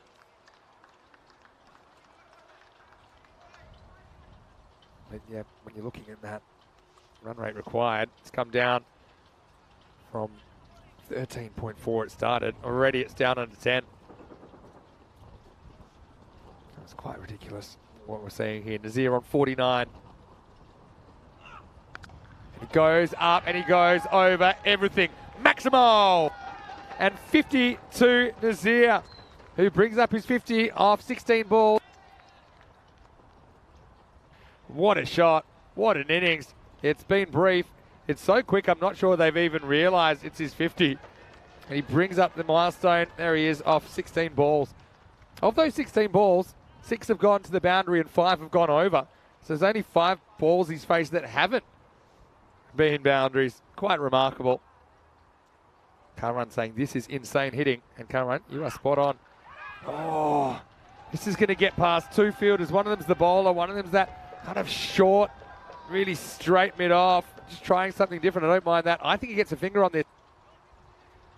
Oh, maybe a fingernail. Unusual fielding position, but I don't mind that, to be honest. Shub eventually does the fielding. 71 without loss after 3. And 3 magicals to get us kicking off. 24, 23, 24. And already they're over halfway there. But yeah, have a look at how that other innings kind of fell in a heap. 87 in the first half, 46 in the second. But 71 run power play. Pretty special when we get a power play up in the 70s. It's pretty special what we're seeing right now. Hello to Maiden Waters. Haven't seen you in a while. How are you, Maiden? Really happy to see you. How's the family? Hope you're enjoying football season down there in New South Wales. I'm in here in Switzerland. I've got Andrew Leonard filling in for us this week. Rico will be back with me next week here in Switzerland, but he will be in Romania for the T20 IWs tomorrow, the Continental Cup. Anyway, Sanger, somehow burgles the second over. He went for 22 in the first, but actually he was responsible for 24 because there was a couple of leg buys in there as well. Oh, look who's popped into the chat. Rico full. Well, you wanted the bale. Was him. There's Rico. He's saying hello, everyone. Helix saying hi to Rico as well. Razel saying hi to Rico. I know we miss Rico, but believe it or not, it's only been gone for less than 10 days. So don't worry, he'll be back. Turned away to the leg side. I know he's been busy back in Spain catching up on a few things. It can be difficult in this job. Kind of get your affairs in order. Yeah, so Rico, looking forward to you joining us. I tell you what, I'm keeping a spot warm for you as well.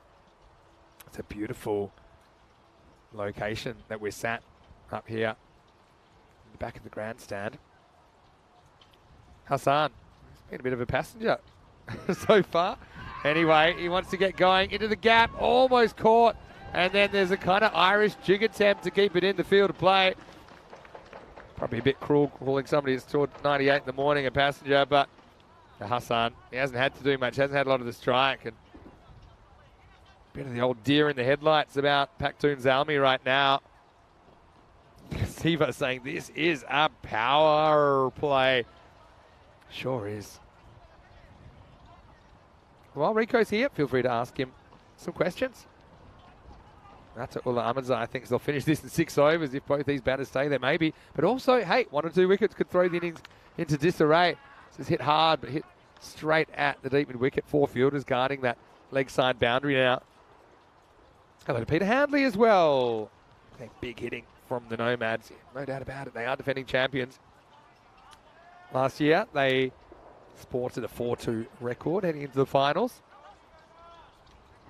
They won their semi before beating the previously undefeated Alton in the final. Alton top of the table still here in day 4, even though we haven't seen them since day 1.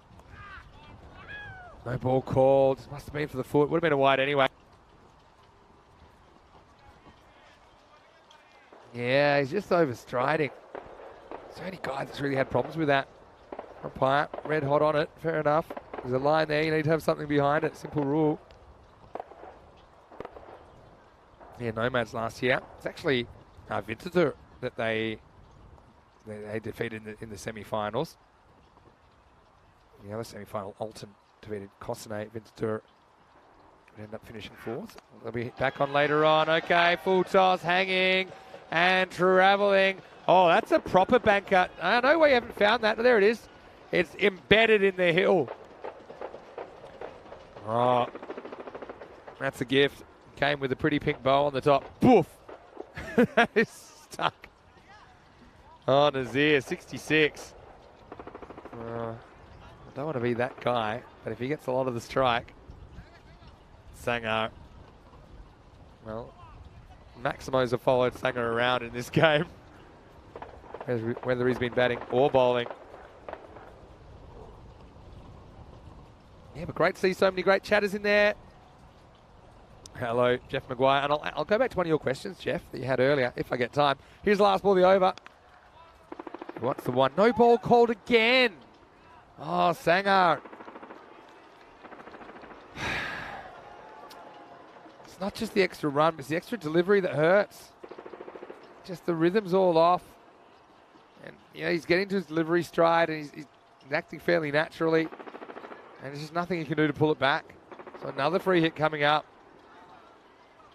Mark saying it's some of the best batting he's ever seen in the ECN yet. What's the way they're doing the business right now? Free hit. Well, Nazir secretly doesn't want to run here, but he does on the misfield, which means Hassan Ahmed will retain the strike. Still a magical pace. 88 without loss after 4. So yeah, big hello to everyone. Thanks for joining us. And Helix is right. Everyone needs a break from time to time. That's true. The thing is, a lot of us, when we're not on the microphone, a lot of us are working behind the scenes just to improve what we're doing here at ECN. So sometimes you might see me go missing for a little bit, but that's because we're all working hard in the background, and there's not really time outside the matches to do that. Using a lot of the waking hours as it is. Yeah, Rico saying thanks for your wishes, everyone. Looking forward to the start of the Women's Continental Cup tomorrow in Romania. Join me there. Enjoy today. It's India Pale Ale Day, is it? I wish you hadn't told me that, Rico. Been pretty well behaved this week. Ahmad Khan, he went magical in his first over as well. And this is up and it's down to the ground. More of the same. I think 8 rows deep. Bangs into the chair. Those chairs are actually pretty strong in the grandstand. Again, just easy hitting. Lifted up. Has full confidence that if he hits it anywhere near the middle, it's going to get out of the ground. Yeah, these chairs. I know there's bullets flying at the military base around the corner, but these chairs are made of something. Oh, brace for impact. Oh, and it's bowled. That's well bowled by Ahmad Khan. Change of pace, and once again doing something different works. I mean, Zalmi, I'm not seeing any cartwheels out there at the moment, but they'll be happy to see the back of Hassan Ahmed. To be honest, he didn't have a lot of the strike then. What he did pretty well. I mean, if that's one of your bad days, bad matches, 94 opening stand, I think it shows you're a very good player. But again, just have a look at the hand here. It's a little rolling, slower ball. Holds it back slightly. And Hassan swings all around it. So, still a good day for Hassan, coming off his 98. Right now, he's the first wicket to fall, and it's 94 for 1. Here's the problem, though. You've got Zabula coming to the crease. And he's also a destructive hitter. And guess what? There's plenty more after that. Yeah, well, there's a comment about, sliding is not a no ball. It's not that. I think the umpire calls it as he sees it. The umpires know that. You shouldn't be giving the umpire a chance to call you. And that's the thing. And we can't really see what the umpire sees, even with the camera and even slowing it down. I mean, the umpire has a much better view. And the thing is, the umpires, there's no kind of reviews for no balls. They're having to call what they see. So, as a bowler, you should have half your foot behind the line. End of story. You're not getting that much advantage by the extra, say, 10 centimetres. Full toss, baseball down to the ground. Zabula gets into his work. Maximo! 100's up now for the Nomads.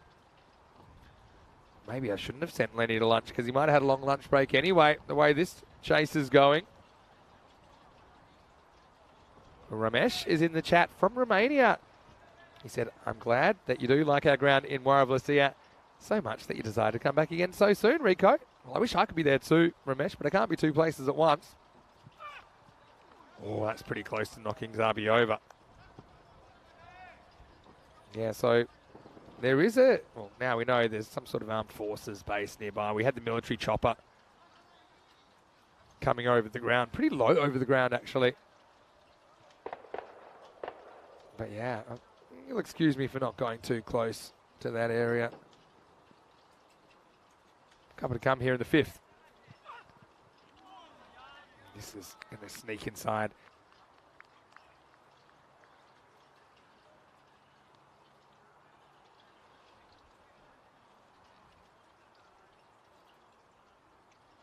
Mark saying he loves Rico's commentary. Well, so do I. I haven't heard too much of it from close up lately. We've kind of been ships in the night, Rico and myself, with so many tournaments on. Last ball of the over, wide. Well, it gives me longer to talk about the schedule coming up involving Rico doing the Romania T20 IWs. And Andrew Leonard, who's commentating with me this week, you might not know this, Rico, but he has a Greek mother. So he's very much supporting Greece in those matches. 8 T20 internationals in total over the next 3 days. And Rico will join us here in Switzerland from Tuesday. Zabiola, like an expert strike hogger, just pushes away one, and the runs continue to flow. 103 for one after 5. Big hello to Osama Mahmood as well. Good to see you in the chat. Yeah, saying the military area on the other side of the road. The big 6 is going in their direction, that's for sure. So Rico will be in Romania, like we said. This is the Continental Cup T20 IW, and it starts tomorrow. And actually, you get an earlier start than me, because it's 6 a.m. GMT, 8 o'clock in Central Europe. It is actually 9 o'clock in Romania, because Romania is 1 hour ahead of Central European time. It is 11:30 in India. Isle of Man versus Greece. What I love about that tournament, Isle of Man, Greece, as well as Romania, their women's sides have never been featured on ECN. So it'll be the first time that we'll get a look at them. And just looking at the team list, some very, very diverse looking teams there. A lot of native European players. Something really excited to see. As we start the 6th over, and it's Butt that comes in, just holds it back outside the front leg. There's an air of resignation at the moment about Zalmi. I think with the Nomads, even if they lose their openers for nothing, still got such good batting to come. 3, 4, 5 and onwards.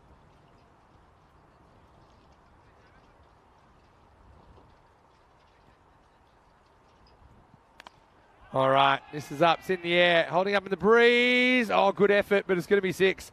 Maximo Zabiola. Well, someone call the local constabulary and lock him up because he's burgling 100 here. But still, some good shots. Nazir thinks no hope now, but I don't think he'll mind. He'll be happy for his teammate. The runs continue to flow for the Nomads. Uh-oh. Well, he tries the slower bouncer in the air. He's got to run a long way to get there. Great effort. Really good effort. In the end, it'll just be 1. All right, where are we? Rico's saying he used to play on pitches like this one in Valencia and Levante CC a few years ago. It's hard to get used to if you haven't bowled on before. Yeah, true. The pitch is a lot better on day 2 now than it was on day 1, I think, for the bowlers. But yeah, I just think it's pretty dead for the bowlers. So for me, nail the Yorker is your best chance. Bowling any sort of length. And good players, they're just finding a way to drive through it. Bit like that. Yeah, it's just driving range stuff. Maximo Nazir swings his way into the 70s. And Nomads up to 120.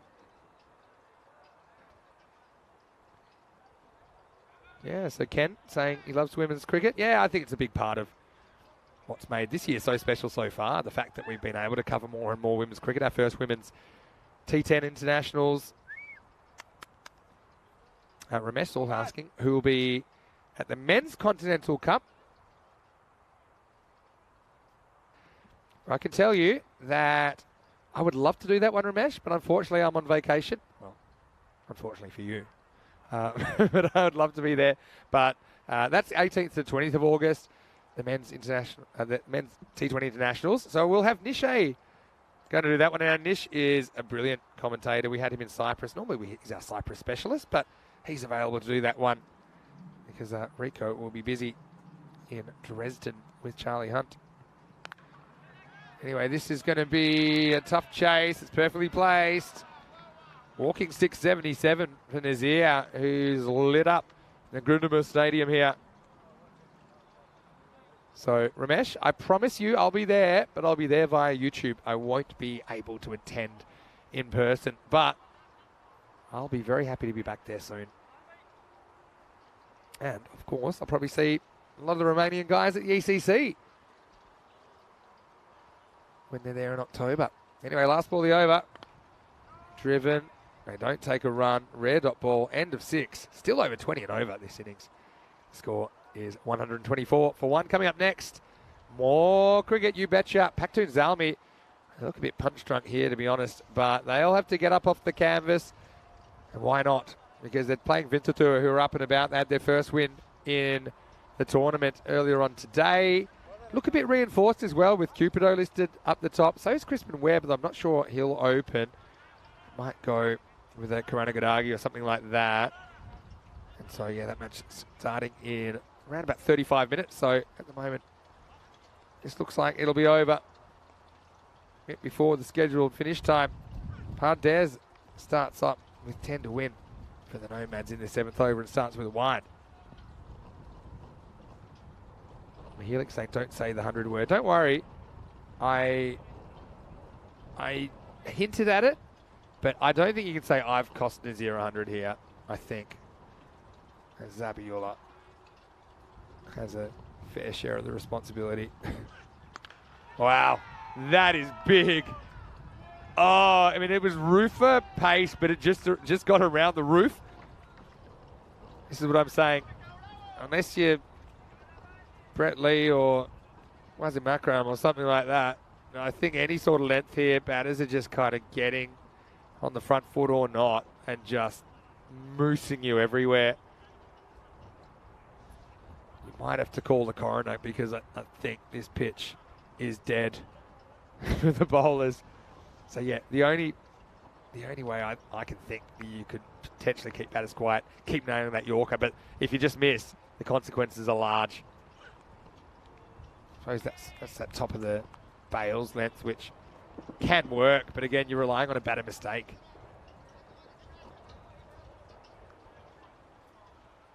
Yeah, T. Maria, he says that Fahim Nazir is some real deal. Yeah, I knew that when I saw him, well, not just recently, but I've seen him for a couple of years now.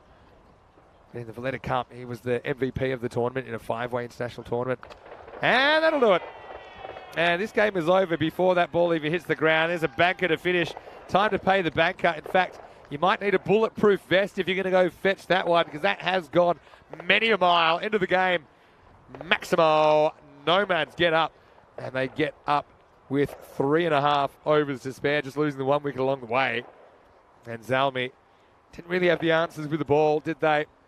This is what's coming up in the next game, and we'll be back in around about half an hour to take you into that one with Zalmi winning the toss, electing to bowl.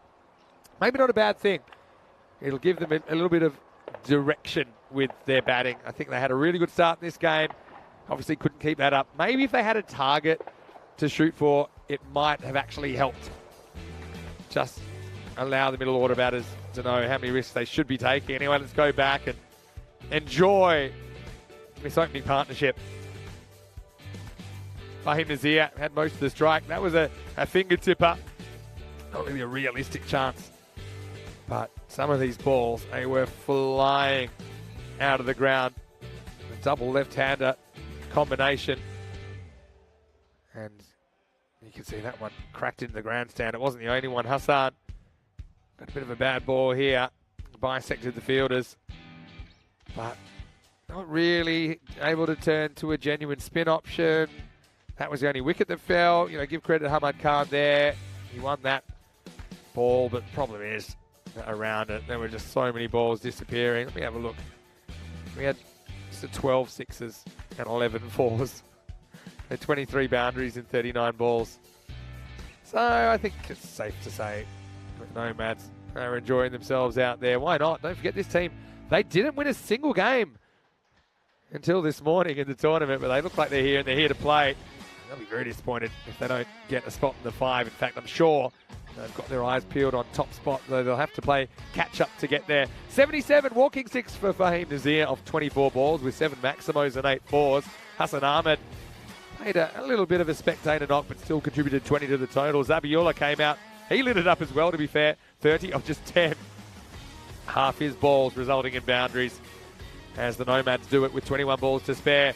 Well, if you've got small children in the area, look away right now because there's some violence in these bowling figures. In fact, looks like Sanger and Hamad Khan, they were the cheapest of the bowlers, the only ones not to go magical. Hamad Khan taking the only wicket of the innings. A clever piece of bowling to remove Hassan Ahmed. So we'll take a break. First ball in 30 minutes for the fourth match of the day. The Nomads, well, they'll have to take a break for a little while because it's Pakhtoons Zalmi versus Winterthur in match 19. When we return, Vinny Sander here, Mr. Maximo. I'll be back with Andrew Leonard after the break. You're watching the European Cricket Series.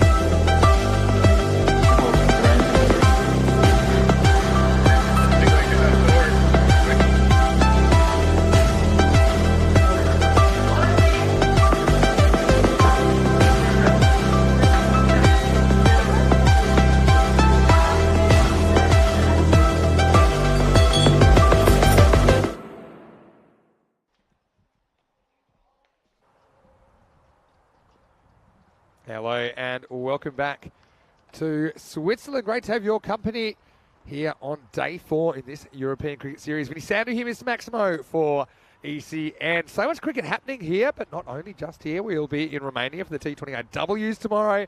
And I know that Rico, he's been in the chat today. He's been standing by. He cannot wait to get those going. So you'll have 2 choices tomorrow. In fact, you don't even have to choose. You can always watch us both at once right here now. Still 2 games to go on day 4. Coming up next, we have match number 19 between Pakhtoons and Zalmi. They're taking on Winterthur. Let's see what happened at the coin toss. A little while ago, Tyrone Peters had the 2 captains. One to call. Tails. Tails is the call. It's a head. Real ball first. The chaos over here. Taking the ball. Back to you. Yeah, well, Tyrone is actually a bowling coach, believe it or not, and he had a bit of the side eye there, didn't he? As Izza has saying in the keeping pads, he did win the toss. He's elected to bowl.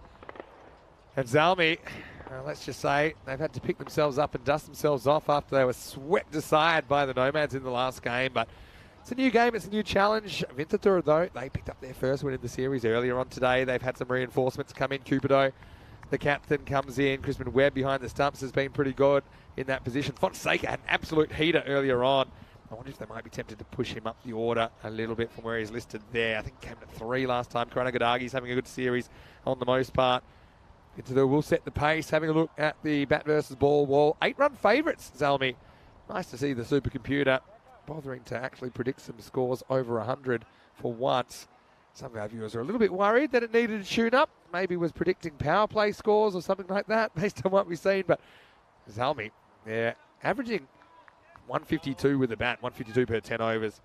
I suppose one concern for these teams, they're conceding in the 120s, but to be honest, that's pretty average at the moment. I haven't seen the updated run rate statistics, but I know the average here has been about 13 and over. To be honest, based on what we've seen today, it might have even gone up a little bit from that. Just want to say a quick hello to everyone in the live chat as well. Hello to Santosh. It's always great to see you in there.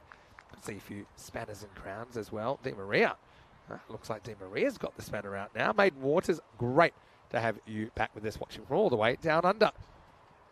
So Winterthur asked to bat first. Let's see how they go. Zalmi fielding in back-to-back innings here on day 4. Here's Ahmad Khan. And he bowls the slow ball first up. Very, very clever. Obviously probably the last thing that the batter was expecting. I think the bowlers have learnt that you do have to change what you're doing. You can't just run in there mindlessly bowl and expect things to go your way. Interestingly, Ahmad Khan, a lot of people saying is a bit of an Andrew Leonard lookalike as well with the hair and the beard combo. Oh, well, this isn't a good ball at all. It's going to disappear outside the pad and it's going to crash into the fence 4 runs. And what a great time to bring it into the commentary box. Andrew Leonard joining us again. Welcome back. Game 4 on the way. Firstly, how was your lunch? And how's your day going in general? Well, I bet you're glad that you decided to come and do some ECN cricket. Well, you've got me giddy in just game 4. We're supposed to get giddy in game 5, aren't we? Maybe there is a shade of my good self to Hamid Khan. He's a man after my own heart. I think the bald and beard combo is a good one. I like it, but he's missing one key element. What's that? He's missing the glasses. Oh, yeah. Bald, bespectacled, and bearded. It's the 3 Bs. Well, that's the thing about the world. Like, you get people that are into anything, I suppose. Anyway, this is up, and it's going to fly. 1 bounce 4 as Karana Gadagi just throws their hands at that. The runs continue to flow here, and this is very interesting wind we've got. It seems to be going round and round in circles, and you mentioned it before. In one area, it looks like it's going one way. Another area, it's going another. It seemed to go with the wind that 3rd boundary. Well, almost if you separate the flags at the far end of the ground, Vinny, some of them seem to be pointing up towards the Grand Stadium. The others seem to be pointing over to the artillery range. All happening here. Now it's hit down the ground, and it will test the field. Should just get there. He does. It's pretty well done. And they get back for 2. I think the scoreboard might have had a long lunch as well because it's lagging a couple of balls behind at the moment. Well, it's a bit harsh on Khan going for 12 with the score being just 4 for none. All happening to start with. We'll get that corrected. It's the old, we put all the computing power into the bat versus ball wall for this game, and so now, I'd like to know how that's possible as well. I'm looking into it. Here's the next ball. And he goes over the leg side. This will be 4. Or will it? Oh, where's he come from? Nowhere. Oh, actually, lost him over there. But he knew what he was doing. And to be honest, he almost pulls off a very tight run out at the keeper's end. Excellent fielding. Yeah, an all-action start to the day and done really well there, hasn't he? In the deep 2-run save. I don't think the run-out was ever really on. And the acrobatic dive from Karanagoragi, who, alongside his Winterthur colleagues, definitely something going on there. What is the score, Vinny? Okay, hold on. Let me just check. I'm clicking the magic button, and we'll see. Is it 8 or 8? It's 8, isn't it? Yes. Yeah, there was something weird happening at the beginning. Oh, wow. That's gone. That's gone. Don't even bother. Well, you can bother if you like, because we'll get a closer look. But that is electric work from Nasibullah Azizi, who picks it up and throws in the one motion. He throws the stumps down. We got a dead man walking out there, because I know that Karanagoragi has not made his crease here. Oh, he's gone by miles. And an excellent direct hit affected by Nasibullah Azizi. Look at the full commitment on show. Gone. In fact, he hasn't even tried to extend the bat at the point when the bail has come off. So that one is out for all money. He knows it himself. He's already trudging off. We have seen the first Winterthur wicket fall. And the score at the end of the first, it's 12 for 1. Yeah. So working out. Okay. I don't know what's going on here. This is a good. I'm going to show you what the official scoring says, but they will fix it. But this is the counter of the days to go. 53 days to go until we are in Khartoum for the first day of the European Cricket Championship. The good thing is, sometimes when we do so many games, you know how sometimes your car overheats. Occasionally the scoring will overheat. Somehow, I don't. How many wides were in that over? Maybe one or none. I don't know how this is even possible. It's basically scored a 10-ball over. Yeah. I was wondering how long before Lenny would lose it. And I said halfway through his second day, but I think we're just after the halfway point through the third day. Maybe you want to go and swap with Hamad Khan, get him up here because you're a dead ringer. You'd be able to do a swap and no one would know. Get that 58 on your back. Not a great shot first up. Well, Vinny, from the new batter. Harif Sanger it is into the attack. Yeah, Harif didn't have the best of times either. I do empathise with the scorers at points. It's never easy. We do have a new bucket list goal though, Vinny. I think you're going to enjoy this one. I know some people keep their bucket list personal. Some people get them out. Yeah. Worldwide. I think you're going to really like this one. And it's genuine. I'm not lying to you. This one thuds into the thigh pad. I always had a little sneaking suspicion that towards the tail end of my playing career, I might go and play for Greece. Oh, yeah. If I could do qualify. You qualify? Well, so last summer, the ICC Europe guys heard about this. And they said, well, hold on. They could actually do with you, not just from a playing capacity, whatever about that, but particularly from a coaching development capacity. Sure. Level 3 coach, done a lot of stuff all the way around the world. And I do feel a huge part of me is Greek. You know, my mother's fully Greek. I've got all my Greek relatives, my Greek cousins. I wish I spoke more of the language. I only speak about 20 words.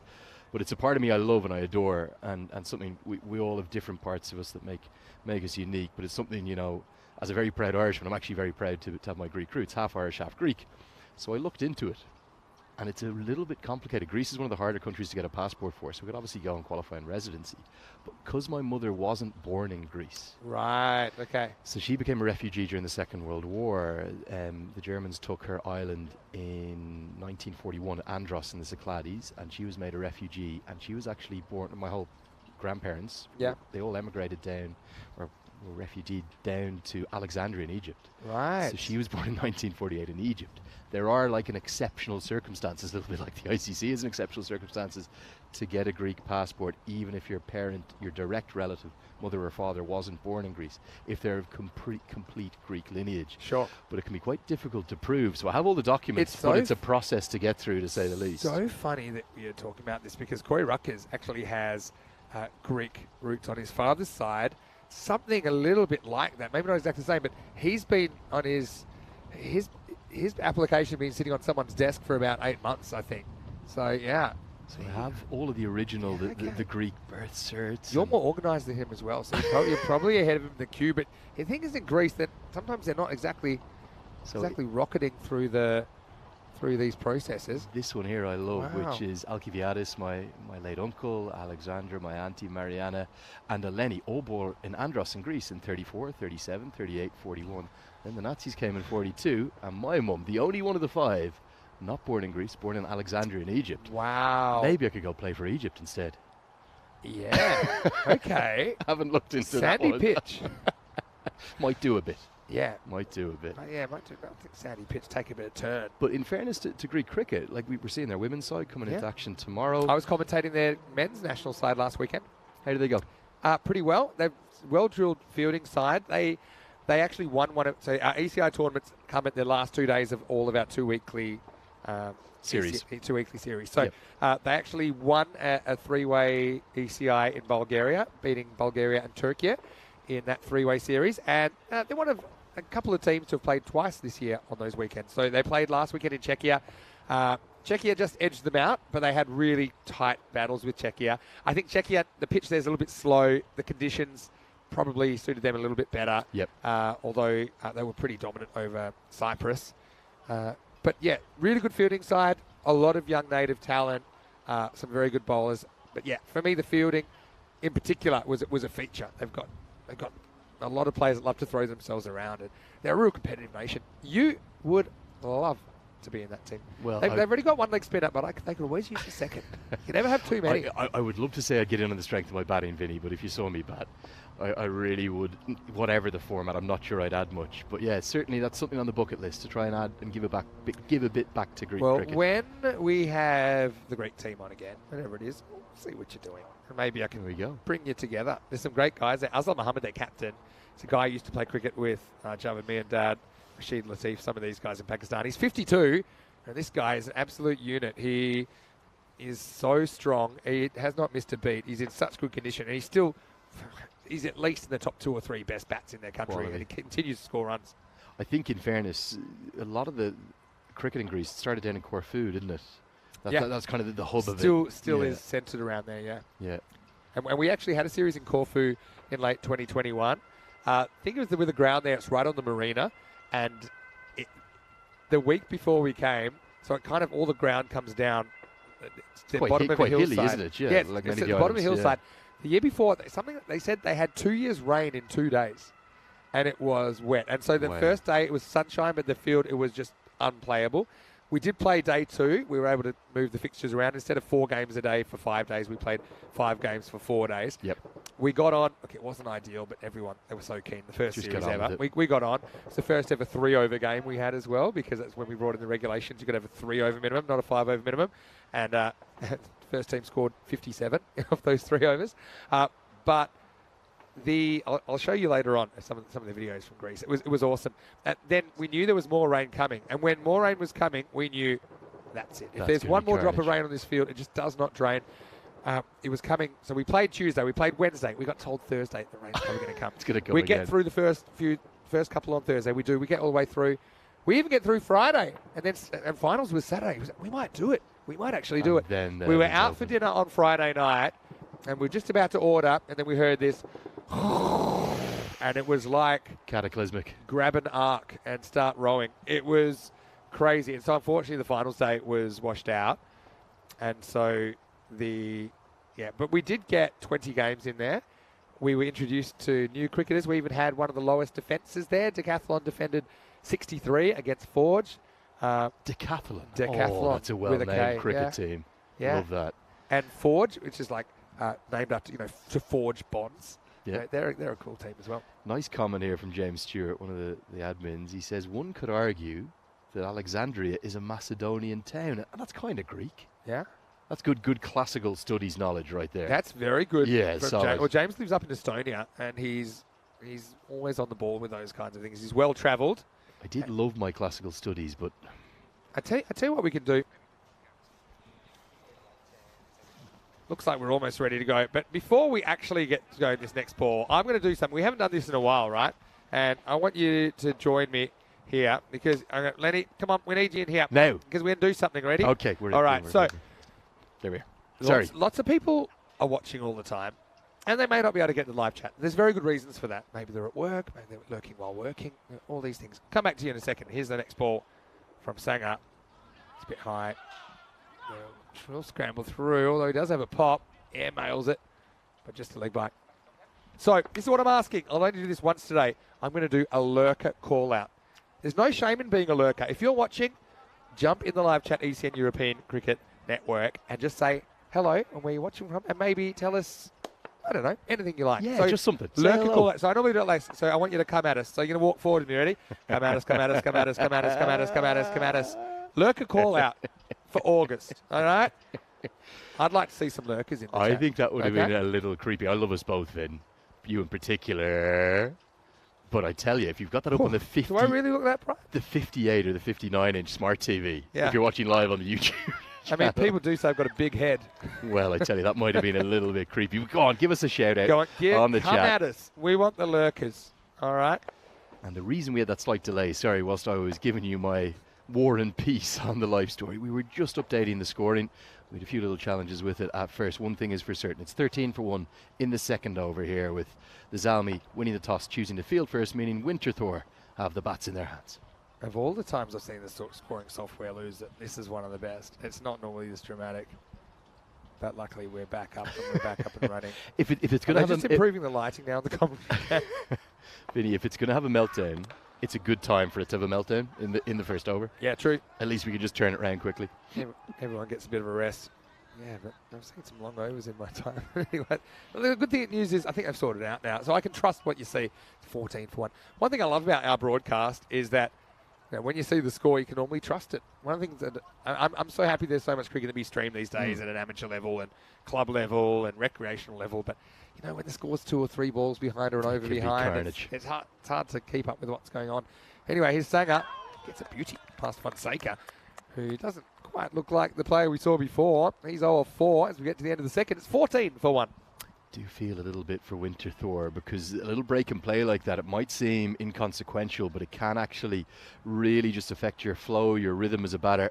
Sanger will be much happier with that over than the one in the previous context where he went the absolute distance, was put to the sword by the Zurich Nomads CC as they chased down 133 in just 6.3 overs. Sanger's figures 2 overs, none for 39. This is what we're playing for, Vinny. It's all about the top 5. You know what I like as well is that every single team that has played has a win. Yeah, I love and that. I'm sure Costa and Geneva that. will get some wins. So we're not going to have a situation where one team is just struggling. Remember, these are the top 11 sides that have qualified out of over 30 sides in Switzerland. So you expect them to be competitive. They have been very competitive so far. Here's Nasibullah Azizi in the third over. Cut away to point. They go on a tight one. This is gone for me. And I think Fonseca's going to go for a duck. Bats under the arm. He's already walking. Another fantastic bit of fielding from Pakhtoons Zalmi, creating a wicket. 2 wickets, 2 run-outs, and it's that classical position backward point that always causes confusion. You don't know which of the 2 batters it is that should be calling. They end up a little bit of a stutter step at start, particularly from the striker. You could see him there. He's only just gone out of shot, and the throw already comes in, and very clearly gone for all money. So the 2 wickets have both gone to run-outs. And this game, after Winterthur picking up their first win over Wettingen this morning, well, it has gone horribly wrong. It's going to take something special from Crispin Webb, who's going to come out to the crease now at number 4. Yeah, I think it's a good opportunity for Crispin to show what he can do. I've been impressed with his wicket-keeping so far. The issue here, Fonseca hesitates, but then he kind of basically legs it. But a good bit of fielding, good throw to the keeper. It was actually a clever throw because it was slightly to the keeper's side of the stumps. So if that throw is to the other side of the stumps, it's very difficult for the keeper to run past the stumps, go back and change direction. So pretty clever fielding, professional stuff from Pakhtoons Zalmi. Vinny, I want you to tell me more about that process that the 11 teams were decided here from. So you said there are 31 in all that were in the mix that could have been here. How do they decide those 11? I'm not sure exactly what it is, but it was basically based on their domestic performance. So here you've also, I think, once you get to this many teams, then you don't have everyone in the one competition anymore.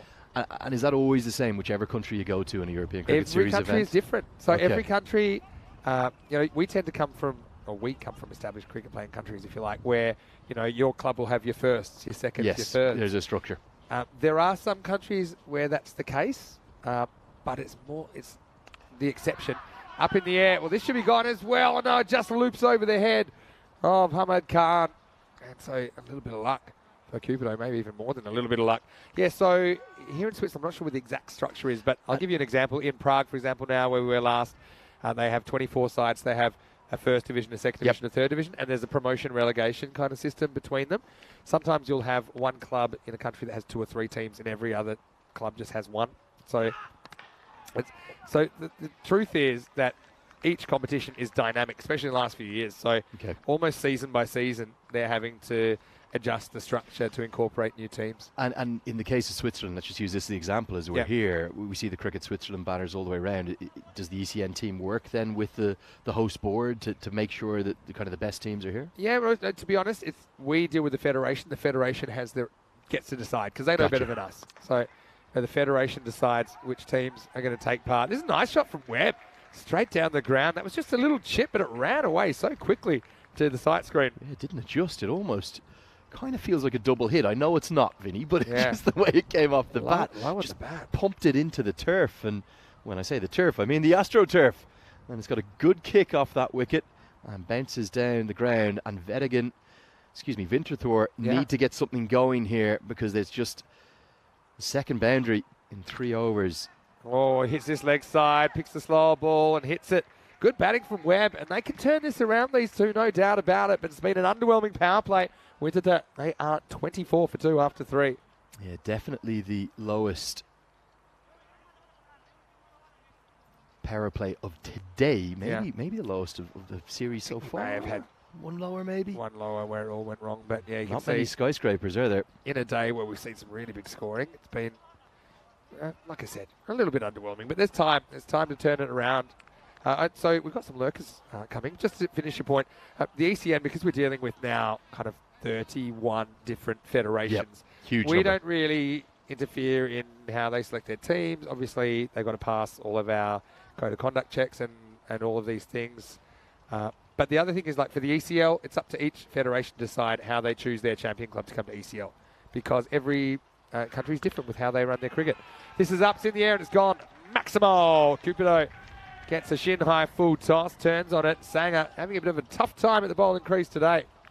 Well, this is a good strike and much more like it. We saw this in Winterthur's maiden victory here in the European Cricket Series as they picked up a win this morning. Grant Cupido, he looks very accomplished down the ground over that kind of long on region, seems to be his favourite zone. And the captain starting to lead the fight back, more like it. He sure is. Here's a comeback ball from Sanger. And it's a wide down leg side. So here's the lurkers. They've come. We asked for them. They have come. I want to say hello and namaste to Sajan Das from Nepal. Hello, Nepal viewers. I know that there's a lot of you out there. Hello, Sajan in particular. Thanks for chiming in. Hello to Sardar, who's watching from Canada. Shazir Malik is watching from Bradford. Nick Devonshire saying he always lurks because he watches on the TV. Well, hello to you once again, Nick D. Cut shot. It should be cut off in the deep. It'll just be a single. So also, I want to say hello to James. He's not really lurking, but he's given the lurking emoji in there. That's the lurking emoji, the 2 eyes just kind of creeping around the corner. Taunay is watching from Zimbabwe. Kersley Corder, hello from Switzerland, which is that he was playing, but lurking will have to do. Well, Kersley, hopefully we see you here at some point while we're here in this beautiful country. Hello to Craig Elements as well, saying it's overcast in Coventry. I have been to Coventry, actually. Off the pad. Yeah, he won't fall for it. He is a character, isn't he, Harry He's Sanger? lucky this doesn't bowl him, actually. Look, because he hits the back pad. Yeah, easily could have flicked the stump, but look at Sanger. He's given it the kind of almost celeb appeal. Yeah. He's definitely something else, is our Arif Sanger. 19 years old. As soon as he turned around, the umpire was already shaking his head. That's where you just got to give him a little wink going, don't worry, I knew it wasn't out. But when I do actually appeal, I want it. All right, it's high in the air. Sanger's going to have to do it himself. He has to run a long way to get there. No, it goes all the way with the wind.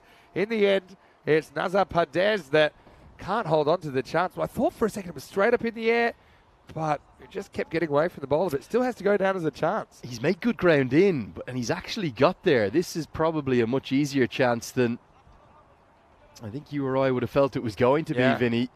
And in the end, I think he should have held that. Yeah. Not easy with the wind. Blowing towards him, even though the wind starting and stopping, but it just seemed to continue to travel. Close, but I think it's just missing. Just missing now that batter panics and goes for a run. The little things that I see all the time. Whenever batters are hitting the pads, we have lots of run-outs because They always watch the appeal. and they're trying to act cool like they're not worried about the LB, but of course they're worried about the LBW. And the amount of run-outs we see, you guys just dawdling outside the crease. Just quickly finishing on the lurkers. Yeah, just Craig, who's watching from commentary, saying he's loving the high-scoring matches. Seeing some proper batters on show today. Islamic TV watching from Switzerland. Hello to you as well. And Sada asking, what's the fee to watch the games on the ground? Well, you like this answer. Full toss, miss hit into the ground. And so a dot ball to finish the fourth. The score is 33 for 2. So Sada, no, it's free to come and watch almost everywhere if you are in the area, though. For ECC, ECL, and we have got some decent crowds. There's a few little things. I mean, I think parking's like €2 or something, but we want to get people in there. We want people to enjoy the festival atmosphere. We have good crowds because I think over 2,000 Spanish kids there have now been involved in the cricket school project, which is run by some really great coaches and some great individuals. So, yeah, it's not really a profit-making venture in that sense. It's really about spreading the word and spreading cricket to new destinations. Hello to Sharon Whitehouse, watching from PE, from Port Elizabeth in South Africa. Hello, Sharon, how are you? And thanks once again to all the lurkers that heeded our call-out. Okay, now, let's get back into the cricket. Hediatullah Shinwari to bowl over number 5. Short and completely mistimed by Webb. Vinny, I reckon this is the first time I've seen the projected scores, all 3 of them, in single digits. Excuse me, double digits, not single digits, double digits. I've seen that too. No, but like through this tournament, that's how good the ball striking has been. No ball. Maybe this is how they can turn it around because Shinwari just get a bit of unwanted outswing there and it lands on that forbidden rim. That is where you cannot go. Yeah. Got to make sure you keep it on the light green. That dark green is a no-go zone. Free hit then. And he does hit it. And it's long enough. Maximo Crispin turns it on. Had the immunity cloak, and he wasn't afraid to use it. That would have knocked all 3 stumps out of the ground, but instead, it's out of the ground. Yeah, nice stroke. Gets it all the way for 6 over a deep square leg. Doesn't have the same power, does he? Crispin Webb as his captain at the non-strikers end, Cupido, but equally as effective here.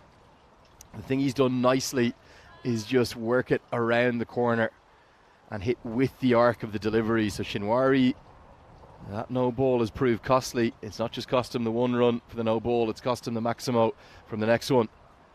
And that projected score now moving up toward 3 digits instead. This might have been a wide touch and go, but hits the end of the bat. But yeah, thanks so much, all the lurkers. And we're so happy that we've got people from all around the world tuning in. I know it's a bit early for random questions. It's match 4, but you can ask us anything anytime as well. If there's any issues you want to talk about in cricket or outside cricket, we're here to keep you company as well as entertain you. Here in day 4, short. It seems to be a bit of a tactic. Oh, it's good for 4. I don't know what happened there. He was running in treacle. 2 fielders went at each other. The ball splits them, doesn't it? Doesn't it in the end? And yeah, you can see there just miscommunication. After you, sir. No, after you. It was a bit of a left-right 1-2 step. They were a bit concerned about the collision, I think, Vinny Sandhu. Yeah. And instead, they've ended up both just really escorting it to the rope. It was like square dancing gone wrong out there, really. The 1 step, the 2 step. Yeah, 3-step 4. Anyway, the next one is up. It's in the air, and again, it's towards the fielder. This time it is handled by Moa's butt. And hurls it in. Come on, Winterthur, get into this contest. The thing is, we sometimes have a different perspective on things. And for me, I don't have a problem with commentators favouring one team or another. It's all about disclosure and honesty. Just be honest, okay? Well, it's going to be a wide, I think. Because for me, it passes the stumps before it bounces. But we'll wait and see. I think they get back for a couple of extras. Let's have a look. Yes, it's called a wide. Well done. Officials getting that right first up. Yeah, the reason this is given as a wide, it's pitched after the stumps. In fact, after the entire artificial pitch that we're playing on. So even though it would have been to the side of the wicket and a no ball, instead it's a wide. No free hit incoming. Yeah, there's a rule that you know very well now. Anyway, this one never swings. It just goes straight into the legs of Cupido. It turns on it.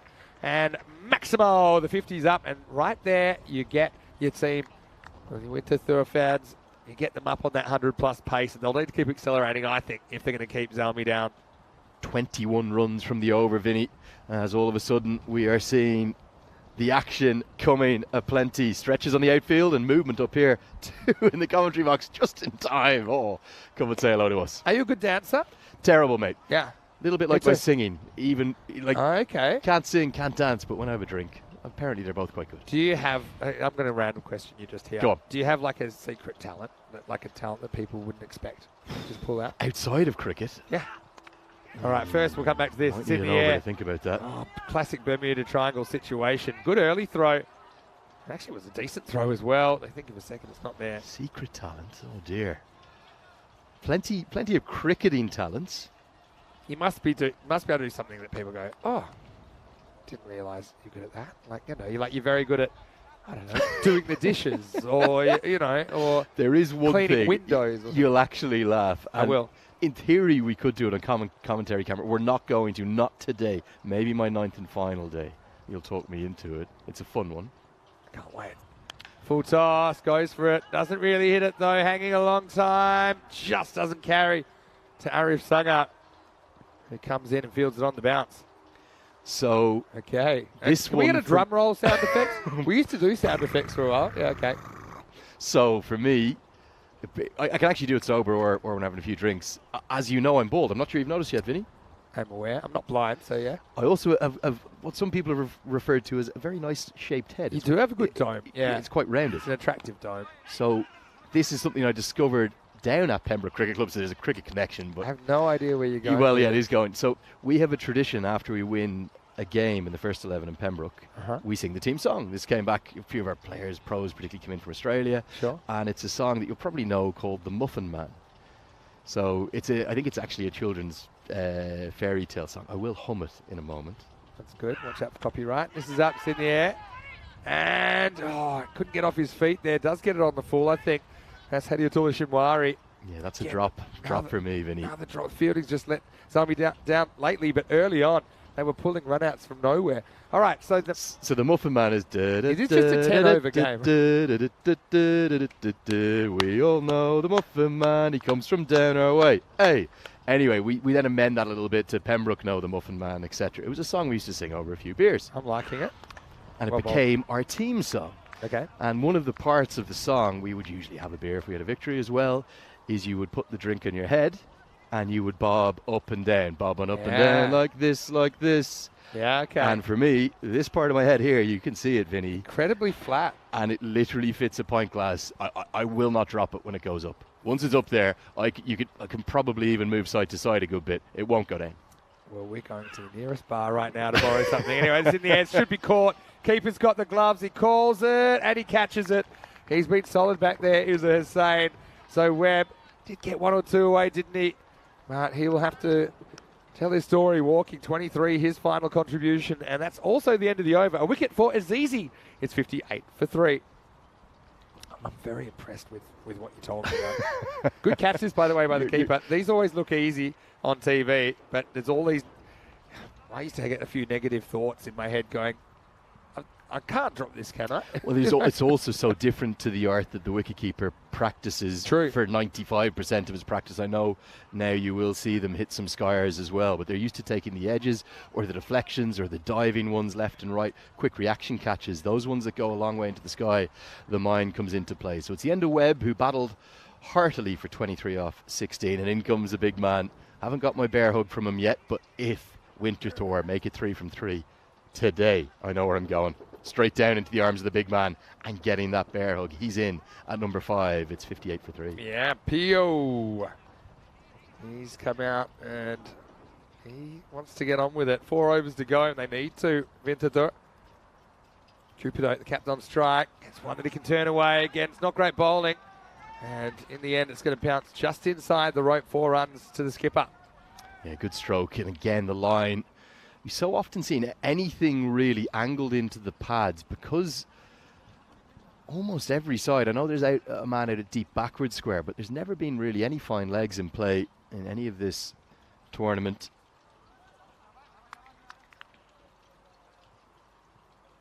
Had a question in the chat about where we are. We're in St Gallen.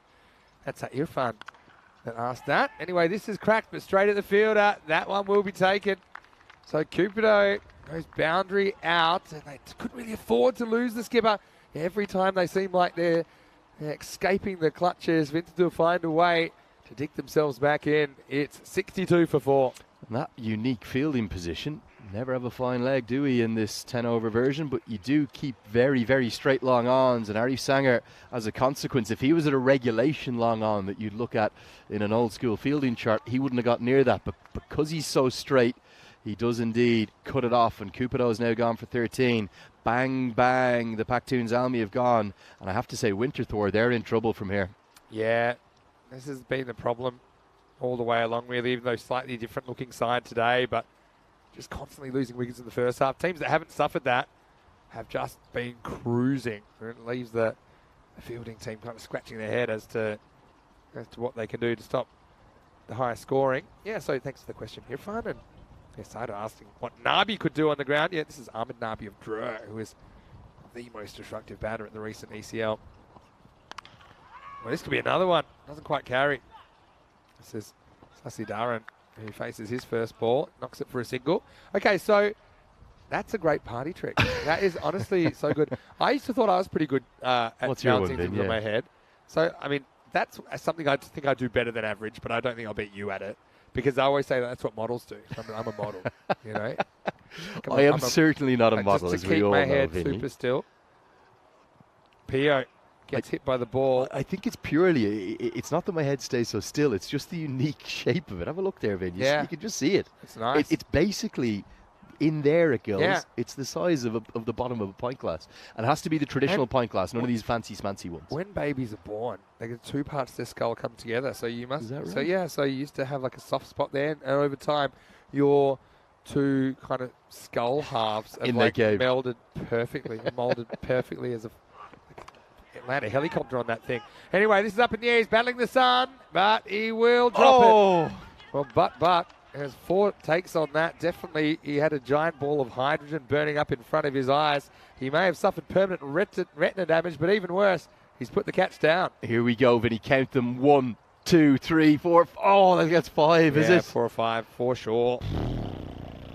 That could have been taken, Vinny. It should have been. I know it's difficult with the sun up there that's come back and parted the heavens, but a moment of life for Pio.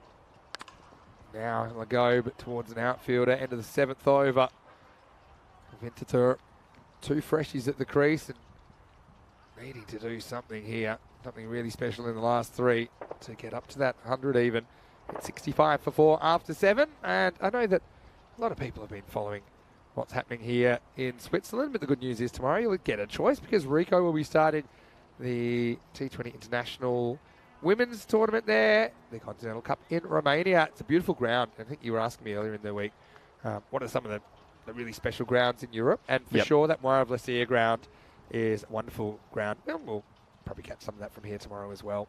So tune in. And Rico's starting even earlier, 6 a.m. GMT, 8 o'clock Central Europe, 11:30 p.m. in India. So it's Vinny, 11:45 IST. in Nepal. Oh, in Nepal. Is it 15 minutes ahead? The 15-minute difference. Of India, is that right? It is unique. I still have never quite got the answer to exactly why. I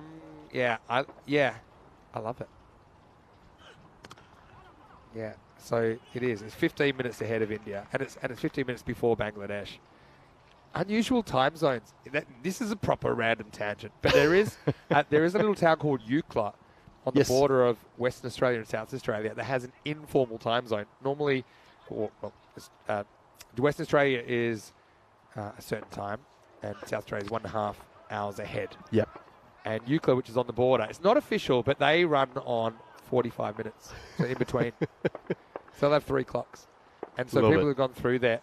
I've never actually driven from Sydney to Perth, but it's on the drive. Well, I have driven. Yeah, have you? From Melbourne to Perth. Okay. I drove across the Nullarbor back in 2000 let me get this right. Sorry, 2010. Okay. And it was quite extraordinary. They had a couple of claims on that road because obviously it's a very vacant bit of space. Not many humans floating around. They claimed that one of the roads was the longest perfectly straight road in the 90 world. miles, 144 kilometres. Yeah. Yeah. And they also claimed they had the smallest town in the world, which had a population of 3, but they then had all of the different animals that were there. And there was like a list. Yeah. It was like Yeah. humans 3, budgies 9, Nice. sheep 4,000. Like it was quite entertaining. You missed the bit on the East Coast where they have the big stuff, you know? Oh, the big banana. The big banana, the big marina. Coffs But Harbour, I'll is tell it? you around that. So that's around what they call the Nullarbor Plain, which is There's basically nothing. no man's land. I think the word means, well, obviously no trees. Nullarbor, nothing. Yeah. Null. Yeah. Yeah, Nullarbor. Yeah. Null, no, No arbor, trees. Yeah. There is nothing. the It's world's quite longest something. golf course. It's about 4,000 kilometres long. So you play a hole, You drive. get in the car, drive for 2 hours, get out, drive another, and you buy a scorecard and everything. All right, this is up. It's in the air. Is this carrying? It is not. Sanger. He's everywhere. Yeah, he is everywhere. Never seems to be at the drop of the ball at the moment. Yeah, that was certainly, Vinny, for me, as we get to the end of the 8th with the score 70 for 4, a unique experience. The extra thing about it, just to emphasise just how unique it was, there was 8 of us, Vinny. Yeah. So 8 of us were living together in the same house in Melbourne, and we decided we'd had enough of Melbourne to go to emigrate over to Perth for 6 months. So we Good thought idea. we'd take our Nissan Nomad, Okay. which was a little sort Fittingly of named. mini camper van. Sure. 7 blokes and 1 girl. The girl was my girlfriend and my 6 best mates. So it was certainly, I got a little bit of grief on that trip. Yeah, I can imagine. I think it's fair to say I got a lot of grief, and I was glad when the journey was over. I think we took about 2 weeks to drive it across. If you've ever seen the movie Wolf Creek, you'll be lucky that you made it alive anyway. We Oh did no, we've got watch a it. big problem, but he's got it at the wrong end, and now even P.O. should get to the other end. Or Willie has to hustle, but gets there. This is a good old-fashioned mix-up. Have a look at this. P.O. gives him the cold shoulder. And still the ball went to his end. It would have been out. The keeper is... He's incandescent. He is incandescent. But he's more... He is the headlights, deer in the headlights. And really... Vinny, you could give me a bit of stick for the commentator's curse today. I said I thought we were going to have a record-setting day in terms of run rate. This Winterthur innings just not getting going. Sluggish, but who knows? Maybe Pakhtoons Army can have an underwhelming... Oh, wow, okay. Well, we've seen the bat plug. Now, everyone The come and knee. roll up for the knee plug. Well, the Simon Jones incident immediately comes to mind, doesn't it? Look away now if you're squeamish. Oh, it's a big divot, and he's gone back and replaced the turf. Yeah, repair your divots. Golf course etiquette. We were just talking about golf as well. By the Most way, importantly, he's all right, Vinny. I overstated a bit. The Nullarbor Links Golf Course, it spans 1,365 kilometres with 1 hole in each participating town or roadhouse along the air highway. Love it. I'll tell you other things I've seen. Oh, Pio drops the bat this time, but gets through for the single. So I've seen guys, like a couple of guys, like for YouTube, play a tennis match, but every point's on a different court. So they'll play a tennis match here, and then they'll drive for like an hour. It'll be 15 love. They'll get it. They get all the stuff on. They'll play another point, go, and they'll play a whole match, and they'll get like 2,000 miles or something. There's to play this tennis match. one thing is for certain, Vinny. Australians, they've got too much time in their hands. I think they were American. They're Americans. Oh, they're Aussies as well. Yeah, but Oh, maybe. I dear. can't remember. But yeah, it's only about as crazy as our European cricket marathon we're playing at the moment anyway. Looking forward to that. The more I thought about that after you told me on air last night, I think you've got a real chance to make. I know all the stuff you do makes a difference, but a real chance to get a good press Yeah. splash with that. The Woodstock of cricket. I like the Glastonbury. With clothes, I think. Woodstock's old hat, Yeah. mate. It's all like Yeah, that's Glastonbury true. these days. Not the Woodstock 99 of cricket, hopefully. Anyway, this is driven down to long off, and it'll just be a single. James asking, will Rico get Ramesh in as a guest commentator? Well, every chance, James. Depends who's around. I know that in Romania, they're really excited for the Continental Cups, both of them, the women's and then the men's, which follows in a couple of weeks. But yeah, we'll have to see, won't we? Well, one more question as well. We're not going to have an answer to this, I don't think, Vinny, True. but you can give an approximation. Can we Kelsey try? Corder asking, when will the next ECS Switzerland take place? I think given the success of this, I know we're only 4 days in, surely you guys are going to have to come back again soon. Pretty presumptuous, though, to think we'll come back. It's like just it's a first date in 3 years. Should we do these? No, Kelsey, we are planning to come back. But then the other thing is it's a bit more complicated than that as well. I'll tell you why in a minute. 79 for 4 after 9. One of the reasons is the availability of the ground. Of this ground, do you Yeah. mean, or just any ground? Of this ground in particular, which is normally Yeah. where we hold the ECS here. But let me see what we got. So, yeah, that's going well. Okay, so it's in the calendar next year. I just think it's such a great facility, Vinny. I know you have to do a lot of work, like any pop-up stadium, as I described it as the other day. Can I just emphasise that this is a draft schedule because this is over a year away, but it is scheduled to be 2 weeks starting Monday, August 26th, 2024. There you go. Subject to change, okay? 1,000 asterisks. Oh, on the that. bat's gone. Oh, The keeper's got it. how did it go backwards? And then The keeper's got it. Was it a drop chance as well, Vinny? I was watching the bat. I wasn't watching the ball. I tell you what the keeper does here. He tries to get the batter out hit wicket by pointing his bat into the stumps. Look at Izza. He says here, and look. Hey! No, he's trying to run him out with the bat. Oh, that was brilliant. He's like a hit keeper. Anyway, Pio. Oh, no. It's well fielded by his partner. Oh, Winterthur, they were giddy with their own success, weren't they? And right now they're finding it hard to get going. Only 80 with 4 balls remaining. Well, yeah, all happening here. The bats are flying into the air, and now the batter is getting in the way of the non-striker set to go with it. Just 4 deliveries left, Vinny. And Pio just can't get anything going. That's going to be given out. I think it's just flicked the pad on the way through. I don't know how it missed the stumps. Yeah, it's back foot, and Pio really shouldn't have been on strike here. Yeah, for me it's good enough. It's probably hitting him the inside of leg stump. Hard to see that missing. Pio wasn't really impacting things the way he wanted anyway. That one doesn't give it justice. Yeah, this is the angle here, Vinny. I just wonder, was it flirting with going down the leg side? Maybe not. Maybe not. Thing is, actually, where it hit, see, take your point, but actually where it hits him there, it's umpire's call for me. We've had a lot of those, haven't we? Umpire's call. I mean, you can't say one way or the other, to be honest. It just wasn't happening for Pio out there. But this guy, he will swing like a rusty gate. This is Tanan Kanagasabapati. We actually even saw him opening the batting the other day. And he can swing the bat. I'm telling you that much. What we've also seen from Winterthur, the teams are always kind enough to give us their lists in a projected order. He's been pulled down. He was expected in at number 5. Yeah. And Thanasayan has a chance to impact with just 3 balls left. Well, Get a free hit, won't he? Good swing. Well, He might not. Might need to do anything at the moment. Sassi Dharan calls him through. No ball plus 1 by. It is unfortunate that will be a ball he's faced with strike rate. He could end up with none off 1. Exactly. This no balls off the pitch is not a good rule. I wouldn't have it as a rule. I just call them wides. I'd only call them no balls if they're hit or they hit the stumps. Yeah, fair. Yeah, you know what I mean? Strike rate killers. There's another one. Back Go to on, back. get it back. I like the way that they're still swinging at him though, because which is why good not? tactics. Yeah, why not? Absolutely good. You Nothing to lose. might have a 1 in 5 chance of hitting it because it could go anywhere. It's actually, if you're predicting the cut, I like the cut. He's asking for the wide, but he's going to get the no ball.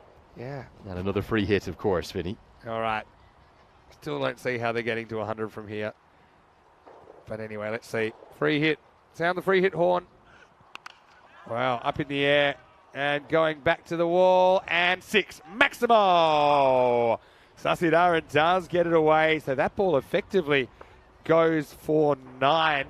Good counting, Vinny. Yeah, I'd use all my fingers almost. And he gets it just out of the ground. And the reason why, no ball going for a bye, which is equal to 2, the no ball for 1, and now the free hit going for 6. Just a little bit of late momentum. 2 deliveries left.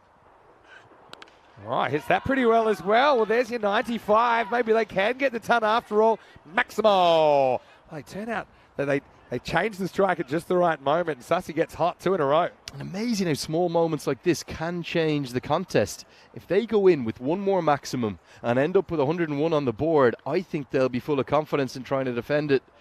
And it will certainly give them a winning squeak of a chance, and Pardes can't quite believe how this over has just turned so violently. 15 in effect from those 2 deliveries, and all of a sudden, maybe, just maybe, Winterthur is somehow going to get to that 100 marker. Even a 4 will set 100, and then you get Sanger early. Put the cat amongst the pigeons where they've been heavily reliant on him. So reliant on Sanger. Last ball then. Everyone strap yourselves in. This is a full toss drilled at the field. It does well, handles it quickly. And they're going to try for a 2. Well, they got about 1 1/4. But I do like the fact they're looking for it. In the end, it will be Sassy Darren that's run out, and they'll finish 96 for 6. I like the intent, right? But that's where you need to feign going for the second, get back in, get him to whip the bails off, and then run it when the stumps are broken. Not a bad idea. I think just everything happened so fast. It was all too there. quick, wasn't it? I think it's also with that one there, it's not, I mean, the bowler could easily fumble that take, you know, and so I think they just go for it no matter what. As it is, 96, a few more than they might have got, but still a few short of what they would have wanted, as Winterthur don't quite crack the triple digits here in the first half of match 19. Yeah, let's take a look at the best of the highlights from this first innings. It was just an innings that never really got going, did it? We saw a couple of big hits, but also 2 big run-outs. The first run from Shinwari and the second one from Nasibullah Aziz, and both of those were big moments in the game. That's the second one of them. Keeper did so well there, Isar Hussain, the captain, to get it back onto the stumps. And right now, I think we're looking at a situation with a very under par total, and one that is going to be difficult for the Winterthur team to defend. I'm hoping they're going to get up. I'm backing the boys from Winterthur. 96. I'm not sure it will be enough though. Less than 10 and over. There were a few attempted big hits, but Arif Sanger was everywhere. He took that catch straight down the ground, and then they were left reliant upon a boundary from the big man Pio da Silva. His only one. He could only muster 9 from 10 deliveries, but then this was the moment. A couple of sixes that just got things going over the head of Sanger, and then this one was even bigger. So in fact, this is going to be the run out from the very final delivery, as credit to Sai Sadaran, who was happy to run himself out in the vain attempt to get back for a second. So there we are. Let's take a look at the 2 cards. We'll start with the batting card.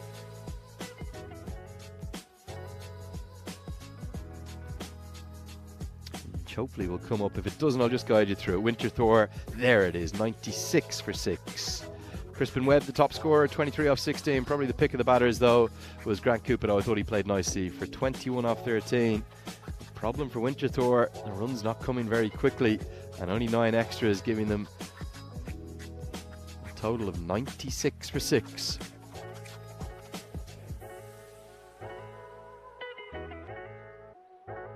And what about the bowling figures? We'll have a look here now. 3 wickets went to the bowlers. Plenty, though, went to the runouts. 3 of them in total. Azizi, Moaz Butt and Nazar Pardes with a wicket apiece. But I actually thought Sanger was the pick of the bowlers. 2 overs, none for 10, with some good full deliveries right into the block hole. Lovely to hear from everyone enjoying the coverage. We're going to be back with you with plenty more. Where to win this game number 4 of the day, game 19 in total, the Pakhtoons Almi. They will need 97 to win. We'll see you in less than 10 for the chase.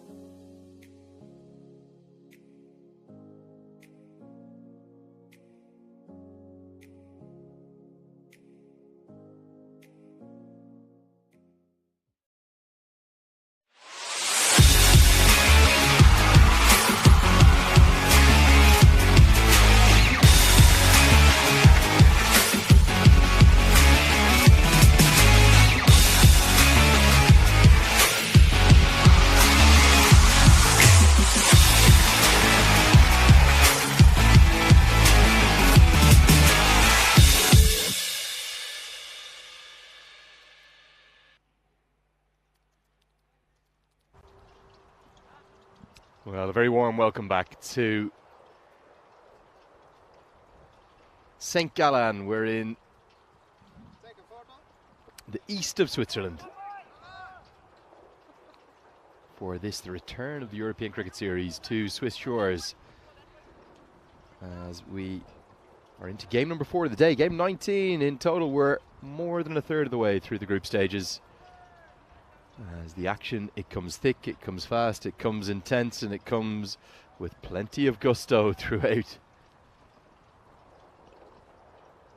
And even though it wasn't the highest total that we've seen so far today, Winterthur do have 96 runs on the board, and I wonder how much of this game is going to come down to the Ari Sanger factor. He's been in ridiculous form, and oh dear, we've had a clothesline from the umpire and a decent body contact too. I don't know if Vinny Sandhu predicts the future, but well, that was almost a complete clean out. He called it earlier, and there it was, right on cue. Oh, good body contact there. I had to get up the stairs quickly. I'm back. I knew it was on my bingo card. The old ECS umpire clothesline. Rear view mirror's not working.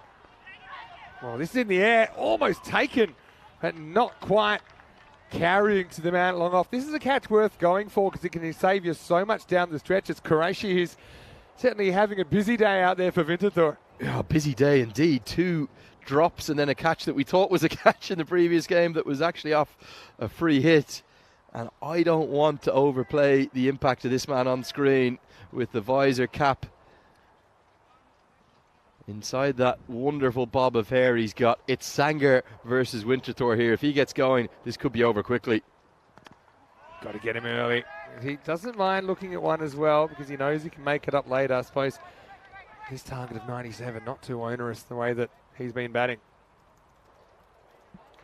Yeah, the old umpire clothesline. Trying to think of some other things that you haven't seen yet, which are fairly common. There haven't been that many misfields considering how good this ground is. And so I would say, like, the fielders here, like, they're doing a good job, but there's many countries where the fielders are about this level. Yep. But they're having to deal with highly unpredictable, completely different fields, conditions. and everyone's so quick to get stuck into them, saying, "Oh, how can you miss that?" You know. Yep. I still think put anyone out there, whoever you like. John T. Rhodes, A.B. de Villiers, doesn't matter. They'd be calling for the helmet. Anyway, this is cracked, and it's cracked to deep cover. That's where the 2 outfielders are. Interestingly for Sanger, they've put the 2 outfielders on the offside, so deep cover and long off. And I think that's all about to try and tempt him to hit across the line and play a shot that's a little bit less safe. So I actually think that's a good tactic. Also, I'm going to eat my hat here. I've been a bit critical about this right arm around the wicket angle, but Cupido has actually implemented it very cleverly in the last game and a half. True. And just that little shape away too. Gets a bit lucky here that he's saying doesn't want to do more with it because that pitches outside the leg stump. As soon as it pitches outside the leg stump, I think you've got the immunity to just swing away. There's not too many ways you can get out. Maybe a top edge straight up in the air, but a lot of those top edges also go for 4 or 6 behind you.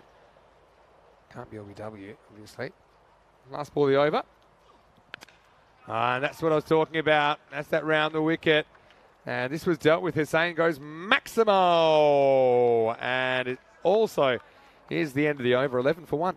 11 for none, I should say, after 1. Yeah, nicely picked up by the captain. He can certainly clear the ropes too. We saw that in the earlier game. 82 matches. The counter keeps ticking up, doesn't it? Since the golden ball. Not sure this contest is likely for it, Vinny, but then again, don't speak too soon. Things can surprise you. In a normal, I say normal, this was maybe a year or 2 ago. We used to say the 80s, the Grady 80s, they make for great games. Because I think back then, the scoring wasn't as heavy as it is now. So now I feel like this kind of 100 to 110 maybe is the golden ball zone. But then here, it's probably 2 points and over what's the normal ECS. So it feels like a 1 to 125, 130 sort of area.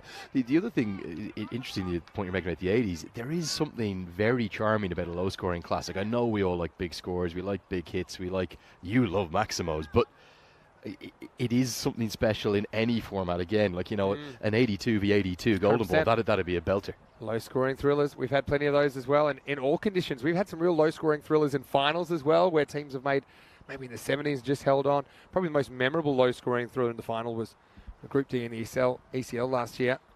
Was well bowled by Granagadagi, who just drops it into the block hole. Yeah, in that game was MSC Frankfurt, the German champions, who were favourites in the Group D final. They were playing Alby Zalmi of Sweden, who had scraped into 4th place, but then won the first 2 finals.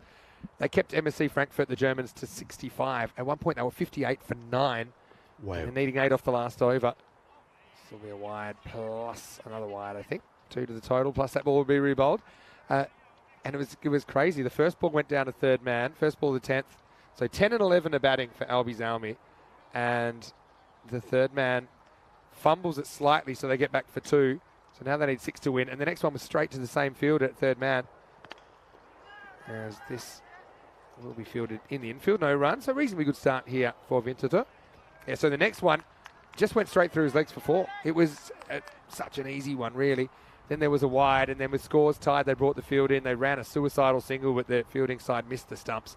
And I'll never forget all the Swedish flags coming onto the ground. It was an Swedish invasion, and that was a memorable low-scoring thriller. I think this might have hit. This is going to be 5, but what's it hit on the way through? Yeah, we don't see too many 5s here because we haven't seen too many overthrows. I wonder if this hit the bat. It's just a wild, wild throw. And, yeah, Crispin, behind those sunglasses, there's a pretty dirty look going on. Oh, that's a brilliant reaction. I'm calling that the reaction of the week thus far. Crispin Webb, I don't think disgusted does it justice. The stare. Wow. Almost the death stare, wasn't it? And it was Thanan Nasayan who's just got the wild throw out. Oof. And it's gone a long way wide. And everyone loves a 5. Sidearm misfire. He's not happy as Granagadagi. But anyway, this is up, and 5 and 6 pick-up sticks. Just like that, Zalmi away in the power play. Maximo, 24 now off just 10 balls. That's a big hit, it really is. Ari Sanger, Vinny, I love what you guys are doing, the European Cricket Network. This is not meant disparagingly. I would love to see him up the grades. Oh, yeah. I think he's got massive talent. Yeah, and that's what it's all about as well. Now, this is a cracking shot, and it's pretty much an orthodox shot through the covers as well. Keeps it all the way along the ground. So, yeah, this guy's got it all, doesn't he? And it's the swagger, too. It's the Sanger swagger. It's just a confidence. There's a quality that, well, really, this stands out for me. He's 19. You stick that into the mix. And I don't know, like I said, we'll try to get that checked if and when he may qualify for Switzerland. Surely they've got to be looking at this kid. I think you got to. Goes after this. Probably would have been a wide. Doesn't matter. Maximo Sanger. He's out of the corner now. He goes Maximo over the offside. Where do you bowl to him? You bowl it down into the leg side. He whips you around the corner. You give him width outside the off. He smashes you for 6. You bowl it a bit tighter. He goes through the covers. You just got to hope that the umpire clotheslines you. Maybe you don't have to finish your over. Anyway, with 2 overs in 34 without loss, Zalmi, they're lurking in 3rd spot at the moment. Believe it or not, if they can win this game, they actually go to the top of the table because they'll be up to 7 points. And somewhat astonishingly, they still have a negative net run rate at this stage. Sign that it's been up and down for quite a few of these teams. So Grant, the captain, Grant Cupido, is going to bring himself back for his 2nd over on the last over of the power play. Oh, good one. Yeah, beautiful Yorker. But I think for Winterthur here, excuse me, Vinny, if they don't get Sanger before the halfway stage, this game's over. The halfway stage might be the full-time stage. That's my point. He's that devastating a hitter. Little edge. It's going to go over the fielder in the circle. That's going to be 4. So Hussain. A bit more good luck than good management there, but still good result for Zalmi, who are in the box seat here in match 19. I've got a good one from Craig Element here in the chat. Why are overthrows called buzzers? Now, that's a bit of an English thing. I got to admit, I grew up in Australia. We didn't really use that term. Do you know why it is? I've got my theories. Why are overthrows called buzzers? All right, in the air. I feel like this is hanging long enough to get a play on it. Maybe, maybe not. Nope. It pitches just inside. Quattro caderas mas as Karanagadagi chases it, but all in vain. The score keeps climbing for Zalmi. Yeah, buzzers, I don't know the background of them, but I know for a fact that was always what we called them in Ireland. Yeah. And- It's a UK island thing. It may even come from the UK originally, although Regional dialect. it definitely, like, it was something that I can't explain if we're sitting watching the game. Oh, takes this off the stumps, but he's got the license, doesn't he, at the moment? Hussein actually laps Sanger now, and this partnership rapidly closing in on the half century. Again, yeah, it's a bit of a risk, isn't it? He goes straight. If he misses it, maybe there's a wicket there, but on this pitch, the batters aren't missing many. Yeah, not sure the off-cutter's the way to go. If he's trying to shape it away and force him to hit to the offside, the off-cutter's just going into the hitting arc, isn't it? Variation doesn't work, and Hussein's the one who's getting going. They're almost halfway there, Vinny. You've only faced 16 balls. There's pace on. This is up in the air. It's another teaser for Karuna Gadagi. He goes back, and this one goes even further. Maximo! And that does bring up the 50 and the 50 partnership here. And right now, Winterthur staring down the barrel. Well, it's really been a game of 2 innings, isn't it, Winterthur? We felt we're never even close to having enough on the board, and Sanger and Hussein are proving us ever so right. 54 the partnership worth off just 17 deliveries. This game, this could end in light speed time and a massive net run rate boost, not just the 2 points on the line for the Pakhtoons Army. They're still in the negs, Pakhtoons Army. Only because that last game, I think. 6 more, and 50 becomes 60 pretty quickly. Magical power play for PKZ. They are 60 without loss after 3. Yeah, the captain can't quite believe it, Kenny. He thinks he's doing everything right, but the problem is, even with it angling across, he's still able to drag it all the way for 6, and every single one of these power play overs is just swinging the game towards his Almy. Full disclosure. Yep. So only when I started travelling out of Australia that I heard the term buzzers. Buzzers, or hearing it on English commentary, right? Yeah. I didn't know if it was buzzers, like a buzzer, or whether it was a buzzard, which I think is some type of bird. A buzzard is a bird. It's like a bird of prey, yeah. Yeah, but I assumed it was called like buzzer because it's like something's going wrong and like an alarm would go off, like yeah. Oh, maybe. You know, yeah. I thought that's why maybe they're called buzzers. But if anyone knows the actual reason, I'd be happy to know. Yeah, I can only give the stories from my childhood of you're sitting with your teammates in whether it's an under 15 game or a Pembroke second 11 game, doesn't matter. You're sitting there, and as soon as there's even a chance of overthrows, someone on the bench is yelling buzzers with great delight. Yeah. And then if it actually comes to fruition, particularly if you end up with 5, they're the loudest cheers of the days. Here comes Fonseca with his left arm spin. I thought he's bowled nicely, and maybe this change of pace might just be able to affect things. I have loved the fact that Arif Sanger, in all of his innings, has shown us 2 or 3 times. It's almost as if to say, I can play any style you want. Yeah. There's the forward defence. You know what he Here's does? the cover drive. Picks his ball, he goes after. And when he does, he never goes by halves, does he? Exhibit A, because that is Banktown, USA. This guy can hit it so far. No, don't even bother looking for it. Maximal. Sanger goes large. Well, how big is that one? I tell you, we've got one of the main men up with us, Ali from St. Gallen CC. He's seen a lot of things. He measured it. He kindly walked out the previous one. What was it again, Ali? 106? 106 metres? 110, something like that. The old block and smash tactic from Sanger. This scores up at 66, and we're barely out of the power play. Fonseca, what's he do now? Pushes it through. Well, Ali reckons it was 120. I believe him. Such power. Yeah, Ali's spot on. I believe him. He's a special kid, isn't he? Yeah. I think often you think about those players that inspire you. You and I both spoke about Viv Richards, that swagger that he had that helped inspire us when we were younger. Something special about this Arif Sanger. It's hard again. Now it's going to take some stopping. Oh, I think it's going to be 4. Oh, well, when it's not going your way, it's not going your way. And we know that Winterthur is still at a game tonight, so you can't jump on the train just yet. But this is just a sign of how it's travelling. And then, you see it just... Yeah, going from bad to worse. Something, Vinny, you might have missed. I know you have all these records all the time. Yeah. Going with the volume of cricket you have. But it was 34 off the over that Sanger hit. That's earlier in the day. 5 6s and the 4. That's in there. That's up there. Just the 4th delivery slightly mistimed. Blocked the first one, remember? Remember? He actually did. Cost himself didn't he? And he also, at one point, Vinny, in that game, the score was 54 for none, Yeah. and Sanger had 53 of them.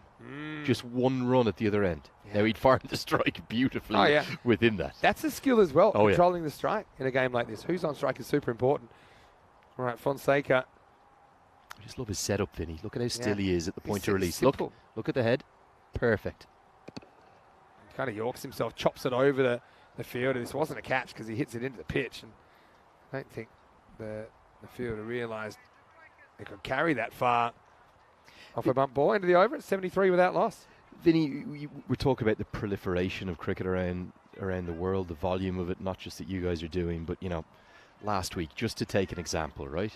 I was at the men's T20 World Cup qualifier for Europe that was going on at the same time as the men's T20 World Cup qualifier in EAP. Yes. At the same time, the Zim Afro T10 was going on in Harare, the first ever time that a T10 Zim Afro tournament's gone there. Then there was the MLC concluding in America. The GT20 had just started in Canada.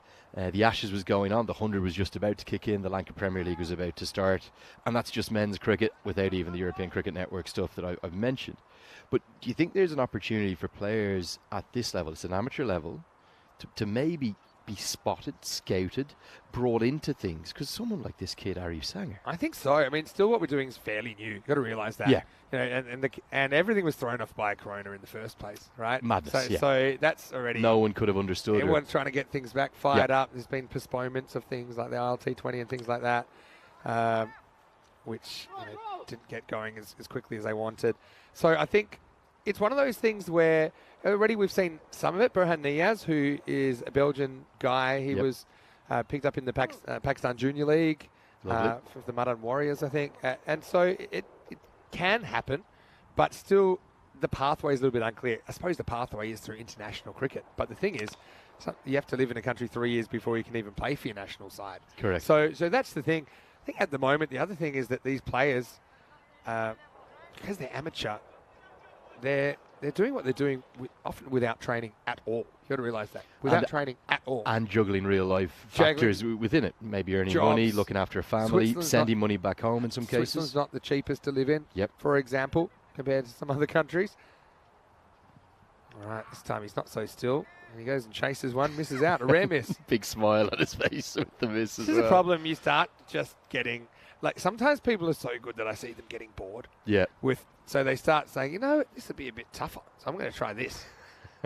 And it almost, because he could just stand still. You feel like he could stand still and just hit him on the roof all day. Yeah, absolutely. 75 the partnership here as we approach the halfway point. But that raw ability to hit them that far, it doesn't come along that often. True. This time he just stops his shot slightly as a slow ball holds up and he's gone. So well done to Winterthur. Sasi Dharan with a clever change of pace. You could just see how it fooled the batter there, Sangar. And a nice catch out there by Tanansai and Kanagasabapati, who just trots to his left and takes it with ease as we finally have a wicket. Something for Winterthur to celebrate. 75 for one. Yeah, he's still smiling, isn't he? Well, he's a bit young to call him an enigma, but there is something special about this youngster. Junigma, but he is. Oh, he's got something. And just 19 years of age, the first and only one. He's looking for a round of applause as well. He's unselfish. He's saying, look, one of you guys have a bat. Go on, one of you guys have a bat. Well, by his standards, Vinny, 30 off 15 at a strike rate of 200. Maybe not his biggest numbers, but again, impressed us, didn't he? If that's your bad day, then that's a good bad day. You're a pretty good player. Yeah, it's a very good bad day. I'd love to see, I don't know how to, I understand your points about the pathway and the sheer volume of cricket not only creates opportunities, it also presents challenges realistically for people to be even able to consume it, let alone engage with it, let alone scout it. It's not easy. Definitely. It's only so many hours in the day. Yeah, exactly. But what I would love to see as we get to the end of the fifth, the score 75 for one, is some kind of further steps whereby the best of leagues like this at an amateur level can get some kind of further opportunity and exposure, whether that's partnership with an English county, partnership with one of the franchise sides. I don't know what I'll tell you a be. few things about that in a moment. Just quickly, I want to give Sasi Dharan a shout out, 1 for 2 off that over after there'd been carnage before him. Izzat Zain remains on 43 and At the moment, 22 required off the last half of this game. It looks like Zalmi are going to cruise to victory. This is one way that some players have been identified, and it's more at not just identifying going to the professional game, but there's probably the middle step, which is playing more cricket on turf. Yep. So I know, for example, that linking teams from the continent with, say, teams from the Channel Islands, like teams from Jersey, Guernsey. Of course, we've had Hornchurch, the English club in the Essex League here this year, Forfs, CIYMS, and then the England 11, the Scotland 11, Ireland 11, national teams of the Channel Islands. Places where they do have a bit more of a... infrastructure. Yeah, cricket infrastructure to say, look, let's play some games against each other, like Austria Isle of Man recently. You know, so that's another way that they can improve their skills. This could be out, and it will be out. Nicely taken down there. Granagadagi takes the catch, and that's both openers gone in quick succession. It'll be a great turnaround if they can do it. Hussain, the next man to go for 43, and it's 75 for 2. It also, I think, goes to show us how different this game could have been if Winterthur could have got early wickets. They'll at least, even if it's not going to be enough to turn things around in this clash, they'll at least take some confidence into their final match today. They've got 3 in the day. They'll go back-to-back into the final game. That will be the end of Izhar Hussain. He's gone for 43 off 14. It's 75 for 2. I have seen teams win games from here as well. And probably the most dramatic surely not fall away I've seen was... Surely not. A team needed... This is Malmö in the south of Sweden against Helsingborg Royals. One team needed... So it was actually Malmö that... They had their captain cruising. They were 2 down. They needed 12 off the last 18 balls. And they proceeded to lose 8 wickets for 4, including... the last over when they needed 7 to win, they went wicket, 1 plus run out. It was only the second time we saw a double hat trick on the network, and they lost by 7 runs. Wow. So never say never. Just got to keep dealing with the batter in front of you. Having said that, in these conditions and with this batting lineup, I feel it's not going to happen. But I'm acutely aware. I'll give you another one. Our lowest score defended is 60. And that is the Prague Tigers. This was last year. I was going to ask you that earlier. That's the lowest ever 10-over score that you've seen defended. I'll show it. We've got the graphic, actually. Karina Karan coming on, and this will be one. Yeah, so they did this, and their first day, it wasn't their first game, it was their second game. It was the first day they'd ever been in the competition. Yep. They basically had 2 very strong batters. The rest, I think the tail started at 3, if I'm honest. They made 60, and we're going against a very experienced team, Prague Barbarians, and they just had an absolute barnstormer, kept the Barbarians to 34 for 8. And it was just one of those times that batters could not score. Well, no problems here for Saeed, who gets off the mark with a Maximo. And once again, stay away from the legs because it's not ending well. Yeah, that margin for error is so tight for a big, tall, fast bowler on a wicket like this. I feel a bit for Karunakaran because he hasn't done a huge amount wrong there. It's maybe only, 6 or 9 inches away from the direction it should be. But it's just gone onto his hip and it's swiveled around the corner. I have to have a quick word about these pads as well, Vinny. You love the light blue pads in contrast to maybe the official Zalmi pads, which have the lime and yellow. Express yourself. Express yourself. Actually, somehow goes quite well, doesn't it? Where the lime and yellow works with the light blue. I quite like it. Anyway, this one is taken off the tram line, just kind of heaved to Grant Cupido. Winterthur do have a win today, and they have another tough game coming up against the Nomads in the last game of the day. Well, you'd think if they could win that and pick up 2 from 3 on the day, that would be a very successful day for Winterthur. Oh, yeah. If you can beat the Nomads, the way the Nomads are going, they'll be walking on sunshine when they leave tonight. Here's the last ball of the over. Chip down, and wow, it gets a lot of power on that. Maximo Hamdard takes them up into their 90s, but not looking nervous here, Zalmi, as they close in on the target. End of the over, 90 for 2. Let's have a look at what's coming up next then. We can have a look at the 2 teams and the toss news.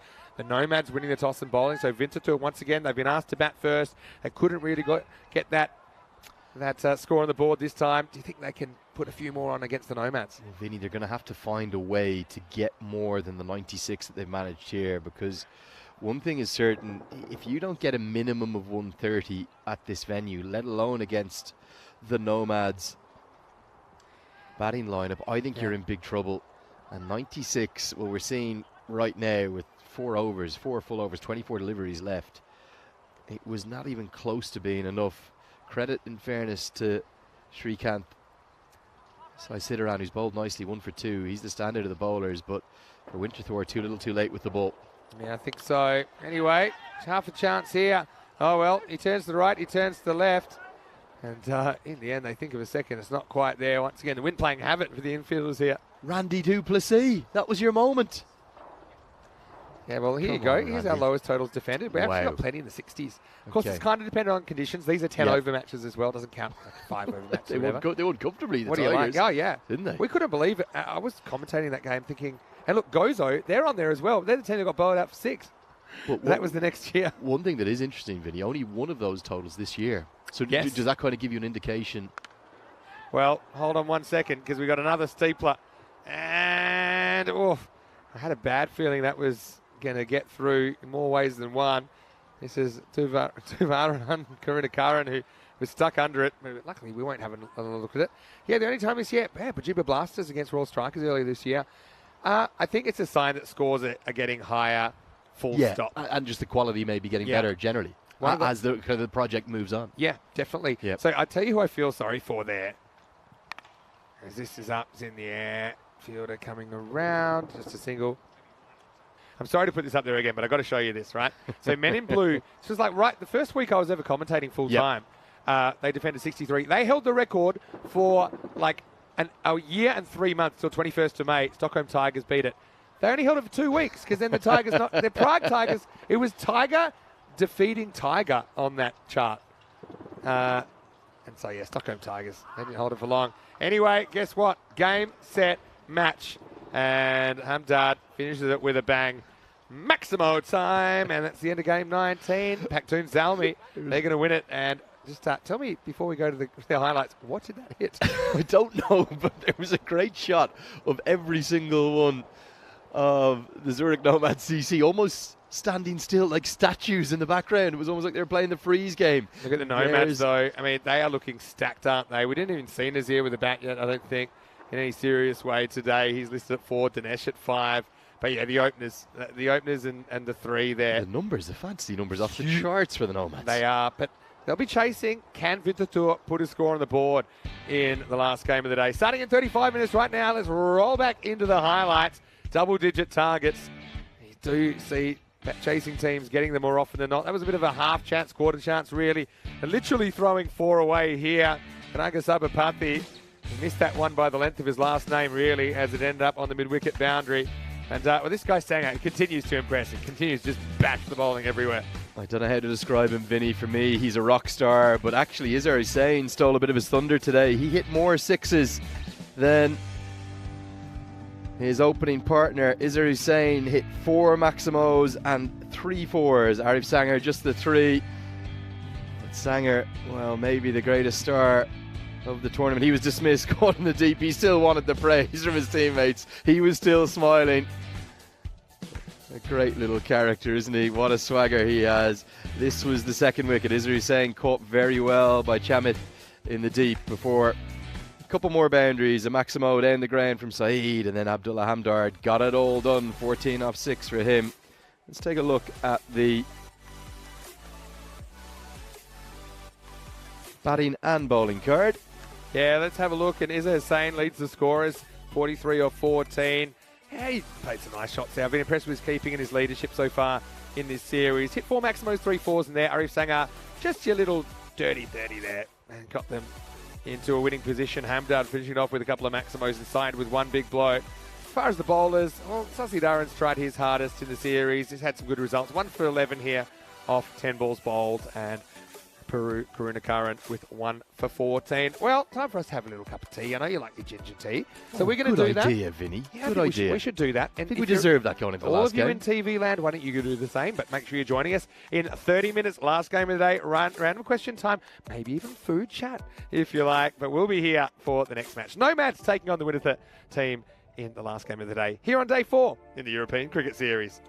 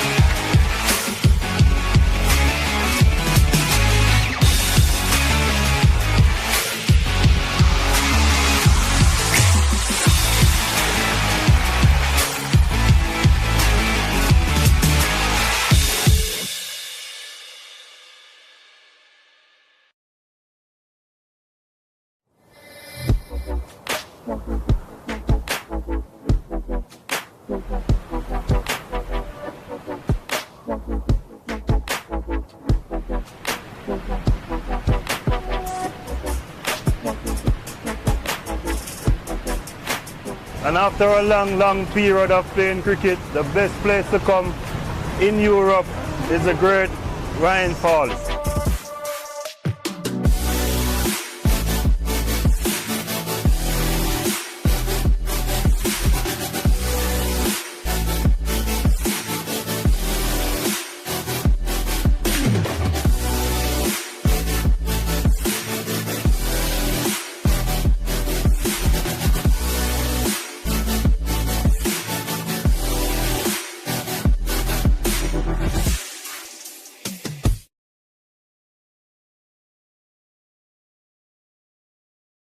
Welcome back to St Gallen. Time for the last game of the day here on day 4. So match 20 is to come. The Nomads, they've really gotten moving today, haven't they? Climbing up that ladder. They have Winterthur in their sights in match number 20. Now we do have a special coin toss guest here with Tara and Peters. We have Martin Boulon, who's responsible for the maintenance of all these grounds here at St Gallen, the Grundamos Stadium. It looks fantastic right now. Martin's going to toss the coin. And right now we also have the 2 captains there from the Nomads and Winterthur. Let's see what happens. Martin's going to toss. And it's Grant to call. Mid. Heads is the call and it's a tail. Are you going to have a ball? Yes. Back to you, Vinny. So it is Azim Nazir that wins the toss. He's been pretty lucky on the tosser today, the Nomad skipper, and he's elected to bowl first. They want to chase. They certainly have done that very, very well so far. They're big guns of fight. Hassan Ahmed, the first game they played. Fahim Nazir, the second game they played, really looking so strong. But first, Winterthur, they're going to have to do something with the bat. They just couldn't find the runs. They couldn't find the boundaries as frequently as they wanted in that last game. So look, it's a tough one for Winterthur for sure, but having said that, we know that things can turn around very quickly here in the European Cricket Series. Once again, big thank you to Martin for his assistance. And once again, these grounds are looking beautiful right now. Here's another beautiful man who'll take you to the first ball, Andrew Leonard. Well, we know that he can balance all kinds of objects on his bald head. He can also call a cricket match. Time for the last game of the day, Andrew. And the news from the toss, the Nomads winning the toss and fielding. Well, thank you, Vinny. I'm not sure I'll ever get an introduction like that anywhere else in the world. And not all sorts of things I can balance on my head, mainly just a pint glass or a bottle, I suppose, too. You're very welcome along to the coverage. Great to have you with us. Here are the 2 teams. It's game number 20. How has time flied? I've been with you for 3 of the 4 days. I've enjoyed what is now going to be my 15th game of 10 over cricket. The Zurich Nomads 2-2, probably favourites against Winterthur given the scale of their defeat in the last game. Winterthur are now 1-3. Remember, with the top 5 qualifying, this game feels like it has a huge amount on the line, and the supercomputer really fancies the Nomads. We have them as favourites up here in the box too. Maybe slightly more realistic score as the supercomputer kicking into life. They're expecting 91 or something in that vicinity from Winterthur. It's going to be Fahim Nazir to open the bowling, with Chamith Karnagodagaj, who will open the batting alongside the captain Grant Cupido, who's at the non-striker's end. We're just waiting for the clock to tick over to 4:45 p.m. local time, and we will be all set to go then. After what's been a really entertaining day of action, I have to say. I've so enjoyed watching all the teams we've seen in action. In the very first game of the morning, we saw the Nomads picking up their first win, beating Wettingen by 29 runs. And then Winterthur, they also beat Wettingen by only just 12 runs. Then 2 comprehensive victories, the Nomads clattering the Pakhtoons Almi. That was a bit of an upset. Fahim Nazir, the man with the ball in his hand, he made 77 off 24. And then in the 4th game of the day, the Pakhtoons Almi were comfortable victors over Winterthur, who have a chance to make immediate amends, as it's the keeper Jawad Dinesh who not only runs after that one, but very nearly creates a run-out opportunity as well. But instead, it will be a couple of runs to the total, given his leg buys correctly, just thudding off the pad. Yeah, you think the Zurich Nomads certainly have what you would describe as maybe the best opening partnership in the tournament. You This time it skews off the inside edge, not where he intended. Will be a single.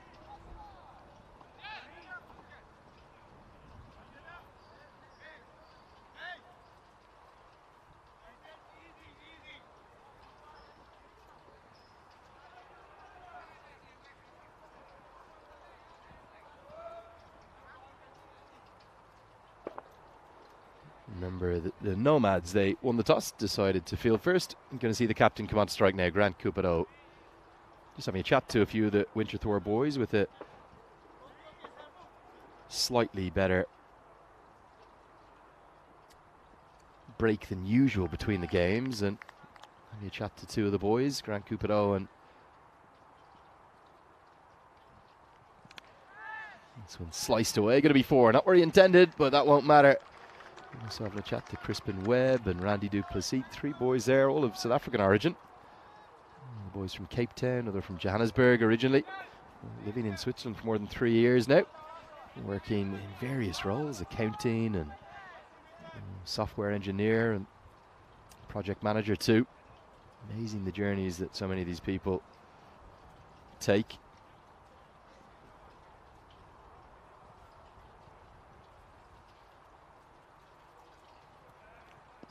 Thuds into the pad, full straight. Oh, he's not played a shot at this, and this is close.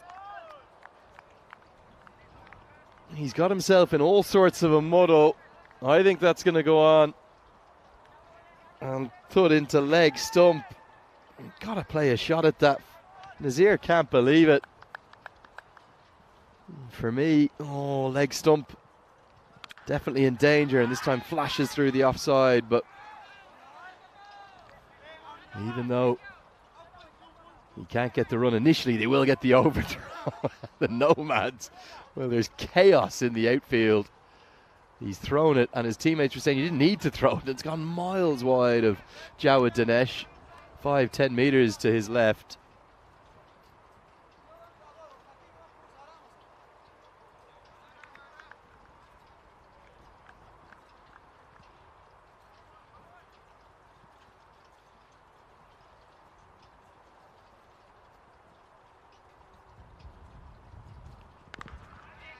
Back on the money, very well bowled.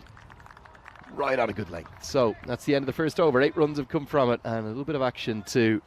Could well have had the first wicket, but the LBW appeal was turned down. So as we're into the final game of today, let's take a look forward to tomorrow. Not what's going on here in St. Gallen in Switzerland, but no, across in Romania. This is going to be the Continental Cup for the women's game. You're going to see 3 matches tomorrow. I think it's 3 matches each of the 3 days. T20Is, of course, remember.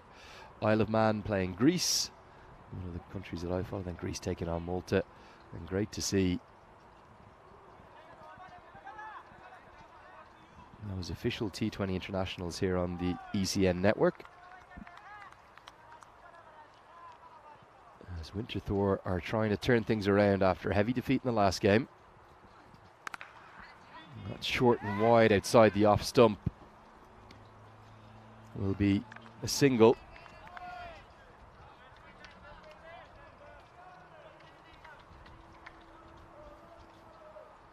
And the pick of the bowlers for the Nomads in their previous contest has the ball in his hand now.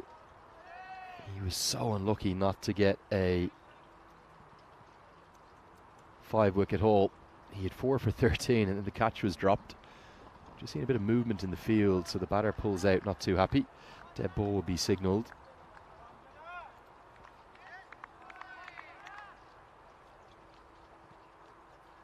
Yeah, 4 for 21 he ended up with, the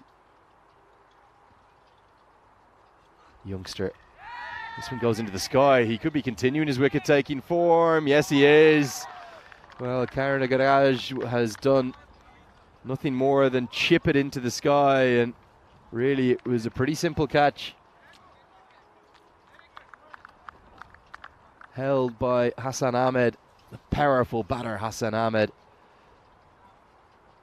Little off cutter, wasn't it? Clever bowling from Amjad Ahmed. And believe it or not, he's just 17 years of age, so another one of the youngsters to watch for the future. Another one of the players here with Afghan origin as well. Such fascinating journeys and inspiring journeys that we're seeing these cricketers take, coming from all over the world to play, many of whom playing in their adopted countries, of course, as it will be Amal Fonseca, who's the player of the match in the morning game where Winterthur picked up their first victory.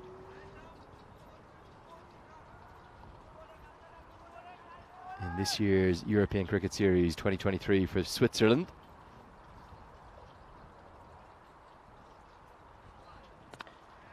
Just starts with a little cutter, which can't be squeezed out. I think the way in which the Nomads have gone about it here in their second day of appearances. They were playing on the opening day of the tournament where Vinny Sandhu was guiding you through the action solo. Good take down the leg side by Jawad Dinesh. I think the way they've gone about it today, they're trying to make a statement that they are not just wanting to get back into playoff contention, but they want to show the other sides that they are here to compete for that top spot. They'd probably have to win out. They've already lost 2 games on that opening day, but looking in good shape to make it 3 wins on the bounce. With each team playing 10 games, we will get a look at the points table in a moment. Wonder, could 8 wins and 2 losses be good enough to challenge for first place? There are still some unbeaten sides, so that's what makes it all the more difficult for Zurich Nomads. Alton still without a defeat. St. Gallen on their home turf have been outstanding too. That's right into the block hole, but again, I think Winterthur just getting into a little bit of bother in terms of their approach. It's a full toss, you've got to throw everything at it, but he's really just trying to punch it into the gap, maybe pick up a single at best. They need boundaries in the power play. They're just not coming. Top ball stacking up. Great credit to Amjad Ahmed. He's maybe been the bowler of the day, in fact.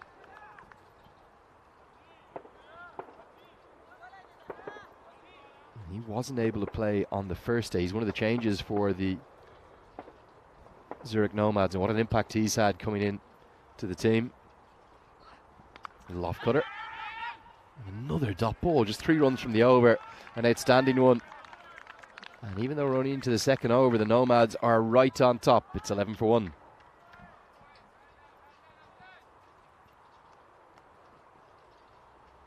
So here is that points table, just talking about it there. So still no sign of Cossonay or Geneva starting their campaigns yet, but that's something we knew with the schedule that was in place. And probably the pick of the teams thus far. Alton, 3 from 3 on the opening day, was really impressed with Wettingen on day 1, but they struggled today. St. Gallen have been in good form, but maybe the Nomads are going to be one of those ones that will surge into contention.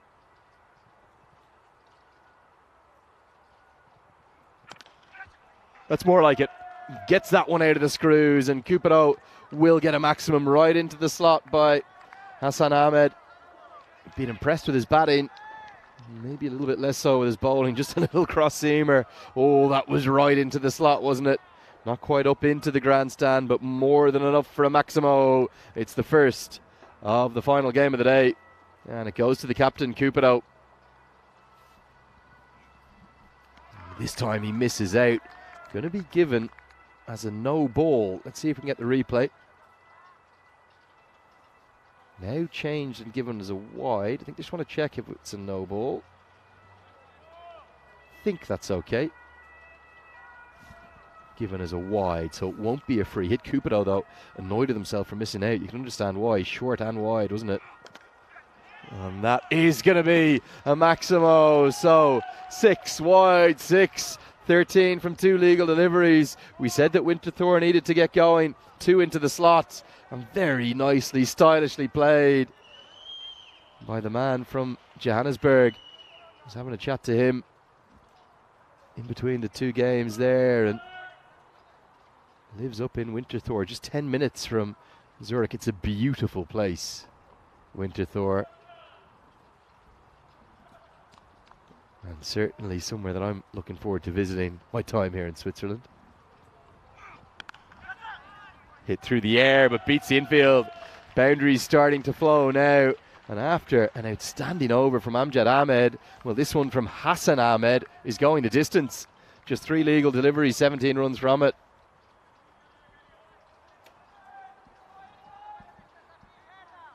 Oh, we're going to correct that. It is not Hassan Ahmed. It's Gael Safiola. I'm getting confused by the numbers on the back. I think that's really confused me. He's also got Hassi on his back. And the tape, which is indicating that this is in fact Gul Safiola for number 119, gives me the perfect time to introduce the man who knows how to deal with scenarios just like these that you only get here on the ECN, as the man's gone out of deep extra cover. Very good afternoon to Vinny Sandy. Good afternoon once again, Lenny. Great to be back here with you in the box. Yeah. Interesting random fact though, girls, and say Fuller, he does actually make a little bit of extra money as a Hassan Ahmed impersonator at parties here in Zurich, in the Zurich area. My big question is, what would I do without you, mate? I would have just kept calling that Hassan Ahmed. We tape over names that aren't correct, but I think the tape's being used already to create the number 1. But anyway, this is very European cricket. There's certain things that you can't really shy away from them. The fact that there's not enough cricket bats for a whole team. Yep. The ceremonial swapping of the bats. I like that one. It's a little bit of the changing of the guard, Buckingham Palace, that kind of thing. There's often one good bat that people are fighting for. So it's always awkward when someone's gotten out, and not that I know, but as the non-out batter to go, hey, can I have that bat? But bad luck. It's like, yeah, man, that's a shocker of a decision, but now you don't need that bat, do you? Can I have the good one? But there are some restrictions on it. So we don't allow them to swap bats, for example. In the early days, there was one bat everyone wanted to use, so every time there was a single, they would meet in the middle and exchange. There's a skill or an art to that. Maybe do it mid-run if you can. Yeah, or drop the bat and just leave it there, like backyard cricket style, when you only had one bat, remember? Yeah, look, I think certainly for me, it's been a learning curve being here with you, Vinny. It's a two-way curve. Don't worry about that. End of the power play, 30 for 1 after 3. Yeah, and thank you for not just the scoring team for keeping us on our toes, but also the fan code team. We know that there's great viewers of course, that always come in from the Indian end of things, particularly on a day when there isn't really much of the cricket. I don't think there is much today. Maybe some 100 action. What sort of time would it be now in India? Something about 8:30. We're into prime time. I've always got Indian time right here. It's 8:30 right now. So prime time. Prime time viewing. Live on the fan code Time app. for random questions. Sada's asked me a question. The answer is no and maybe. And what else have we got there? Yeah, throw some random questions in last game of the day. I've got a random question for you. Yep. What's something that surprised you this week?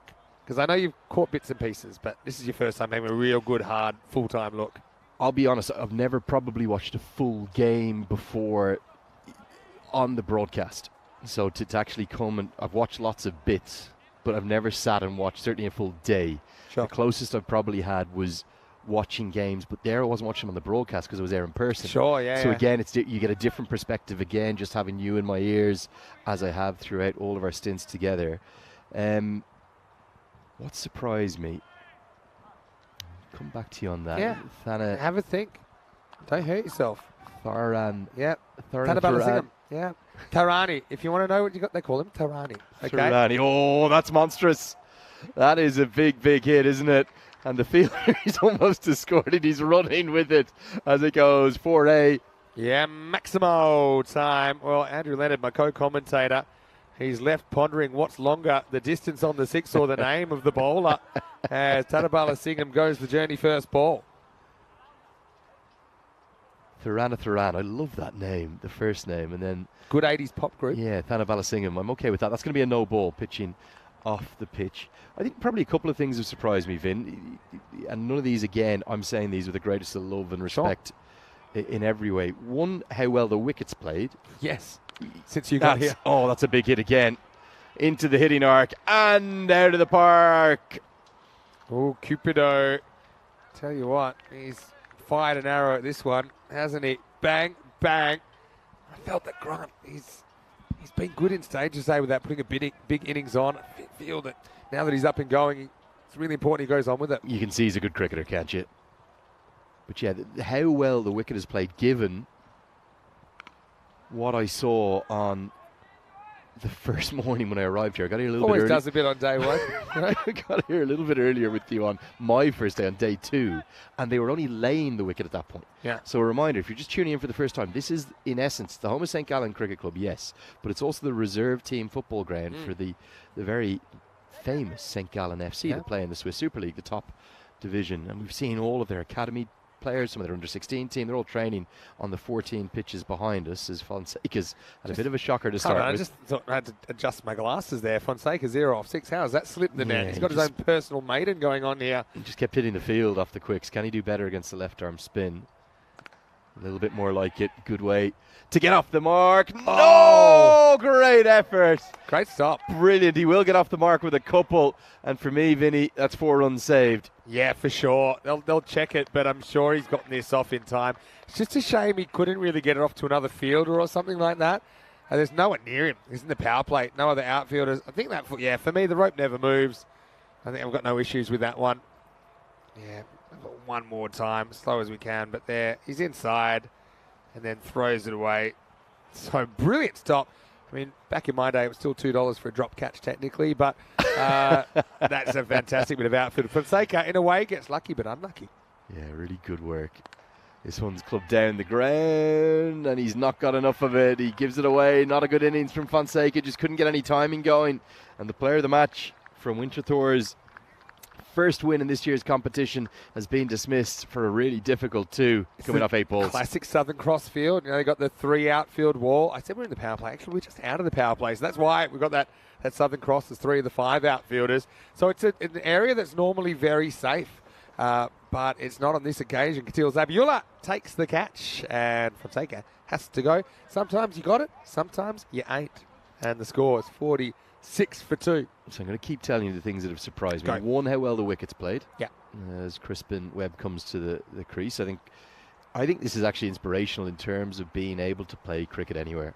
I know a huge amount of work has gone on from both the ECN team, the Blue Crew, and also the St. Gallen Cricket Club and everyone involved in the host city to get it on. But this is a literal, I don't want to say world class, but it's a very impressive pop-up stadium for cricket. That you put in place. You've got a great grandstand. We could have a crowd of 2,000-3,000 here on Sunday, hosted with great fun. We could have a really good atmosphere. We can convince some of those football fans to come over and join us. So that's one. I think certainly the pitch has played much better than I expected it to. As Webb will get off the mark immediately with the single out to deep mid-wicket. The second thing that surprised me, I have seen the number of 6s you've had, and as we get to the end of the 4th, 47 for 2, but the distance of some of the 6s. So people often say, the boundaries are so short. Correct. No, but and that was probably something I came out thinking. But this is the thing. So why have them that short? Because look how fast some of these kids are going. But the short boundaries actually encourage the batters to take risks. They can't just push and get 1s and 2s and play small ball and be a bit safe. Yeah. So yes, some are going for miles, but the reason is we're seeing more 6s attempted. And the more you attempt, the more you'll get in the middle. Yeah. Because that's an element which I think is a little bit misunderstood. But I think now you've got a good sense, having seen some full games, of the ebb and the flow of the game. It still exists, and how games can change really quickly. And it's almost this exciting feeling that anything's possible. And every game is like a new little vignette, if you like. In comes Amjad Rahmani to bowl his first delivery. There's my favourite keeper. Really enjoying Jawad. Ringo Starr, I've called him. Yeah, Ringo Starr. But can Ringo Starr do cartwheels? Because Definitely not. He does cartwheels. There's such a Beatles vibe to his haircut, isn't there? Yeah. It really is. It's the Fab Four, to say the least. He actually makes a bit of extra money, is there, Ringo Starr? Impersonator around Zurich and the surrounds. Worst ideas. We're going to tell him if he's not doing it yet. One final thing then, Vinny, that surprised me. So how well the wickets played, how big the hits have been, and then I'm saying this not disparagingly because I was expecting drop catches, but then the general quality of fielding's actually been very good within what have been a rake load of drop catches. For sure. So it's this kind of, it's the sublime and the ridiculous we've had. That you're going to get variety, right? Yeah. And the thing is, this surface is beautiful to field on. Yep. And that's really the big good difference. We just haven't seen any Tortugas, as we like to say, which are bad bounces. Oh, that's a big one. That could well be, not quite, a roofer. It nearly went all the way onto the roof of the grandstand, but he's almost hit it a bit too straight. It gets even longer there. It's a Maximo. Yeah, look at this shot. He's heating up, isn't he? Just hit straight through the line of it. His pitch not giving too much assistance to the seamers, and Cupido moves into the 40s. 42 off just 13 balls. There's someone that Cupido reminds me of with that particular shot, and Vinny, I don't know it. Usually I'm playing lucky like he's with you. I'm playing the doppelganger game with you. You might have to help me here. It's the follow through of the maximum day in the ground. It's a right-handed international batter, but I can't remember him. So let's see if he gets another one like that. It seems to be his go-to shot, really, doesn't it? Even when he's hitting it to the leg side, it's the follow-through flourish that reminds me of something. We're not going to see it this time, wide down the leg side. Just random things in the last game of the day. Helmet's meant to be straight behind the stumps. I would say it's just a little bit off centre. It's almost acting as an extra fielder. Having said that, I think the ball was heading for it on that occasion. I think they might have to get their angles right. It's about as bent as the pitch on day one. Anyway, this is into the hip, but it goes straight to the fielder down there, a deep backward square. Cupido will move to 43. Yeah, well, keep playing looky-likeys with you. I do like that game. It's good fun. It is. There are some batters, even I can't even compare them, and even batters in European cricket that have a certain style. Yep. Baljit Singh, who's the Italian skipper in the ECC, is one of them. But yeah, there's a few that are unique. I could just tell, even if you covered their face, I could tell exactly who it is. This one is clubbed down the ground. No real timing, though, for Webb. He doesn't quite have the same power, does he, as Cupido? No, not quite. He's a different sort of player. But he's still a very good player. I think he's done a good job behind the stumps today for Winterthur. That ball's a good example. On some other fields, that's almost accelerating off like a clay/dirt/asphalt. Yep. And just providing a real difficulty for the fielder. But here, it just holds up, and it's a really easy stop. Wide next delivery. As we see Winterthur just fighting through this first half. And actually not in bad shape. Back up the 120 pace now. Yeah, they've turned it around, haven't they? That will not be given as a wide. The perfect Yorker, really good one from Rahmani to close out the fifth. Halfway through this first innings, 58 for 2. And so, yeah, one thing that I think Cupido will look back and he'll say, you know, there's a better way to play that. Giving yourself room probably isn't the odds. As we welcome you into the comedy box once again, Vinny Sander here, Mr. Maximo here with Andrew Leonard, and another day at the office, and it's a beautiful office, isn't it, up here in the back of the grandstand. Yeah, really enjoyed it. I want to say thank you to all the lurkers that came out before. If there are any lurkers that missed the call out, get into the chat and just give us one message. Just one message. Say hello. And it is random questions time as well. So I've been fielding a few of those already. And random questions, always welcome. Food chat as well. Swiss cheese. What do you know about Swiss cheese? Any cheese I'm good with. I love cheese. It's very good. You can In fact, see. Do you know, do you want to hear a random fact? This may blow your mind, so just, you know, put the bubble wrap around it. Brace yourself. It might have been a couple of weeks ago or maybe last month. It was the first time ever that net imports exports was flipped. So Switzerland, the country, imported more cheese than it exported for the first time. There's a random fact for you. Well, if that is true, which I'm sure it is, surely that's against the spirit of cheese. Against the spirit of cheese. We talk about the spirit of cricket, but that's against the spirit of cheese. How can Switzerland be having more cheese coming in than going out? I thought it was the home of cheese and chocolate, as this one goes monstrous. And that's the follow-through flourish I was talking about. I still can't pick up the lucky likeys. Maybe you'll give me a suggestion, Vinny. You know cricket just as well as I do. That's an almighty blow, isn't it? Big hit for 6. Yeah, just opens up. My mind's a bit like Swiss cheese right now because I'm trying to work it out. I wonder if they count the holes in the cheese, though. Maybe that's the difference. I think it's a South African batter, but I can't remember which one. That's surely going to be given as a wide. You're not thinking he's like a Bavuma or something? No, not Bavuma. Definitely not. Stature? Grant's probably a good head taller than him. It might be Mark Boucher or somebody like that. It's just this. There it is. It's that follow through. Another Maximo. Again, 6 on any ground in the world. It's gone. It's a 50-metre boundary, 30 over the rope, and the 50 comes up. 18 deliveries. The captain keeping Winterthur in with a chance of making it 2 wins on the day. Well, never mind your South African example. He's more like a right-handed Chris Gale the way he's going about it so far. Cupido, 55 off 18. Just what the doctor ordered for Winterthur, who've struggled for runs first up in the last couple of games. He goes after this and won't get a run. But yeah, I like the intent. I like that he's hitting straight for the most part. He doesn't mind opening up the leg side, but he's only doing that to balls to the leg that are on the leg stump or outside. He's not necessarily swinging across the line too much. Oh, well. He tries to repeat it. Keeper runs back and takes the catch. Very well done, the main man. Jawed Ringo Star, Dinesh. Get the helmet off. Give us a look at the hairstyle. Well, go on, my son. Oh, there it is. In all its glory. Lost all the momentum for the cartwheel. He may have actually broken his helmet. I mean, the helmet is there to protect you, but I know that once I had my helmet, look, he tries to almost take it off. I've seen keepers trying to flip their helmet off sometimes, baseball style, and it can go very long. Look, he's up, and then he's realising the grill's right in his face, and he knows here he's in trouble. Actually, he does really well. It's not a bad tactic. Just try and get under the drop zone of the ball and almost take it lying down. And then in the end, he does it, and he needs a bit of help getting the headgear off, but he does take the catch. And so, good innings comes to an end. Cupido goes for 55. As Tanner Balasingham gets his second wicket at 72 for 3 after 6. Yeah, he's bowled nicely. Big moment in the match because Cupido had batted so well. Strike rate up nearly 300, 55 off 20.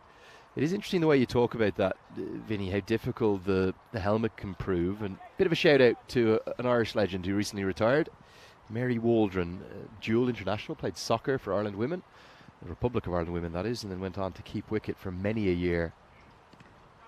As this one squirts off the inside edge. De Silva, the new man, because it's the end of the over. It was Webb on strike. He's everywhere, isn't he? I so love that the bowler was caught in the middle of the pitch, saw both ends unintended, and looked 2 or 3 times to work out where the keeper was. To work out which end am I going to cover here.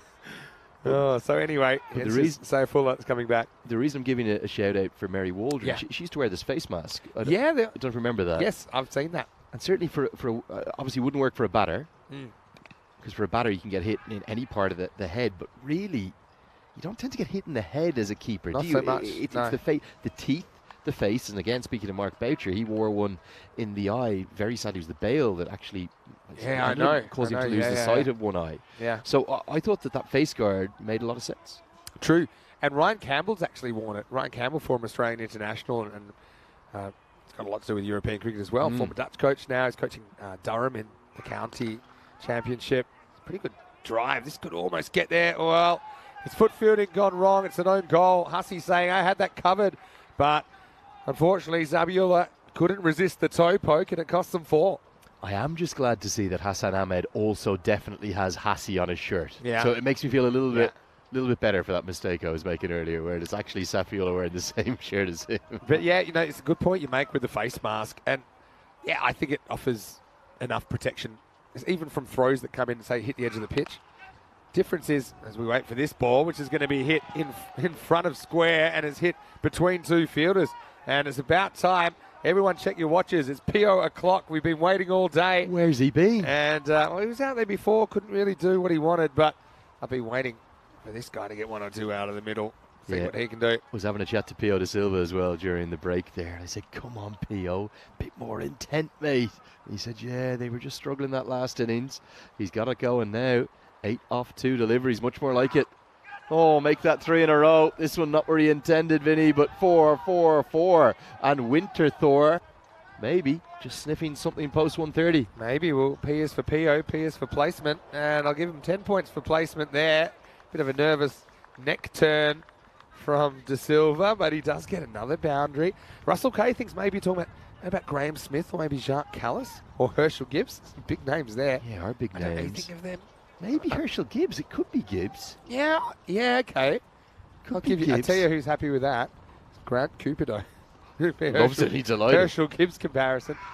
Oh, yes, Vinny. Look at this one go. It's P.O. o'clock. Yeah, that's the time. 5:15 local. It's PO hour here, and hasn't he loved it? Oh, brilliant. What a hit straight down the ground. You always get good reward for your runs down there. And he gets it all the way. Big hit for 6, and he got a big rub in the belly, didn't he, too? He's flown to what, 22? 4 deliveries. Yeah. 18, is it? Sorry. Yeah, he's flying 18, I think, off 4. Coming up tomorrow, guess what? It's Friday, and that also means it's Peacock Friday. Oh, we've heard about this, Vinny. Just saying. Tell us more. What does that mean? Your debut. So it just means, wear something bright. And encourage all the viewers to do the same. Just wear something bright and express yourself. Do you struggle to find an outfit Yeah, for it's hard. I just wear a black suit. Yeah, matches 21 to 25. We'll get to see St Gallen, the host, back. How do you go in action. brighter, I suppose? will you? You'll see. Okay. St Gallen play 3 times tomorrow, and also tomorrow is the day that we say hello to Geneva for the first time in the lovely, competition. yep. Great to get them up. A long journey too for them.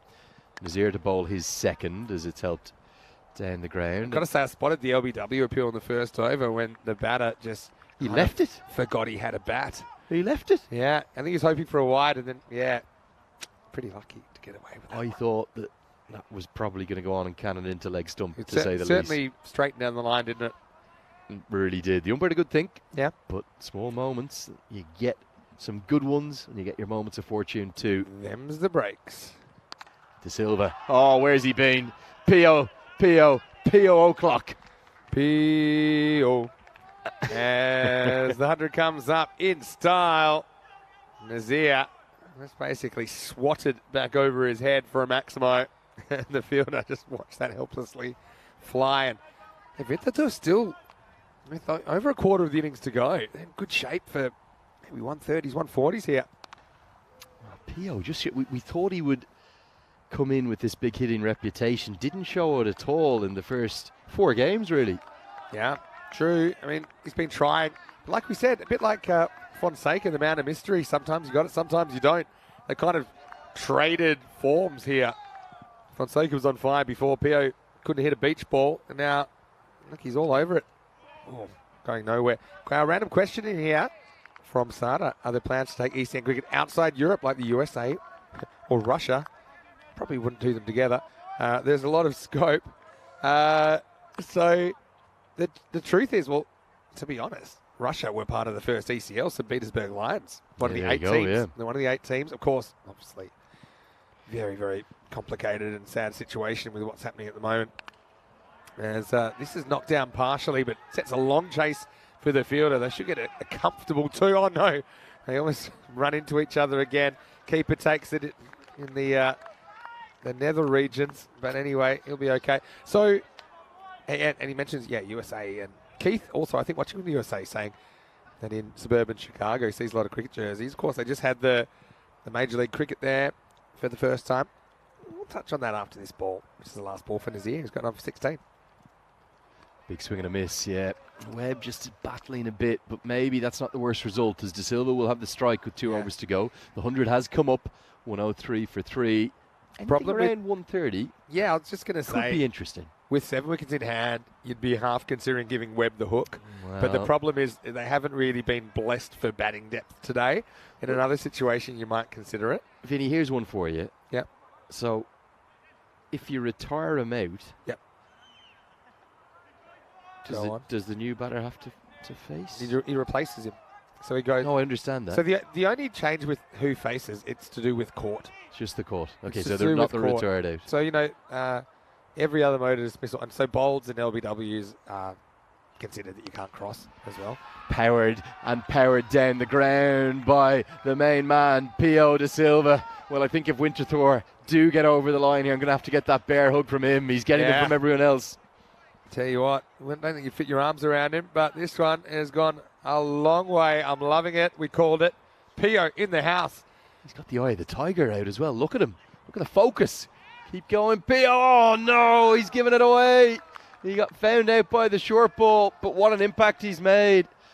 Only 8 deliveries he was in there for, and Anup Ganga Dharan, who took a really good effort to save a couple of runs by knocking it down at square leg a moment ago. He takes the catch. Yeah, proper crocodile style, that one as well from Anup, but it was effective. Judged it right, but still great innings from P.O. Gets fit to the past 100 and still about a couple of overs to go. So 31 of just 8 balls. Excellent strike rate, excellent striking at 109 for 4. So we've even seen a double switch, like a double retire out at one stage. Wow.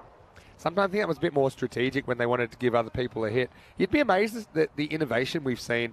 We see it running between the wickets normally when it's more difficult to field because you can really gamble a bit more, and that's when you see the real chaos. I mean, we had 1-5 here today, but it sticks out. Normally we might get a few more of those in a day. Well, talking about chaos and innovation, Hedjatulli Qureshi, who was down on our sheet to bat at number 11, he's in at number 6.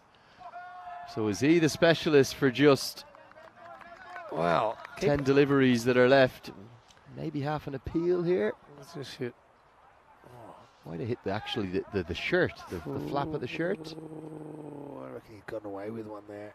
I reckon no one heard it except me. Back live now. Nobody. And this has helped into the leg side. He had the eyes of, I'm in trouble here. Karashi. Hey, probably deserves a bit of luck, to be fair, so he does get off the mark. We were talking about taking the ECL outside Europe. I honestly think the ECN is now, it's like a brand. Yep. It's a style of cricket. And I actually think, I know we don't have any plans in the short term to do this because we're so busy here in Europe, right? But I loved your Eurovision thoughts. Yeah.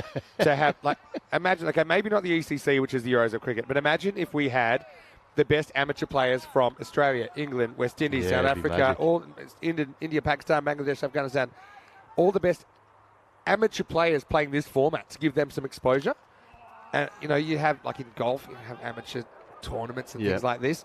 I just think it's a great opportunity to give them the platform to really see them shine. We've seen that with the England 11, for example, with the Irish sending a young team to the ECC last year as well. The Dutch, essentially an A side, winning the ECC last year. End of the over here, 112 for 4 after 9. So, that's something I'd love to see. And nothing to say we can't. So, one day maybe we'll do ECS abroad, so European Cricket Series in New York or something like that, or Barbados or Chennai or wherever. Well, you've mentioned 3 pretty mainstream cricketing countries there. I'd love to see it keep going to cricketing outposts. Yeah, sure. I'd love to see it to go, you look at the progress that is being made in Africa right now. Definitely. It's quite phenomenal. Asia as well.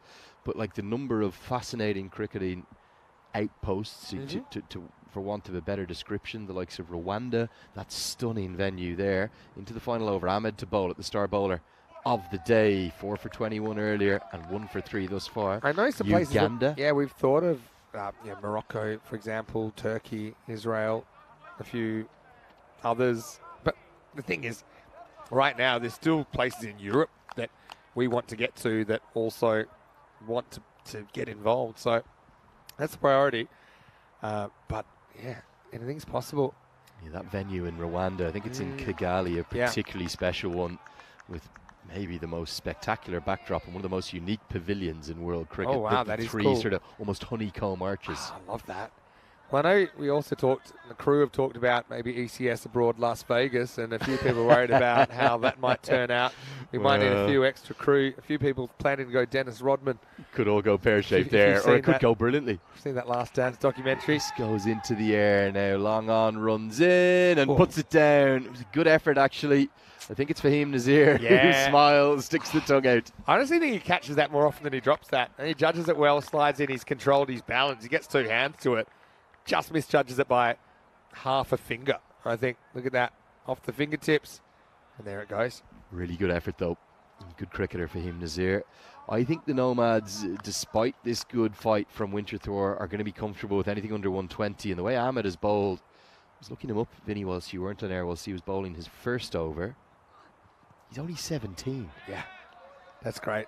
A young talent coming through as well. He looks like a baby out there. Yeah, so normally we have, we do typically have a 15-year-old minimum if you're going to play in the European Cricket Series for safety, but there are exceptions. So some even 14-year-olds will play T20 international cricket in some countries, a lot of homegrown players. Danny O'Connor's a homegrown player from Czechia that played and did really well for Vinarati last week. Swings the ball, very confident young man, playing some cricket in Scarborough in the UK. He's got a scholarship there at the moment. There's Hussey, the real Hussey, will field this and then shows how strong he is by throwing to the keeper. Last ball coming up. So, I think it's great. Okay, I'll give you one. Sometimes I think, have a guess. Who do you think, how old was the oldest player that's played in an ECS match? Well, it can't be Ali. Ali's only 53 years young. He's got plenty of cricket. You've got to tell me before the highlights, because this is the last ball. Ready? I'll take it. You just keep thinking. Here's Ahmed. 64. All right, you're close. But anyway, it's going to be 4 to finish this. Winterthur. When I'm 64, I was thinking the Beatles again. Qureshi. And I can tell you that the oldest player that's played in the ECS was Alfonso Jayaraja, who once captained Italy, is the first player of non-Italian origin to captain Italy. But that was a long time ago. He played at 75 years of age in the ECS Rome in 2022. Right here, right now, Winterthur 118 in the first half of match 21-19 will be the target for the Nomads. I think they'll be satisfied with this result, the Nomads. Winterthur, they'll be happy that they didn't kind of capitulate and not quite make the three figures, but still they're going to have to get plenty of wickets, I think, early in the second innings to keep this game alive. Yeah, it was all about really one man. It was the skipper, Grant Cupido, who was so impressive. I thought he batted with real panache and a style that I can't quite identify as to who he looks like. Maybe there is a bit of A.B. de Villiers or someone in that follow through, but he hit 7 maximums, and that really was the only thing. There was some excellent fielding too, including that diving stop right on the rope that saved 4 runs. The disappointment for me was Amal Fonseca, who's maybe run out of gas a little bit after a player of the match performance in the morning win. Maybe it is de Villiers. I don't know who it is. I'm on the Gibbs train now. Gibbs, I think Gibbs could be the shout. Yeah. Herschel Gibbs. Herschel. Change your name. Yeah, but I do have to tell you what, like... Just tried one too many, didn't he there? He did, but you can't blame the intent. Also nicely taken behind the stumps by Javed Danesh. Winterthur, we know their batting's a bit hit and miss. A few big hits and a few came from Pio. Wasn't his contribution important to make sure they got past the 100? Critical. Just 8 deliveries he faced, but would you believe he had a strike rate of 387.50. 3 fours, 3 maximos. He had the eyes of a tiger out until he chipped that one up to Anoop at square leg, who took the simple catch. And that really was that, even though they did get that boundary from Qureshi off the final ball. I'm not sure whether 118 for 4 is going to be enough. It could have to require an outstanding and inspired bowling performance. As we look at the batting card, the 2 standouts, Grant Cupido and Pio de Silva. Yeah, that's true. Karana Gadagi never got going again. Fonseca, so as well, they get 3 off 12, and they are 2 players that have actually hit the ball quite well in other games, but just didn't happen here. But Cupido clicked, a nice half century from him. Crispin, again, couldn't really get any fluency, but he did hold up an end while we saw Pio deliver a few lusty blows. 2 for 31. It's Sadabala Singham that gets the figures. Also, wickets for Amjad Ahmad as well as Amjad Rahmani. I've got to say, though, Amjad Ahmad, for me, probably the best of the bowlers, 1 for 9. They just could not get him away. We are going to take a break, and we'll be back in just a few minutes with the chase. The final innings of the day, match 20, is going to conclude. It'll conclude day 4, and we'll see if the Nomads can make it a perfect day. They'll need 119 for victory. Vinny Sander here, Mr. Maximo, with Andrew Leonard. We'll see you after this break with more European Cricket Series.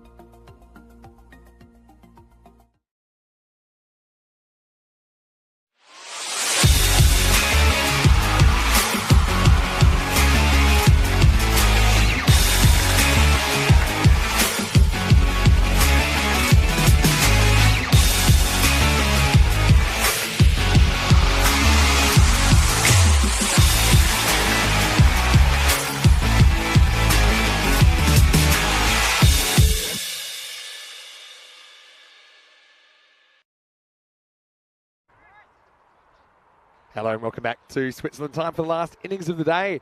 As the Zurich Nomads having a pretty good day here. The defending champions didn't have a great day on Monday when they lost both their matches. But right now they're searching for perfection, 3 out of 3 here. And they will need 119 against Winterthur to do that.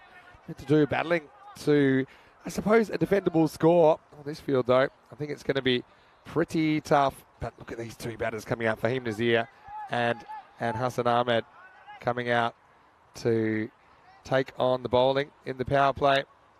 And this looks like it will be Karunakaran to get us going. So for any road to victory, I think you've got to go through the top 4 and maybe get them in the first half of the innings. As we get ready to shake, rattle and roll. Last inning of the day from Switzerland. It's going to start with a wide down the leg side. Karunakaran, let's get him through. He's got that new ball in his hand. I like his mechanics. He's obviously not getting a lot of assistance out of the pitch here. The bowlers have found it tough, particularly the seamers. But still, he'll be hoping that he can see the back of these two sooner rather than later. Another wide, but getting some good movement down the leg side. Vinny Sandu here, Mr. Maximo for ECN. On a Thursday early evening, joining me once again is Andrew Leonard. And Lenny, well, Nomads, they've got to be favourites here, but we know anything can happen and the game can change very quickly. Absolutely can. And look, the reality is Fahim Nazir and Hassan Ahmed are quality players. We've seen that in their 2 wins today. They have come roaring back into contention, to say the least. Get these 2 out, though.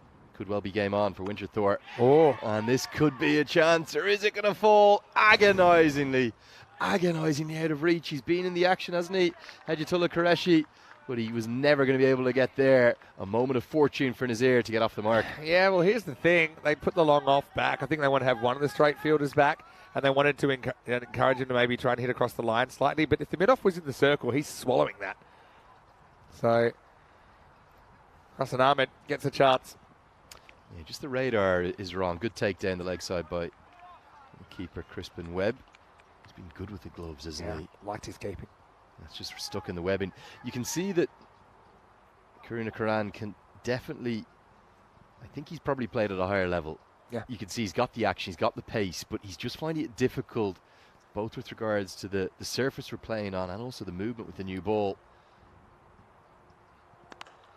He's got all the assets, he's got all the tools. So probably the kind of shape he's getting is the kind of bowler I was as a teenager. And I got some really good coaching. Maybe not the shape of his body, but as far as he's an outswing bowler, essentially. Outswing to a right-hander, in-swing to a left-hander. And sometimes you have problems with direction. The natural thing, inclination, is just to aim differently. But when you just aim differently, then your arm mechanics are different. So the best advice I got from bowling coach was actually to a left-hander, you should be approaching from a little bit wider. So actually, when you approach, you're naturally facing a little bit more to the right, and then you should keep that natural swing. And this goes back to my point about the surface we're playing on, because it's a very narrow mat.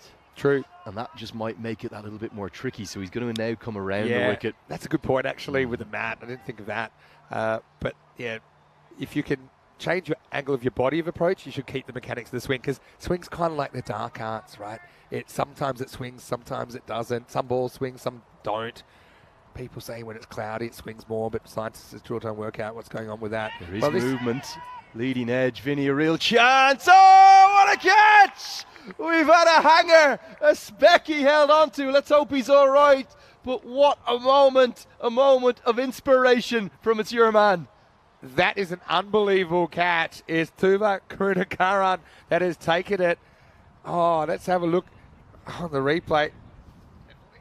That was a ridiculous catch. Or is that Kanagasama Pati down there? I didn't see him move too quickly, but he's taken one of the catches of the year. Just watch him go here. Oh, this is a wonderful moment. It is 66, isn't it? I'm going to leave his name to you. Let's hope he's all right. Body on the line. May need a concussion test and a check, but he's taken the big wicket. Oh, I mean, I think he's there. They're going to have to give him a bit of time here. That is a...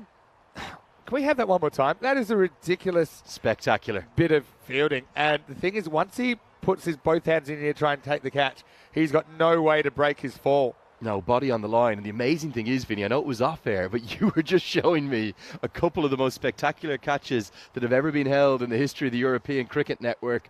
I think you can add this one to the list. It's right up there. Yeah, let's have a look at it one more time. Yeah, it is. Oh, great catch. But you can see his head hitting the ground. Yeah. And it's Thuva that has taken it. Yeah, well, he actually was moving so fast we couldn't agree on who it was. We're a long way away. But that is definitely Thuvarahan Karunakaran that takes it and just whacked into the middle of the hand. Unbelievable. It's ridiculous.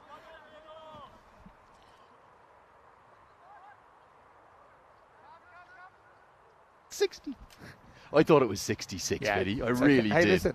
My fault. I mean, a lot of extraordinary things are happening, but what it is, to get Nazir on second ball, remember the first ball Game was a on. popper as well. Game on.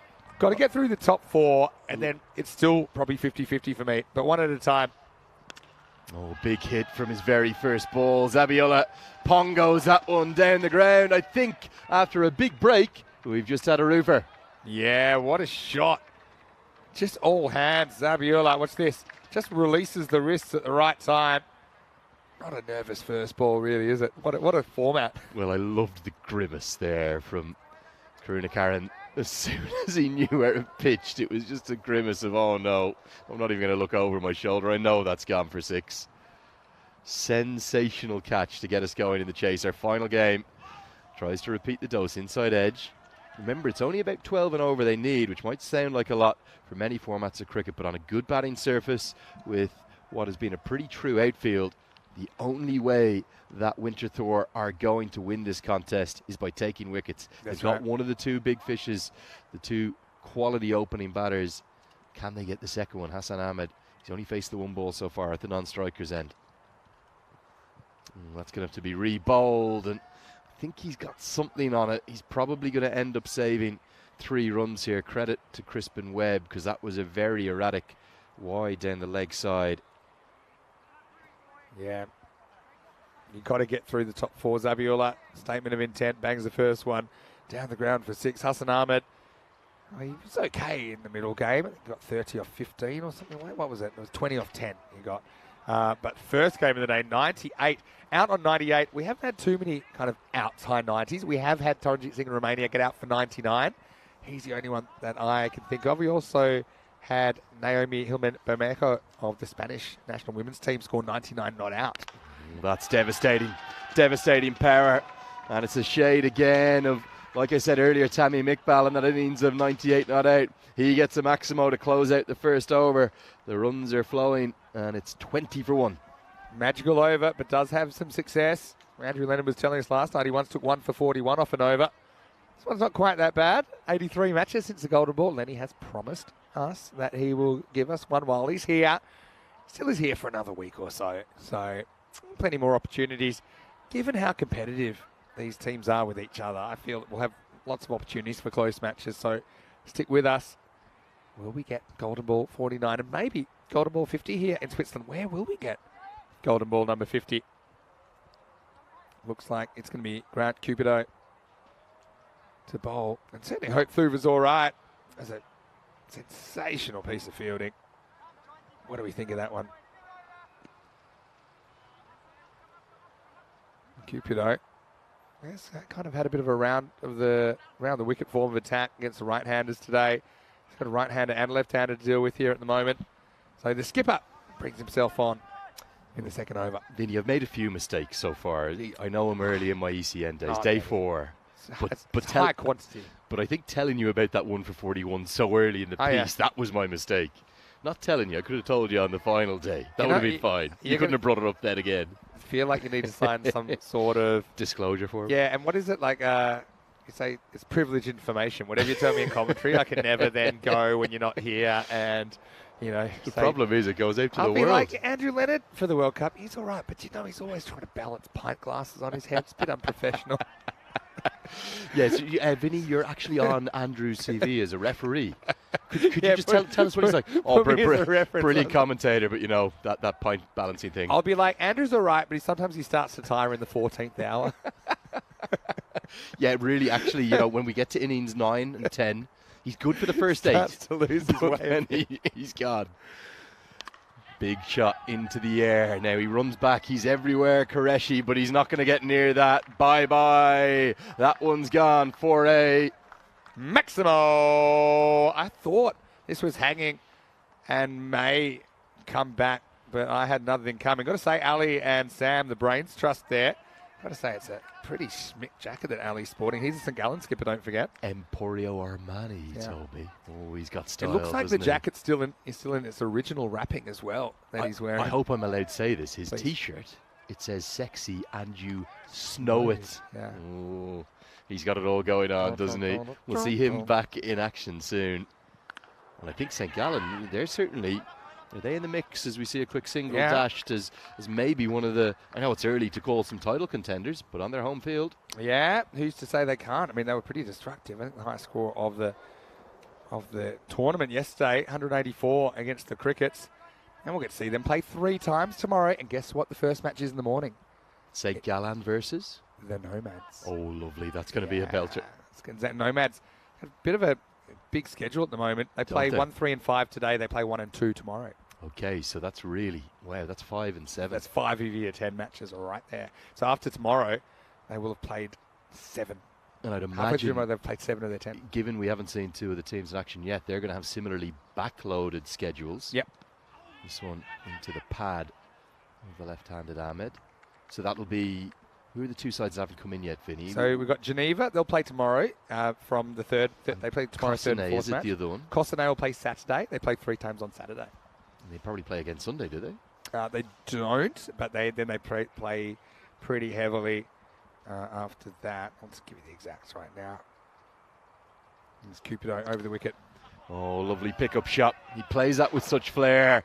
And look out up in the crowd. I wonder, have we done any damage to those plastic seats? Maybe we shouldn't admit to it. There's pretty good spring back in those seats. I don't know if we got any footage of this one, but poof. Yeah, it's like it hits rubber and comes back. Hussey has been putting so many balls up into this grandstand. It's ridiculous.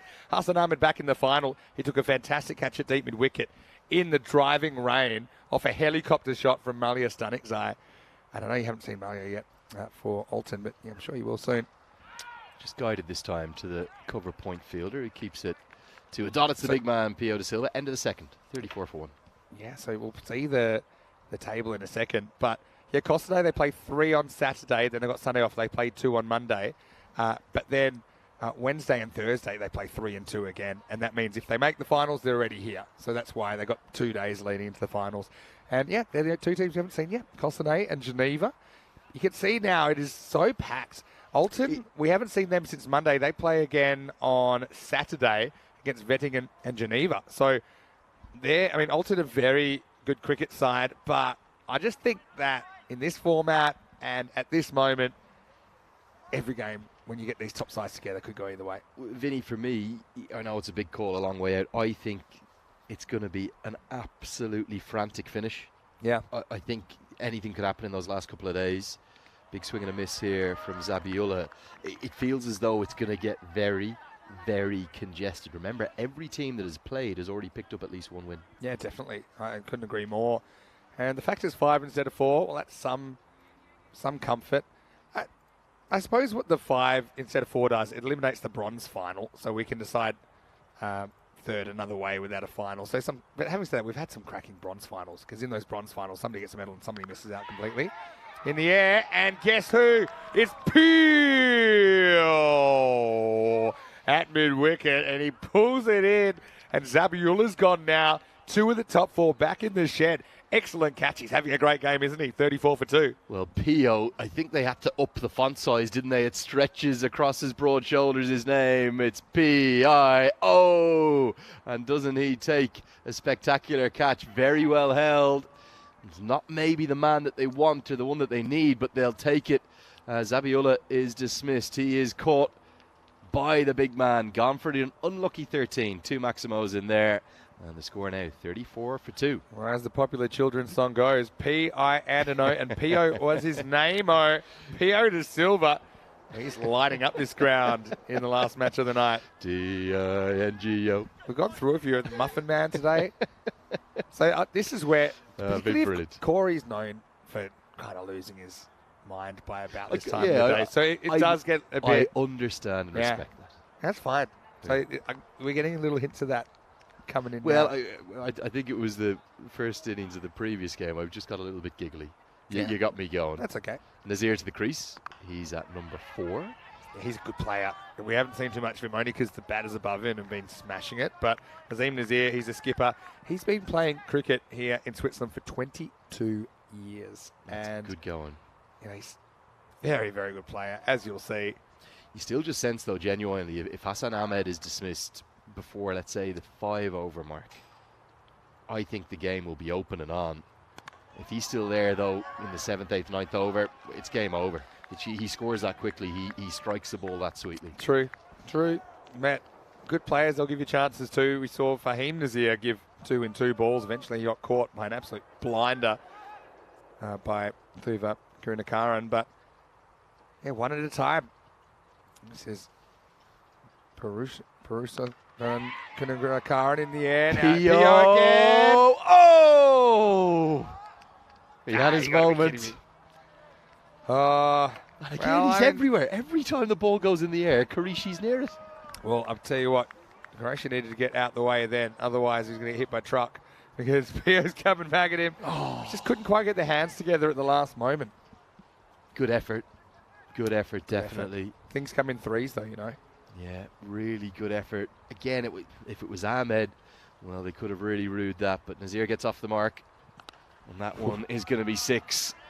He's got such panache, such style. Hassan Ahmed, another 6 to round out the power play. And it's a Maximo. He's got no obvious weaknesses, Hassan Ahmed. Here's the problem. So you go around the wicket, but then you're just going into his hitting zone. You can see the bowler, Puru Karunakaran, saying, I didn't want to get that straight, and he pays the ultimate price. It's 41 for 2 after 3. 11 runs ahead, despite just 7 coming off the final over the power play. There was a little bit of a spurt, though, towards the start of the second half. Overs 6 and 7 for Winterthur were big ones, 14 and 21. Just that tail off at the end. Are they going to regret that? Just 25 runs coming from the final 3 overs. But the change in pace is a good move. And this man is a canny bowler. Chamith Karanagagaj will come in and just try to change things up. Can he find a way, if not past Ahmed, at least past Nazir? I think I'd be going heavy on spin here. I'd probably be going Fonseca as well. You just can't keep rocking in and bowling the same thing, I think, to these guys. No matter what you do, it's going to be tough. I think the spinners seem to have had more luck pound for pound than the pace bowlers. Because maybe they can vary their pace a little bit more naturally, a little bit more subtly. Here we go, over number 4. Oh, well. Well, that one's out of the ground. Going to be a maximum. And Nazir now getting in the act. Azim Nazir, the captain, gets one right to the bottom of the bank. They're just fearless, these guys. I love the approach. It actually looks so fun. You know, as far as playing cricket with not a care in the world, in batting in a lot of forms of the game and higher levels of the game, it's based on fear of getting out and a real negative mindset. Don't get out, don't get out. Here, they're not worried about that at all. They're just thinking positively and scoring. Hits this, and Pio gets it. Things come in threes, and there's the third one. As Meatloaf said famously, 2 out of 3 ain't bad. Ain't bad at all. And there's the third wicket. 3 gone now, 47 for 3. Well, you missed. We had the com on. You'd have seen it. We accidentally fist bumped. I was punching the air. You were saying 2 out of 3 ain't bad. It was the mid-air fist bump. I've got a bad habit of pushing the like Elaine pushes Jerry on Seinfeld when something happens. And I said, things happen in threes, and would you know it, Pio plucks that one. And so, yeah, 3 of the top 4 gone now. This will bring Kazim Chowdhury to the crease. They penetrated the top 4, but there's still a lot of good batters in this lineup for the Nomads. But most importantly, with the score at 47 for 3, it just piles the pressure on Hassan Ahmed. That's what it does. He's only actually faced 6 deliveries in this innings. He scored 19 runs from them, but the other batters, maybe they'd have been better recognising. And I think that's what Hassie's clearly saying to Chowdhury, the new man. Just relax. Get me on strike. I can do the damage. They Interesting get game. Ahmed. It's very much game on. And if you'd offered Winterthur 2 from 3 coming into today, as you said, 2 out of 3. 2 out of 3. It's Yeah. not bad at all. That's right. You took the words right out of my mouth. Here we go. And another one. Oh. So Golden Duck now. Chowdhury's the next man to go. Karanagadagi's on a hat trick. And the Nomads collapsing. Hassan trying to hold the fort. They're 47 for 4. Come on, Pio, give him the bear hug. That's what he wants. Another one on a hat-trick, and Delight hugs all round. Crispin Webb gets involved, the keeper. Well, this is a bit of a nothing shot. It's just really one that angles towards the top of off stump. No more than that. Thank you very much. That's where you want to bowl. And the stumps are left in all kinds of a mess. On comes Derek, the Golden Duck. Derek's been pretty lazy, actually, in this series. It's been pretty batter-friendly, hasn't it? So it's good to see Derek getting out there. Tell you who doesn't want to see him is Kazim Chowdhury, because he goes first ball, and that means we have a hat-trick chance. That was just a kind of pace on arm ball. Got to say, Crispin Webb, little things I noticed. He had his gloves right behind where that ball would have gone into the stumps. That's what you should be doing as a keeper. Don't worry about the stumps. Good keeping. All right, we've been stuck for a while now. 23rd of July, the last hat-trick, and that's like 11 days ago, so enough's enough. Another chance at a hat-trick. It's Dinesh on strike. Keeps it out. In fact, we'll pick up a couple of runs or at least a single to get off the mark as the man I've christened the Ringo Starr of the Zurich Nomads. He just looks like he's fit for this occasion. Well, knows his role. Don't they get a say single. the wicket keeper is the drummer in the band? Well, exactly right. 'Cause they're kind of setting the rhythm. I like that. He's also a keeper. I do like his cartwheels. I got to say, there's Vic Muthi from Kent Lanka in Rome that would do backflips when he took catches at long on. Now, that was good. That's quality. Like 2 or 3 as well. Proper like Nani style. Hit away. Going to be 6. Yeah, this is just dragged down. So you saw what he was trying to do, go a bit slower through the air. He's picked up 2 in the over, but he's also conceded 13 runs. Yeah, and so it is up and it's away. I was going to mention, and this is true, Kazim Chowdhury is actually Hassan Ahmed's brother, but their partnership did not last long enough for me to bring up that fact in the chat. Brother from another mother. Brother. Oh, I love it. Some of these guys, they got heaps of names. They prefer to use some. Different ones, Yeah, that's why. But we have that quite a lot in even up in Afghan international sides. You Sure, have yeah, you have guys of who are course. brothers with different surnames. Yeah. Names are a bit differently organised in some cultures than Yep. as we think. And even if you go to Spain and things like that, you use the mother's and the father's name are often used. We know that some of our Spanish internationals. I'm just determined. I'm not sure I'll ever have kids, Vin. We'll have to wait and see. But I'm determined. Maybe that it's for the best. Well, No, I was just checking. Thanks, Vinny. Really cruel here. God, we had 3 lovely days together till then. Just jealous. Anyway, it's just what I don't know. Okay, well, look, Vin, you brought out no, you're doing Vin, impressions. You brought out a mean streak. No one ever does this. Vinny, No, well, okay, look, sorry. End of the over, 55 for 4. Right of reply, and time for some truth talk with Andrew Lennon. we'll pretend that didn't happen. But if I did have kids, I would be determined to give them multiple middle names. Oh yeah. Purely for the fact that when they got to a scorecard, one of the traditions I love, I don't know why I love it, I can't The explain initials. why, the initials and the surname. Like Chaminda Vass. So we all know it's KP Peterson. We all know it's WPUJC JC Vass. So Yeah. IVA Richards. It's great. So I loved that. So Yeah. if I ended up having some kids, boys or girls, wouldn't matter. If You I don't see did, it that much anymore. Maybe, yeah, I guess, quick info. It's and those still kind of there. places. Yeah, still there. it's still I there read for a lot the, of for the books where they have real badges. scorecards growing up. I read a lot of books. Your Wisdom still yeah. have them. Yeah, for So sure. if I ended up having an offspring who went on to play any format of cricket, as Fonseca comes in with his left arm spin for the first time, and that's cleverly bowled. I know it's going to be given as a wide, Not a but bad tactic. you can see what he's trying to do, keep it Yeah. out of the hitting arc. Give up 1, so you don't go for 6. I think I'd give them 4. Okay. So their first name, 3 middle names, and then the surname. I like the shape of 4 Yeah, on a cricket score. True, and you could spell out a dirty word if you wanted as well, if you're super you clever. give lovely letters with rhythm and vibe, like IVA. Oh, that's massive. Is this going on to Roof. the roof? Yes, Yeah. it is. I didn't even move. 'cause Bang, wallop, crash. Do it whatever order you want. It You- is a Maximo time. Yeah, well, the thing is, you flinched here, but I knew we were not in danger. That was a roof from the moment it hit the bat. And new balls, please. Yeah, I don't know about if I have a son, Amarjit Singh Sandhu, maybe you've got to worry about those initials. But some people, people can use whatever variations of names they like, I suppose, in the end. Round the wicket now. And it's going to be the same result. It's another one onto the... Oh, not quite. I thought it was going onto the roof, but it sprung back, almost super loaded off the chairs. Wow. It's almost gone as far back onto the pitch as it went up into the stands. I mean, I think that one went into the VIP box. It's not quite in the roof, but it's definitely gone into the corporate area. There you go. Oh, great ball tracking both ways. One hand off the grandstand. Should bring in that rule. Oh, you got to get Hassan soon because this game's creeping away. Cleverly bowled. You talk about matchups in cricket, left-arm spinners turning the ball into left-handed power hitters. Not a great matchup. That's right. It's quite situational, but I suppose what else are you going to do? They want to bowl a spinner. I can understand that. Sometimes they don't turn them. They just got to slide them across, which can be just as effective. Dinesh.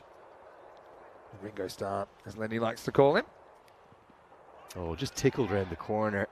He's playing his role, though. He's identified the situation, which the teammates hadn't done. Actually given us a leg by, but leg by. Get the big hitter onto strike. That's your job. Yep, and that's where he wants to live at the moment. Dinesh, that's his office. Best seat in the house to have a look at it as well. Hassan, he just looks so powerful. Like I said, he's got no obvious weaknesses. So, I think drag him outside off. Try and force him into a mistake. Oh, now there's a proper delay. A delay so long that the ball never came. That was one trend. I'm going to tell you about it after this ball that came up in a big way in Edinburgh. Yeah. Doesn't delay as much this time, and we'll close out the fifth over. 14 runs come from it, but the two big sixes down the ground have kept the Nomads well ahead of the game. They are 70 for 4 now. The trend that came out in Edinburgh, Vinny, as we look at we'll have a quick look at this. T20I Women's International Cricket that's going to get going tomorrow. Mentioned this for a little while, but we're only 14 hours away from that starting. So we can watch that over breakfast one of those We games. can, yeah. I'll probably be here at the ground or setting up. My girls are playing. I'm going to give you a play to watch from Greece. Please do. Please do, Vinny. But give me a second. I'll just tell you about this trend that really developed in Edinburgh at the ICC Men's T20 World Cup qualifier. Yep. We had, I'm not exaggerating, probably 20 to 25 occasions, and that was just in the games that I was commentating on, so it could well have happened a bit more in the other 7 or 8 that were played over at the other venue. As Ahmed's on 40 now. I'm going to just keep doing what he does. He hasn't even got this really. He goes all the way for another Maximo. He's within one hit of 50, but what was happening, Vin, was that they were literally getting to the point of release, and then as soon as the batter went to shape to play his shot, so a reverse sweep or a switch hit or something coming down the track, they'd pull out. Yeah. So what do you think of that? Well, it just brought my mind back to the best innovation that I think of all the ones you guys have come up with, the clock. Yeah. You have to have the clock in play. Yeah. Get it into T20Is. This is more pain, or is it? Oh, it's gone. So they do get him. And there's still 43 to get. So maybe that brings this game to life. Hassan, he was swinging away, and he hit that one reasonably well as well. Maybe not as well as the others, but that's an excellent catch taken out there. And he doesn't give too many chances, so you better hold on when he gives you one. Big moment in the game, and it's a final lifeline. Time to phone a friend, take a 50-50. Do whatever you want. The lifeline has been achieved as the catch held in the deep to get the big wicket. Hassan Ahmed has been caught for 46. If that had gone for 4, it would have been a 15-ball half-century. And it's Thanasayan Kangasabadapathy who takes the catch to lead the score 76 for 5. Bring the new man to the crease. Oh no, so nearly chops on from his first ball. Anoop Gangadaran. This game, I think, has a lot of life left in it now, Vinny. Sure does. It had to. I'll come back to that in a second. So it's a more complex conversation about delaying and pulling out. If we want to give a baseball analogy, once you go to pitch, you have to pitch. Yeah, you can't fake. You can't, pull out of it because you don't like what the batter's doing. So I don't know. I think once you get there, you should just bowl. What are you scared of? And also, it's bad viewing for the viewers. I would do this. if I could make a rule, and I'm not saying it's a huge problem, but like it's boring when it's like the bowler's chickening out. Yeah, exactly. I'd They're like, say- I'd say- I don't want to bowl when he's hitting. Let me give you a random, just top of my head, how to deal with that. Oh, That's dropped. Difficult chance, but it could well have been held. It would have been a 4th wicket. I'd say if you balk, the next ball's a free hit. Not a no ball or anything. I'd say if you balk, next ball's a free hit. Because don't be a chicken. Bowl at the guy. Who cares if he's dancing around like a cat in a hot tin He's roof? entitled to, yeah. Your job's to bowl, not to like waste my time. My time's precious. Anyway, Very, very much game Cranky on Maximo here. in the last game of this Hasn't day. it Don't know why been? that triggered me so much. Maybe because at the end of the day, when that happens here, we start going. Yeah, clock. Come on, guys. 79 for 5 after 6. It does go back to my point about just how brilliant that clock innovation is, because Yeah. if the bowler continues to do that, it's Yeah. going to cost them. That's Yeah. the kind of micro penalty, isn't it? Correct. It costs you seconds, but spinners don't use that much time anyway. Here's another one. Fonseca over number 7. I think, right, Vinny, my predictions haven't been great thus far. Winterthur winning this game. Not only are they my side, I think with Hassan Ahmed back in the hutch, over 10 and over required. I'm calling it now. I think Winterthur is somehow going to pull this out of the fire. Big call from Andrew Leonard. Well, this is straight up in the air. Anyone? There's 4 fielders coming around and nobody can get near it. Oh, that's a bit of luck for Dinesh. Big bit of luck. Here we are. Oh, God. In the final game of the day. Elongate the day. You promised me one. I said tomorrow, though, Vinny. I didn't say today. Now with no Hassan there, I think it's possible. See, I just don't see the 6-hitting power Yeah. from either of these two. I thought Dinesh had played his role nicely whilst Hassan Ahmed was there. Yeah. Winterthur are coming into this ever more so. Can they make it 2 wins in the day? Or will the Zurich Nomads complete 3 wins on the day? There's a lot of clunked ones going on at the moment. That's no good for the batting team. Gets more of it and gets enough of it. Well, Ringo Starr is his nickname, and he's turning into the star now for the Zurich Nomads. He's got a good piece of this. He's very low down the bat with the grip, and that helps him to amplify it up over the rope. Maximo. Nice shot. Really good shot. And remember I said I'd tell you a couple of Greek names to watch out for? I want you to watch out for a couple. Got Maria Siriotti, who is bowling all-rounder, and also watch out for the young keeper. She's only... Oh, how'd that miss? She's only 16 years of age, Angeliki Argyropoulou. Not bad. I think I'd go better with my Greek pronunciation. No, I'm not. Give going. us this. Give us this one. I'm not going to. How about this one here? Oh, my mother. I hope my mother's not listening. She said She's gone into the offside. Oh, 6 more. Big hit. And just like that, just as I thought Winterthur were coming into the game, it swings back to the Nomads. 25 to win off 18. 2 big 6s in the over. Yeah, and he's got their hands right down the bottom of the bat. Yeah, it really kind of flicks it, doesn't he? As there's the 6s that they needed to get them well ahead in the game again. This is what's coming out tomorrow. Peacock Friday. It's also day 5 here in Switzerland with St. Gallen, the hosts, playing 3 times. St. Gallen, I said, are playing 3 times. Got Nomads playing first up. You got the Crickets playing. Got Geneva playing twice. Oh, that's right. Power there as well. Just the one game for the Paris EC Just tomorrow. the one for Power. Just one for the Crickets. So it's not a 3-3-2 day. I think it's a couple of teams playing once, and it's one of those days we'll see a few more teams than usual. But anyway, join us 6:45 a.m. GMT, which is 8:45 in Central Europe, and 12:15 in India for more European Cricket Series. Yeah, we got 3 overs left. Don't rule out my prediction coming true. They're going to have it all to do, because I thought Srikanth Sidaram was one of the bowlers of the lineup thus far for Winterthur. He'll bowl the 2 key overs, you suspect, overs 8 and 10, if it gets that far. And they're going to need to try and keep Gangar Duran on strike if they can. As Dinesh, oh, that's a beauty, the Yorker. Don't need to keep him on strike when you send the stumps clattering out of the ground. So Sidaran, is he the man to pull it out of the fire? Winterthur, strike back. Sasi's a good bowler. Watch this ball bend into the right hander. It really does something, and you can't really blame the batter for missing it. Have a look at it in the air. Yeah, definitely some movement, isn't there? Yeah, it certainly takes a bit of a turn. Look there, and it's enough movement to beat the bat. I think he plays the right line that he sees, but that's 6 wickets down now, And it's 94 for 6. New batter is Amjad Rahmani for the Nomads, who do bat deep, but they're being tested here. Big finish coming up, maybe. Well, there's an awful lot of pressure on Dinesh now. 15 off 7 for him. The equation, it turns again. I still quietly fancy Winterthur. 25 to win off 17 with 2 overs of this man. So I sit around. Where's this one gone?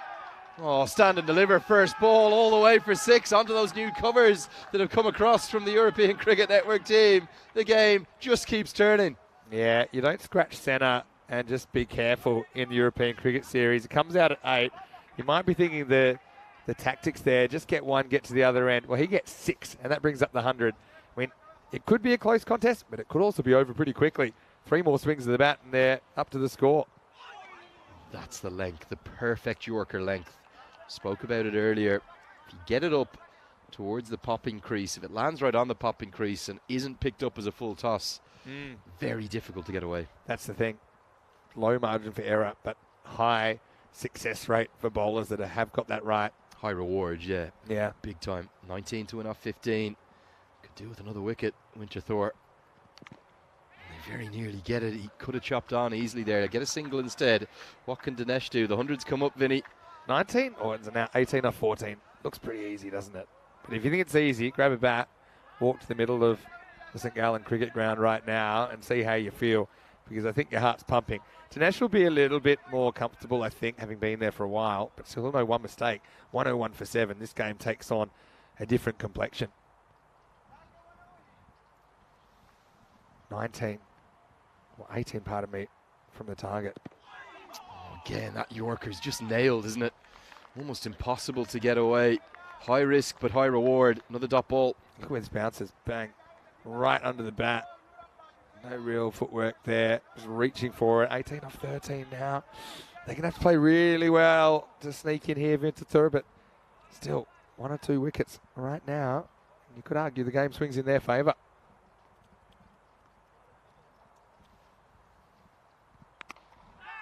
Well bowled, will just be a single. Don't think that Winterthur will mind that.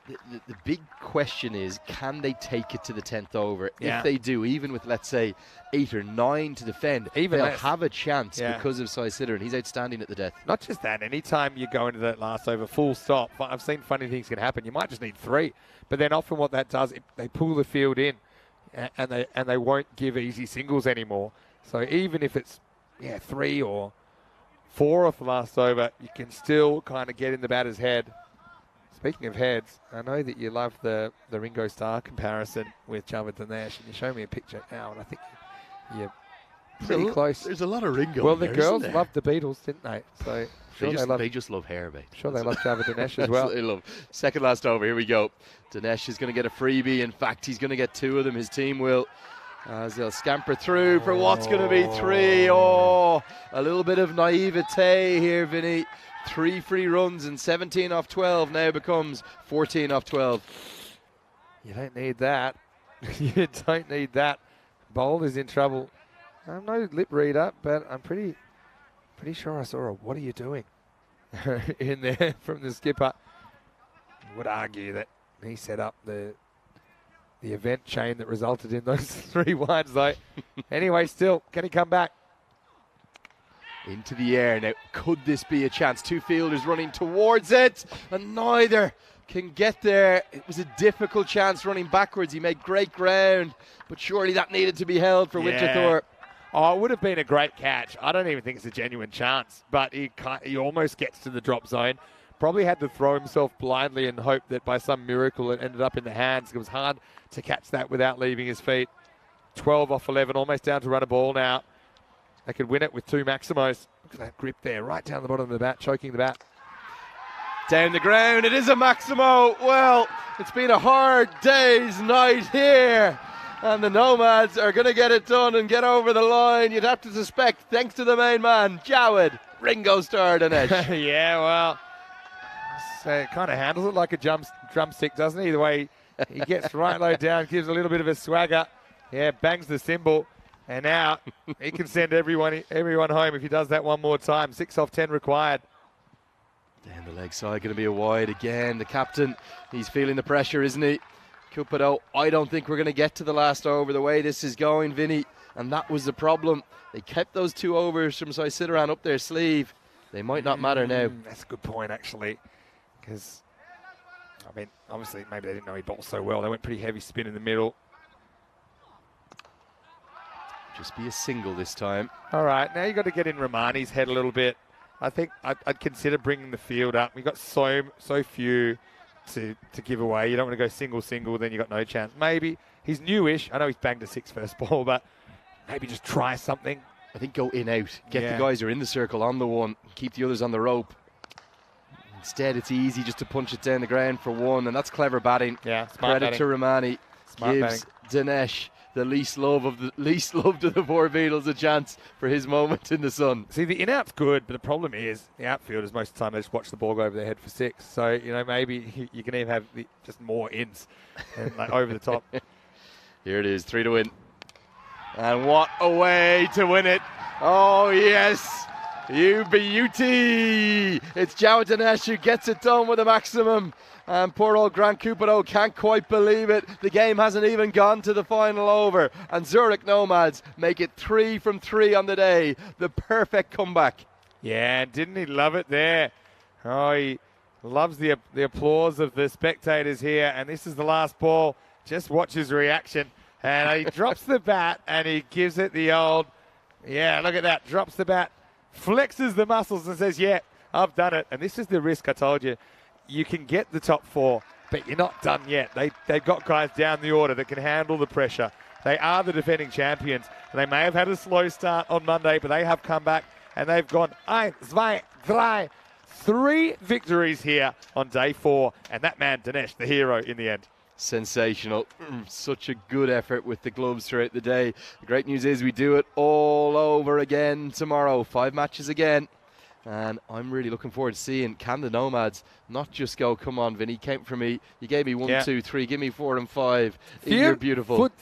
Okay. Vier und 5. Can they make it 4 und 5 tomorrow? They'll have a chance to do it, and in the space of less than what would be 24 hours, they could pick up 5 wins and 10 points here in the European Cricket Series Switzerland 2023. Let's take a look at some of the best of the action. There was plenty of it. Big moment with maybe the catch of the tournament thus far, held by Karuna Karan, and also had to go off and have a bit of a concussion check too. Yeah. But then it was this man, Hassan Ahmed, 7 sixes, ball striking of the very best quality. But Pio De Silva got into the act, the big man Pio, with 2 very fine catches too.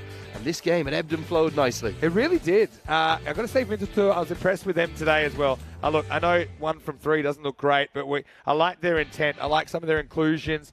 If you send someone like a Harsha Deshan back into the lineup, I think they'll be even stronger. Just got a feel for them in the end. Although they did fight, they had to keep picking up wickets. But Hassan, he was the man doing the damage. He set this up. And I suppose maybe if they'd gotten 20 runs quicker, that they might have held on in this game. But really, take nothing away from the Nomads. They batted fearlessly. They kind of sucked up those wickets, had guys come out and still bat without a care in the world. But that was the moment we thought the game just had a chance, didn't it, with Kanaga Sabapathi taking that good catch on the leg side boundary. And then Jawad Dinesh, he was the hero, the star of the show. That's STARR, if you're wondering. 4 Maximos, a strike rate of 238.46 to send his teammates into delirium. And that winning moment, he dropped the bat, he flexed the muscles, and his batter at the non-striker's end, Rahmani, jumped for joy. He showed us the guns, and that was that. A brilliant contest to end the day. It was a really, really engaging one. The Nomads, they stayed perfect on day 4. They needed to as well. Good contributions, really, just from those 2 men. Hassan Ahmed and Jawad Dinesh, for me, he's the hero. And in this case, he's the way I go as the player of the match. Yeah, because he was also really good in the first half as well. You know, we said he was the drummer in the band. He was providing a lot of energy. Hassan, though, he was super important, had a very good day. Seems a long time ago. Don't forget, he cracked 98 in the first innings of the day. Was that today, Vinny? That was today. Was that this morning? Hard to believe, but that was the It can't all have happened within it's one day. all day 4, and we're pushing kind of 1,000 runs in the day at the moment as well. 2 for 27 for Peru Karan, who did a pretty good job early on. And apart from that, Karanagadagi with his spin, 3 for 23. But Sasi Darren, 1 for 8. Got to say, he did a really good job. Just kind of ran out of time. In fact, he would never get a second over because it was all over with 7 balls to spare. Once again, I want to say a big thank you to everybody, no matter where you've been watching from around the world. Hopefully you have had as much fun as we have. It's been a long day, but it's been a great day. Your 3rd day on the job. How are you feeling? You hanging in there? Loving every minute, mate. And I thought I was going to hit the wall after day 2, but I'm still here. I'll be here again tomorrow. It's infectious. It's addictive. And don't worry. If symptoms persist, see your doctor. But if not, then join us because Peacock Friday's on the way. It will be day 5. That first game between Sure, St. am I Gallen. going to go with Vinny? Go on. Do I have more stylish than that? That's pretty stylish. That's a nice little blue number. That's pretty good. Can't see it because of the flag. I think you'll have to do just up it a little bit. I do have something a bit better for you. St. Gallen Nomads tomorrow morning. That should be a really good Should one. be a cracker. Because St. Gallen, they cracked 184 runs of their own earlier, which is still the highest score in the series. Big thank you to all the Blue crew, to all the officials, everyone here at the ground for looking after us so well. I got to say that all the players and the officials, they are having a blast here. It's so great to be back. I even saw the founder, Dan Weston. He was here this morning. We saw James, the head of operations as well, and Chris. So nearly saw a century too, didn't he, Dan Weston? He almost inspired the first century of the series. We will have one, and it's on me. We're going to have a golden ball here in Switzerland. I don't know when, but my prediction's tomorrow. That's it. And if we do have the golden ball, then the golden ball will be presented to the winning player, and it will be on top of Lenny's head, and there'll be a nice little picture. Because we learned a lot about you today, but we are going to finish with some of the best bits of the day. Thanks to our crew at Spring Productions. Haven't they been great? We've had Elza, we have Martha, and we have Valentine's here, and we'll have some new faces tomorrow from Spring joining the crew. Fantastic. So just a reminder before we go, like this video if you haven't already. We're so close to 360,000 subscribers. Get that there. close. Why don't we do it while Lenny's here? Come on, Please. maybe all our viewers from Nepal, maybe you can kind of do the right thing and make sure to have a little word. Subscribe to the channel, See what okay? I can do. Don't forget, though, to tell your family, tell your friends about ECN. Finally, our website, EuropeanCricket.com, is the home of European cricket. And don't forget the T20 starts as well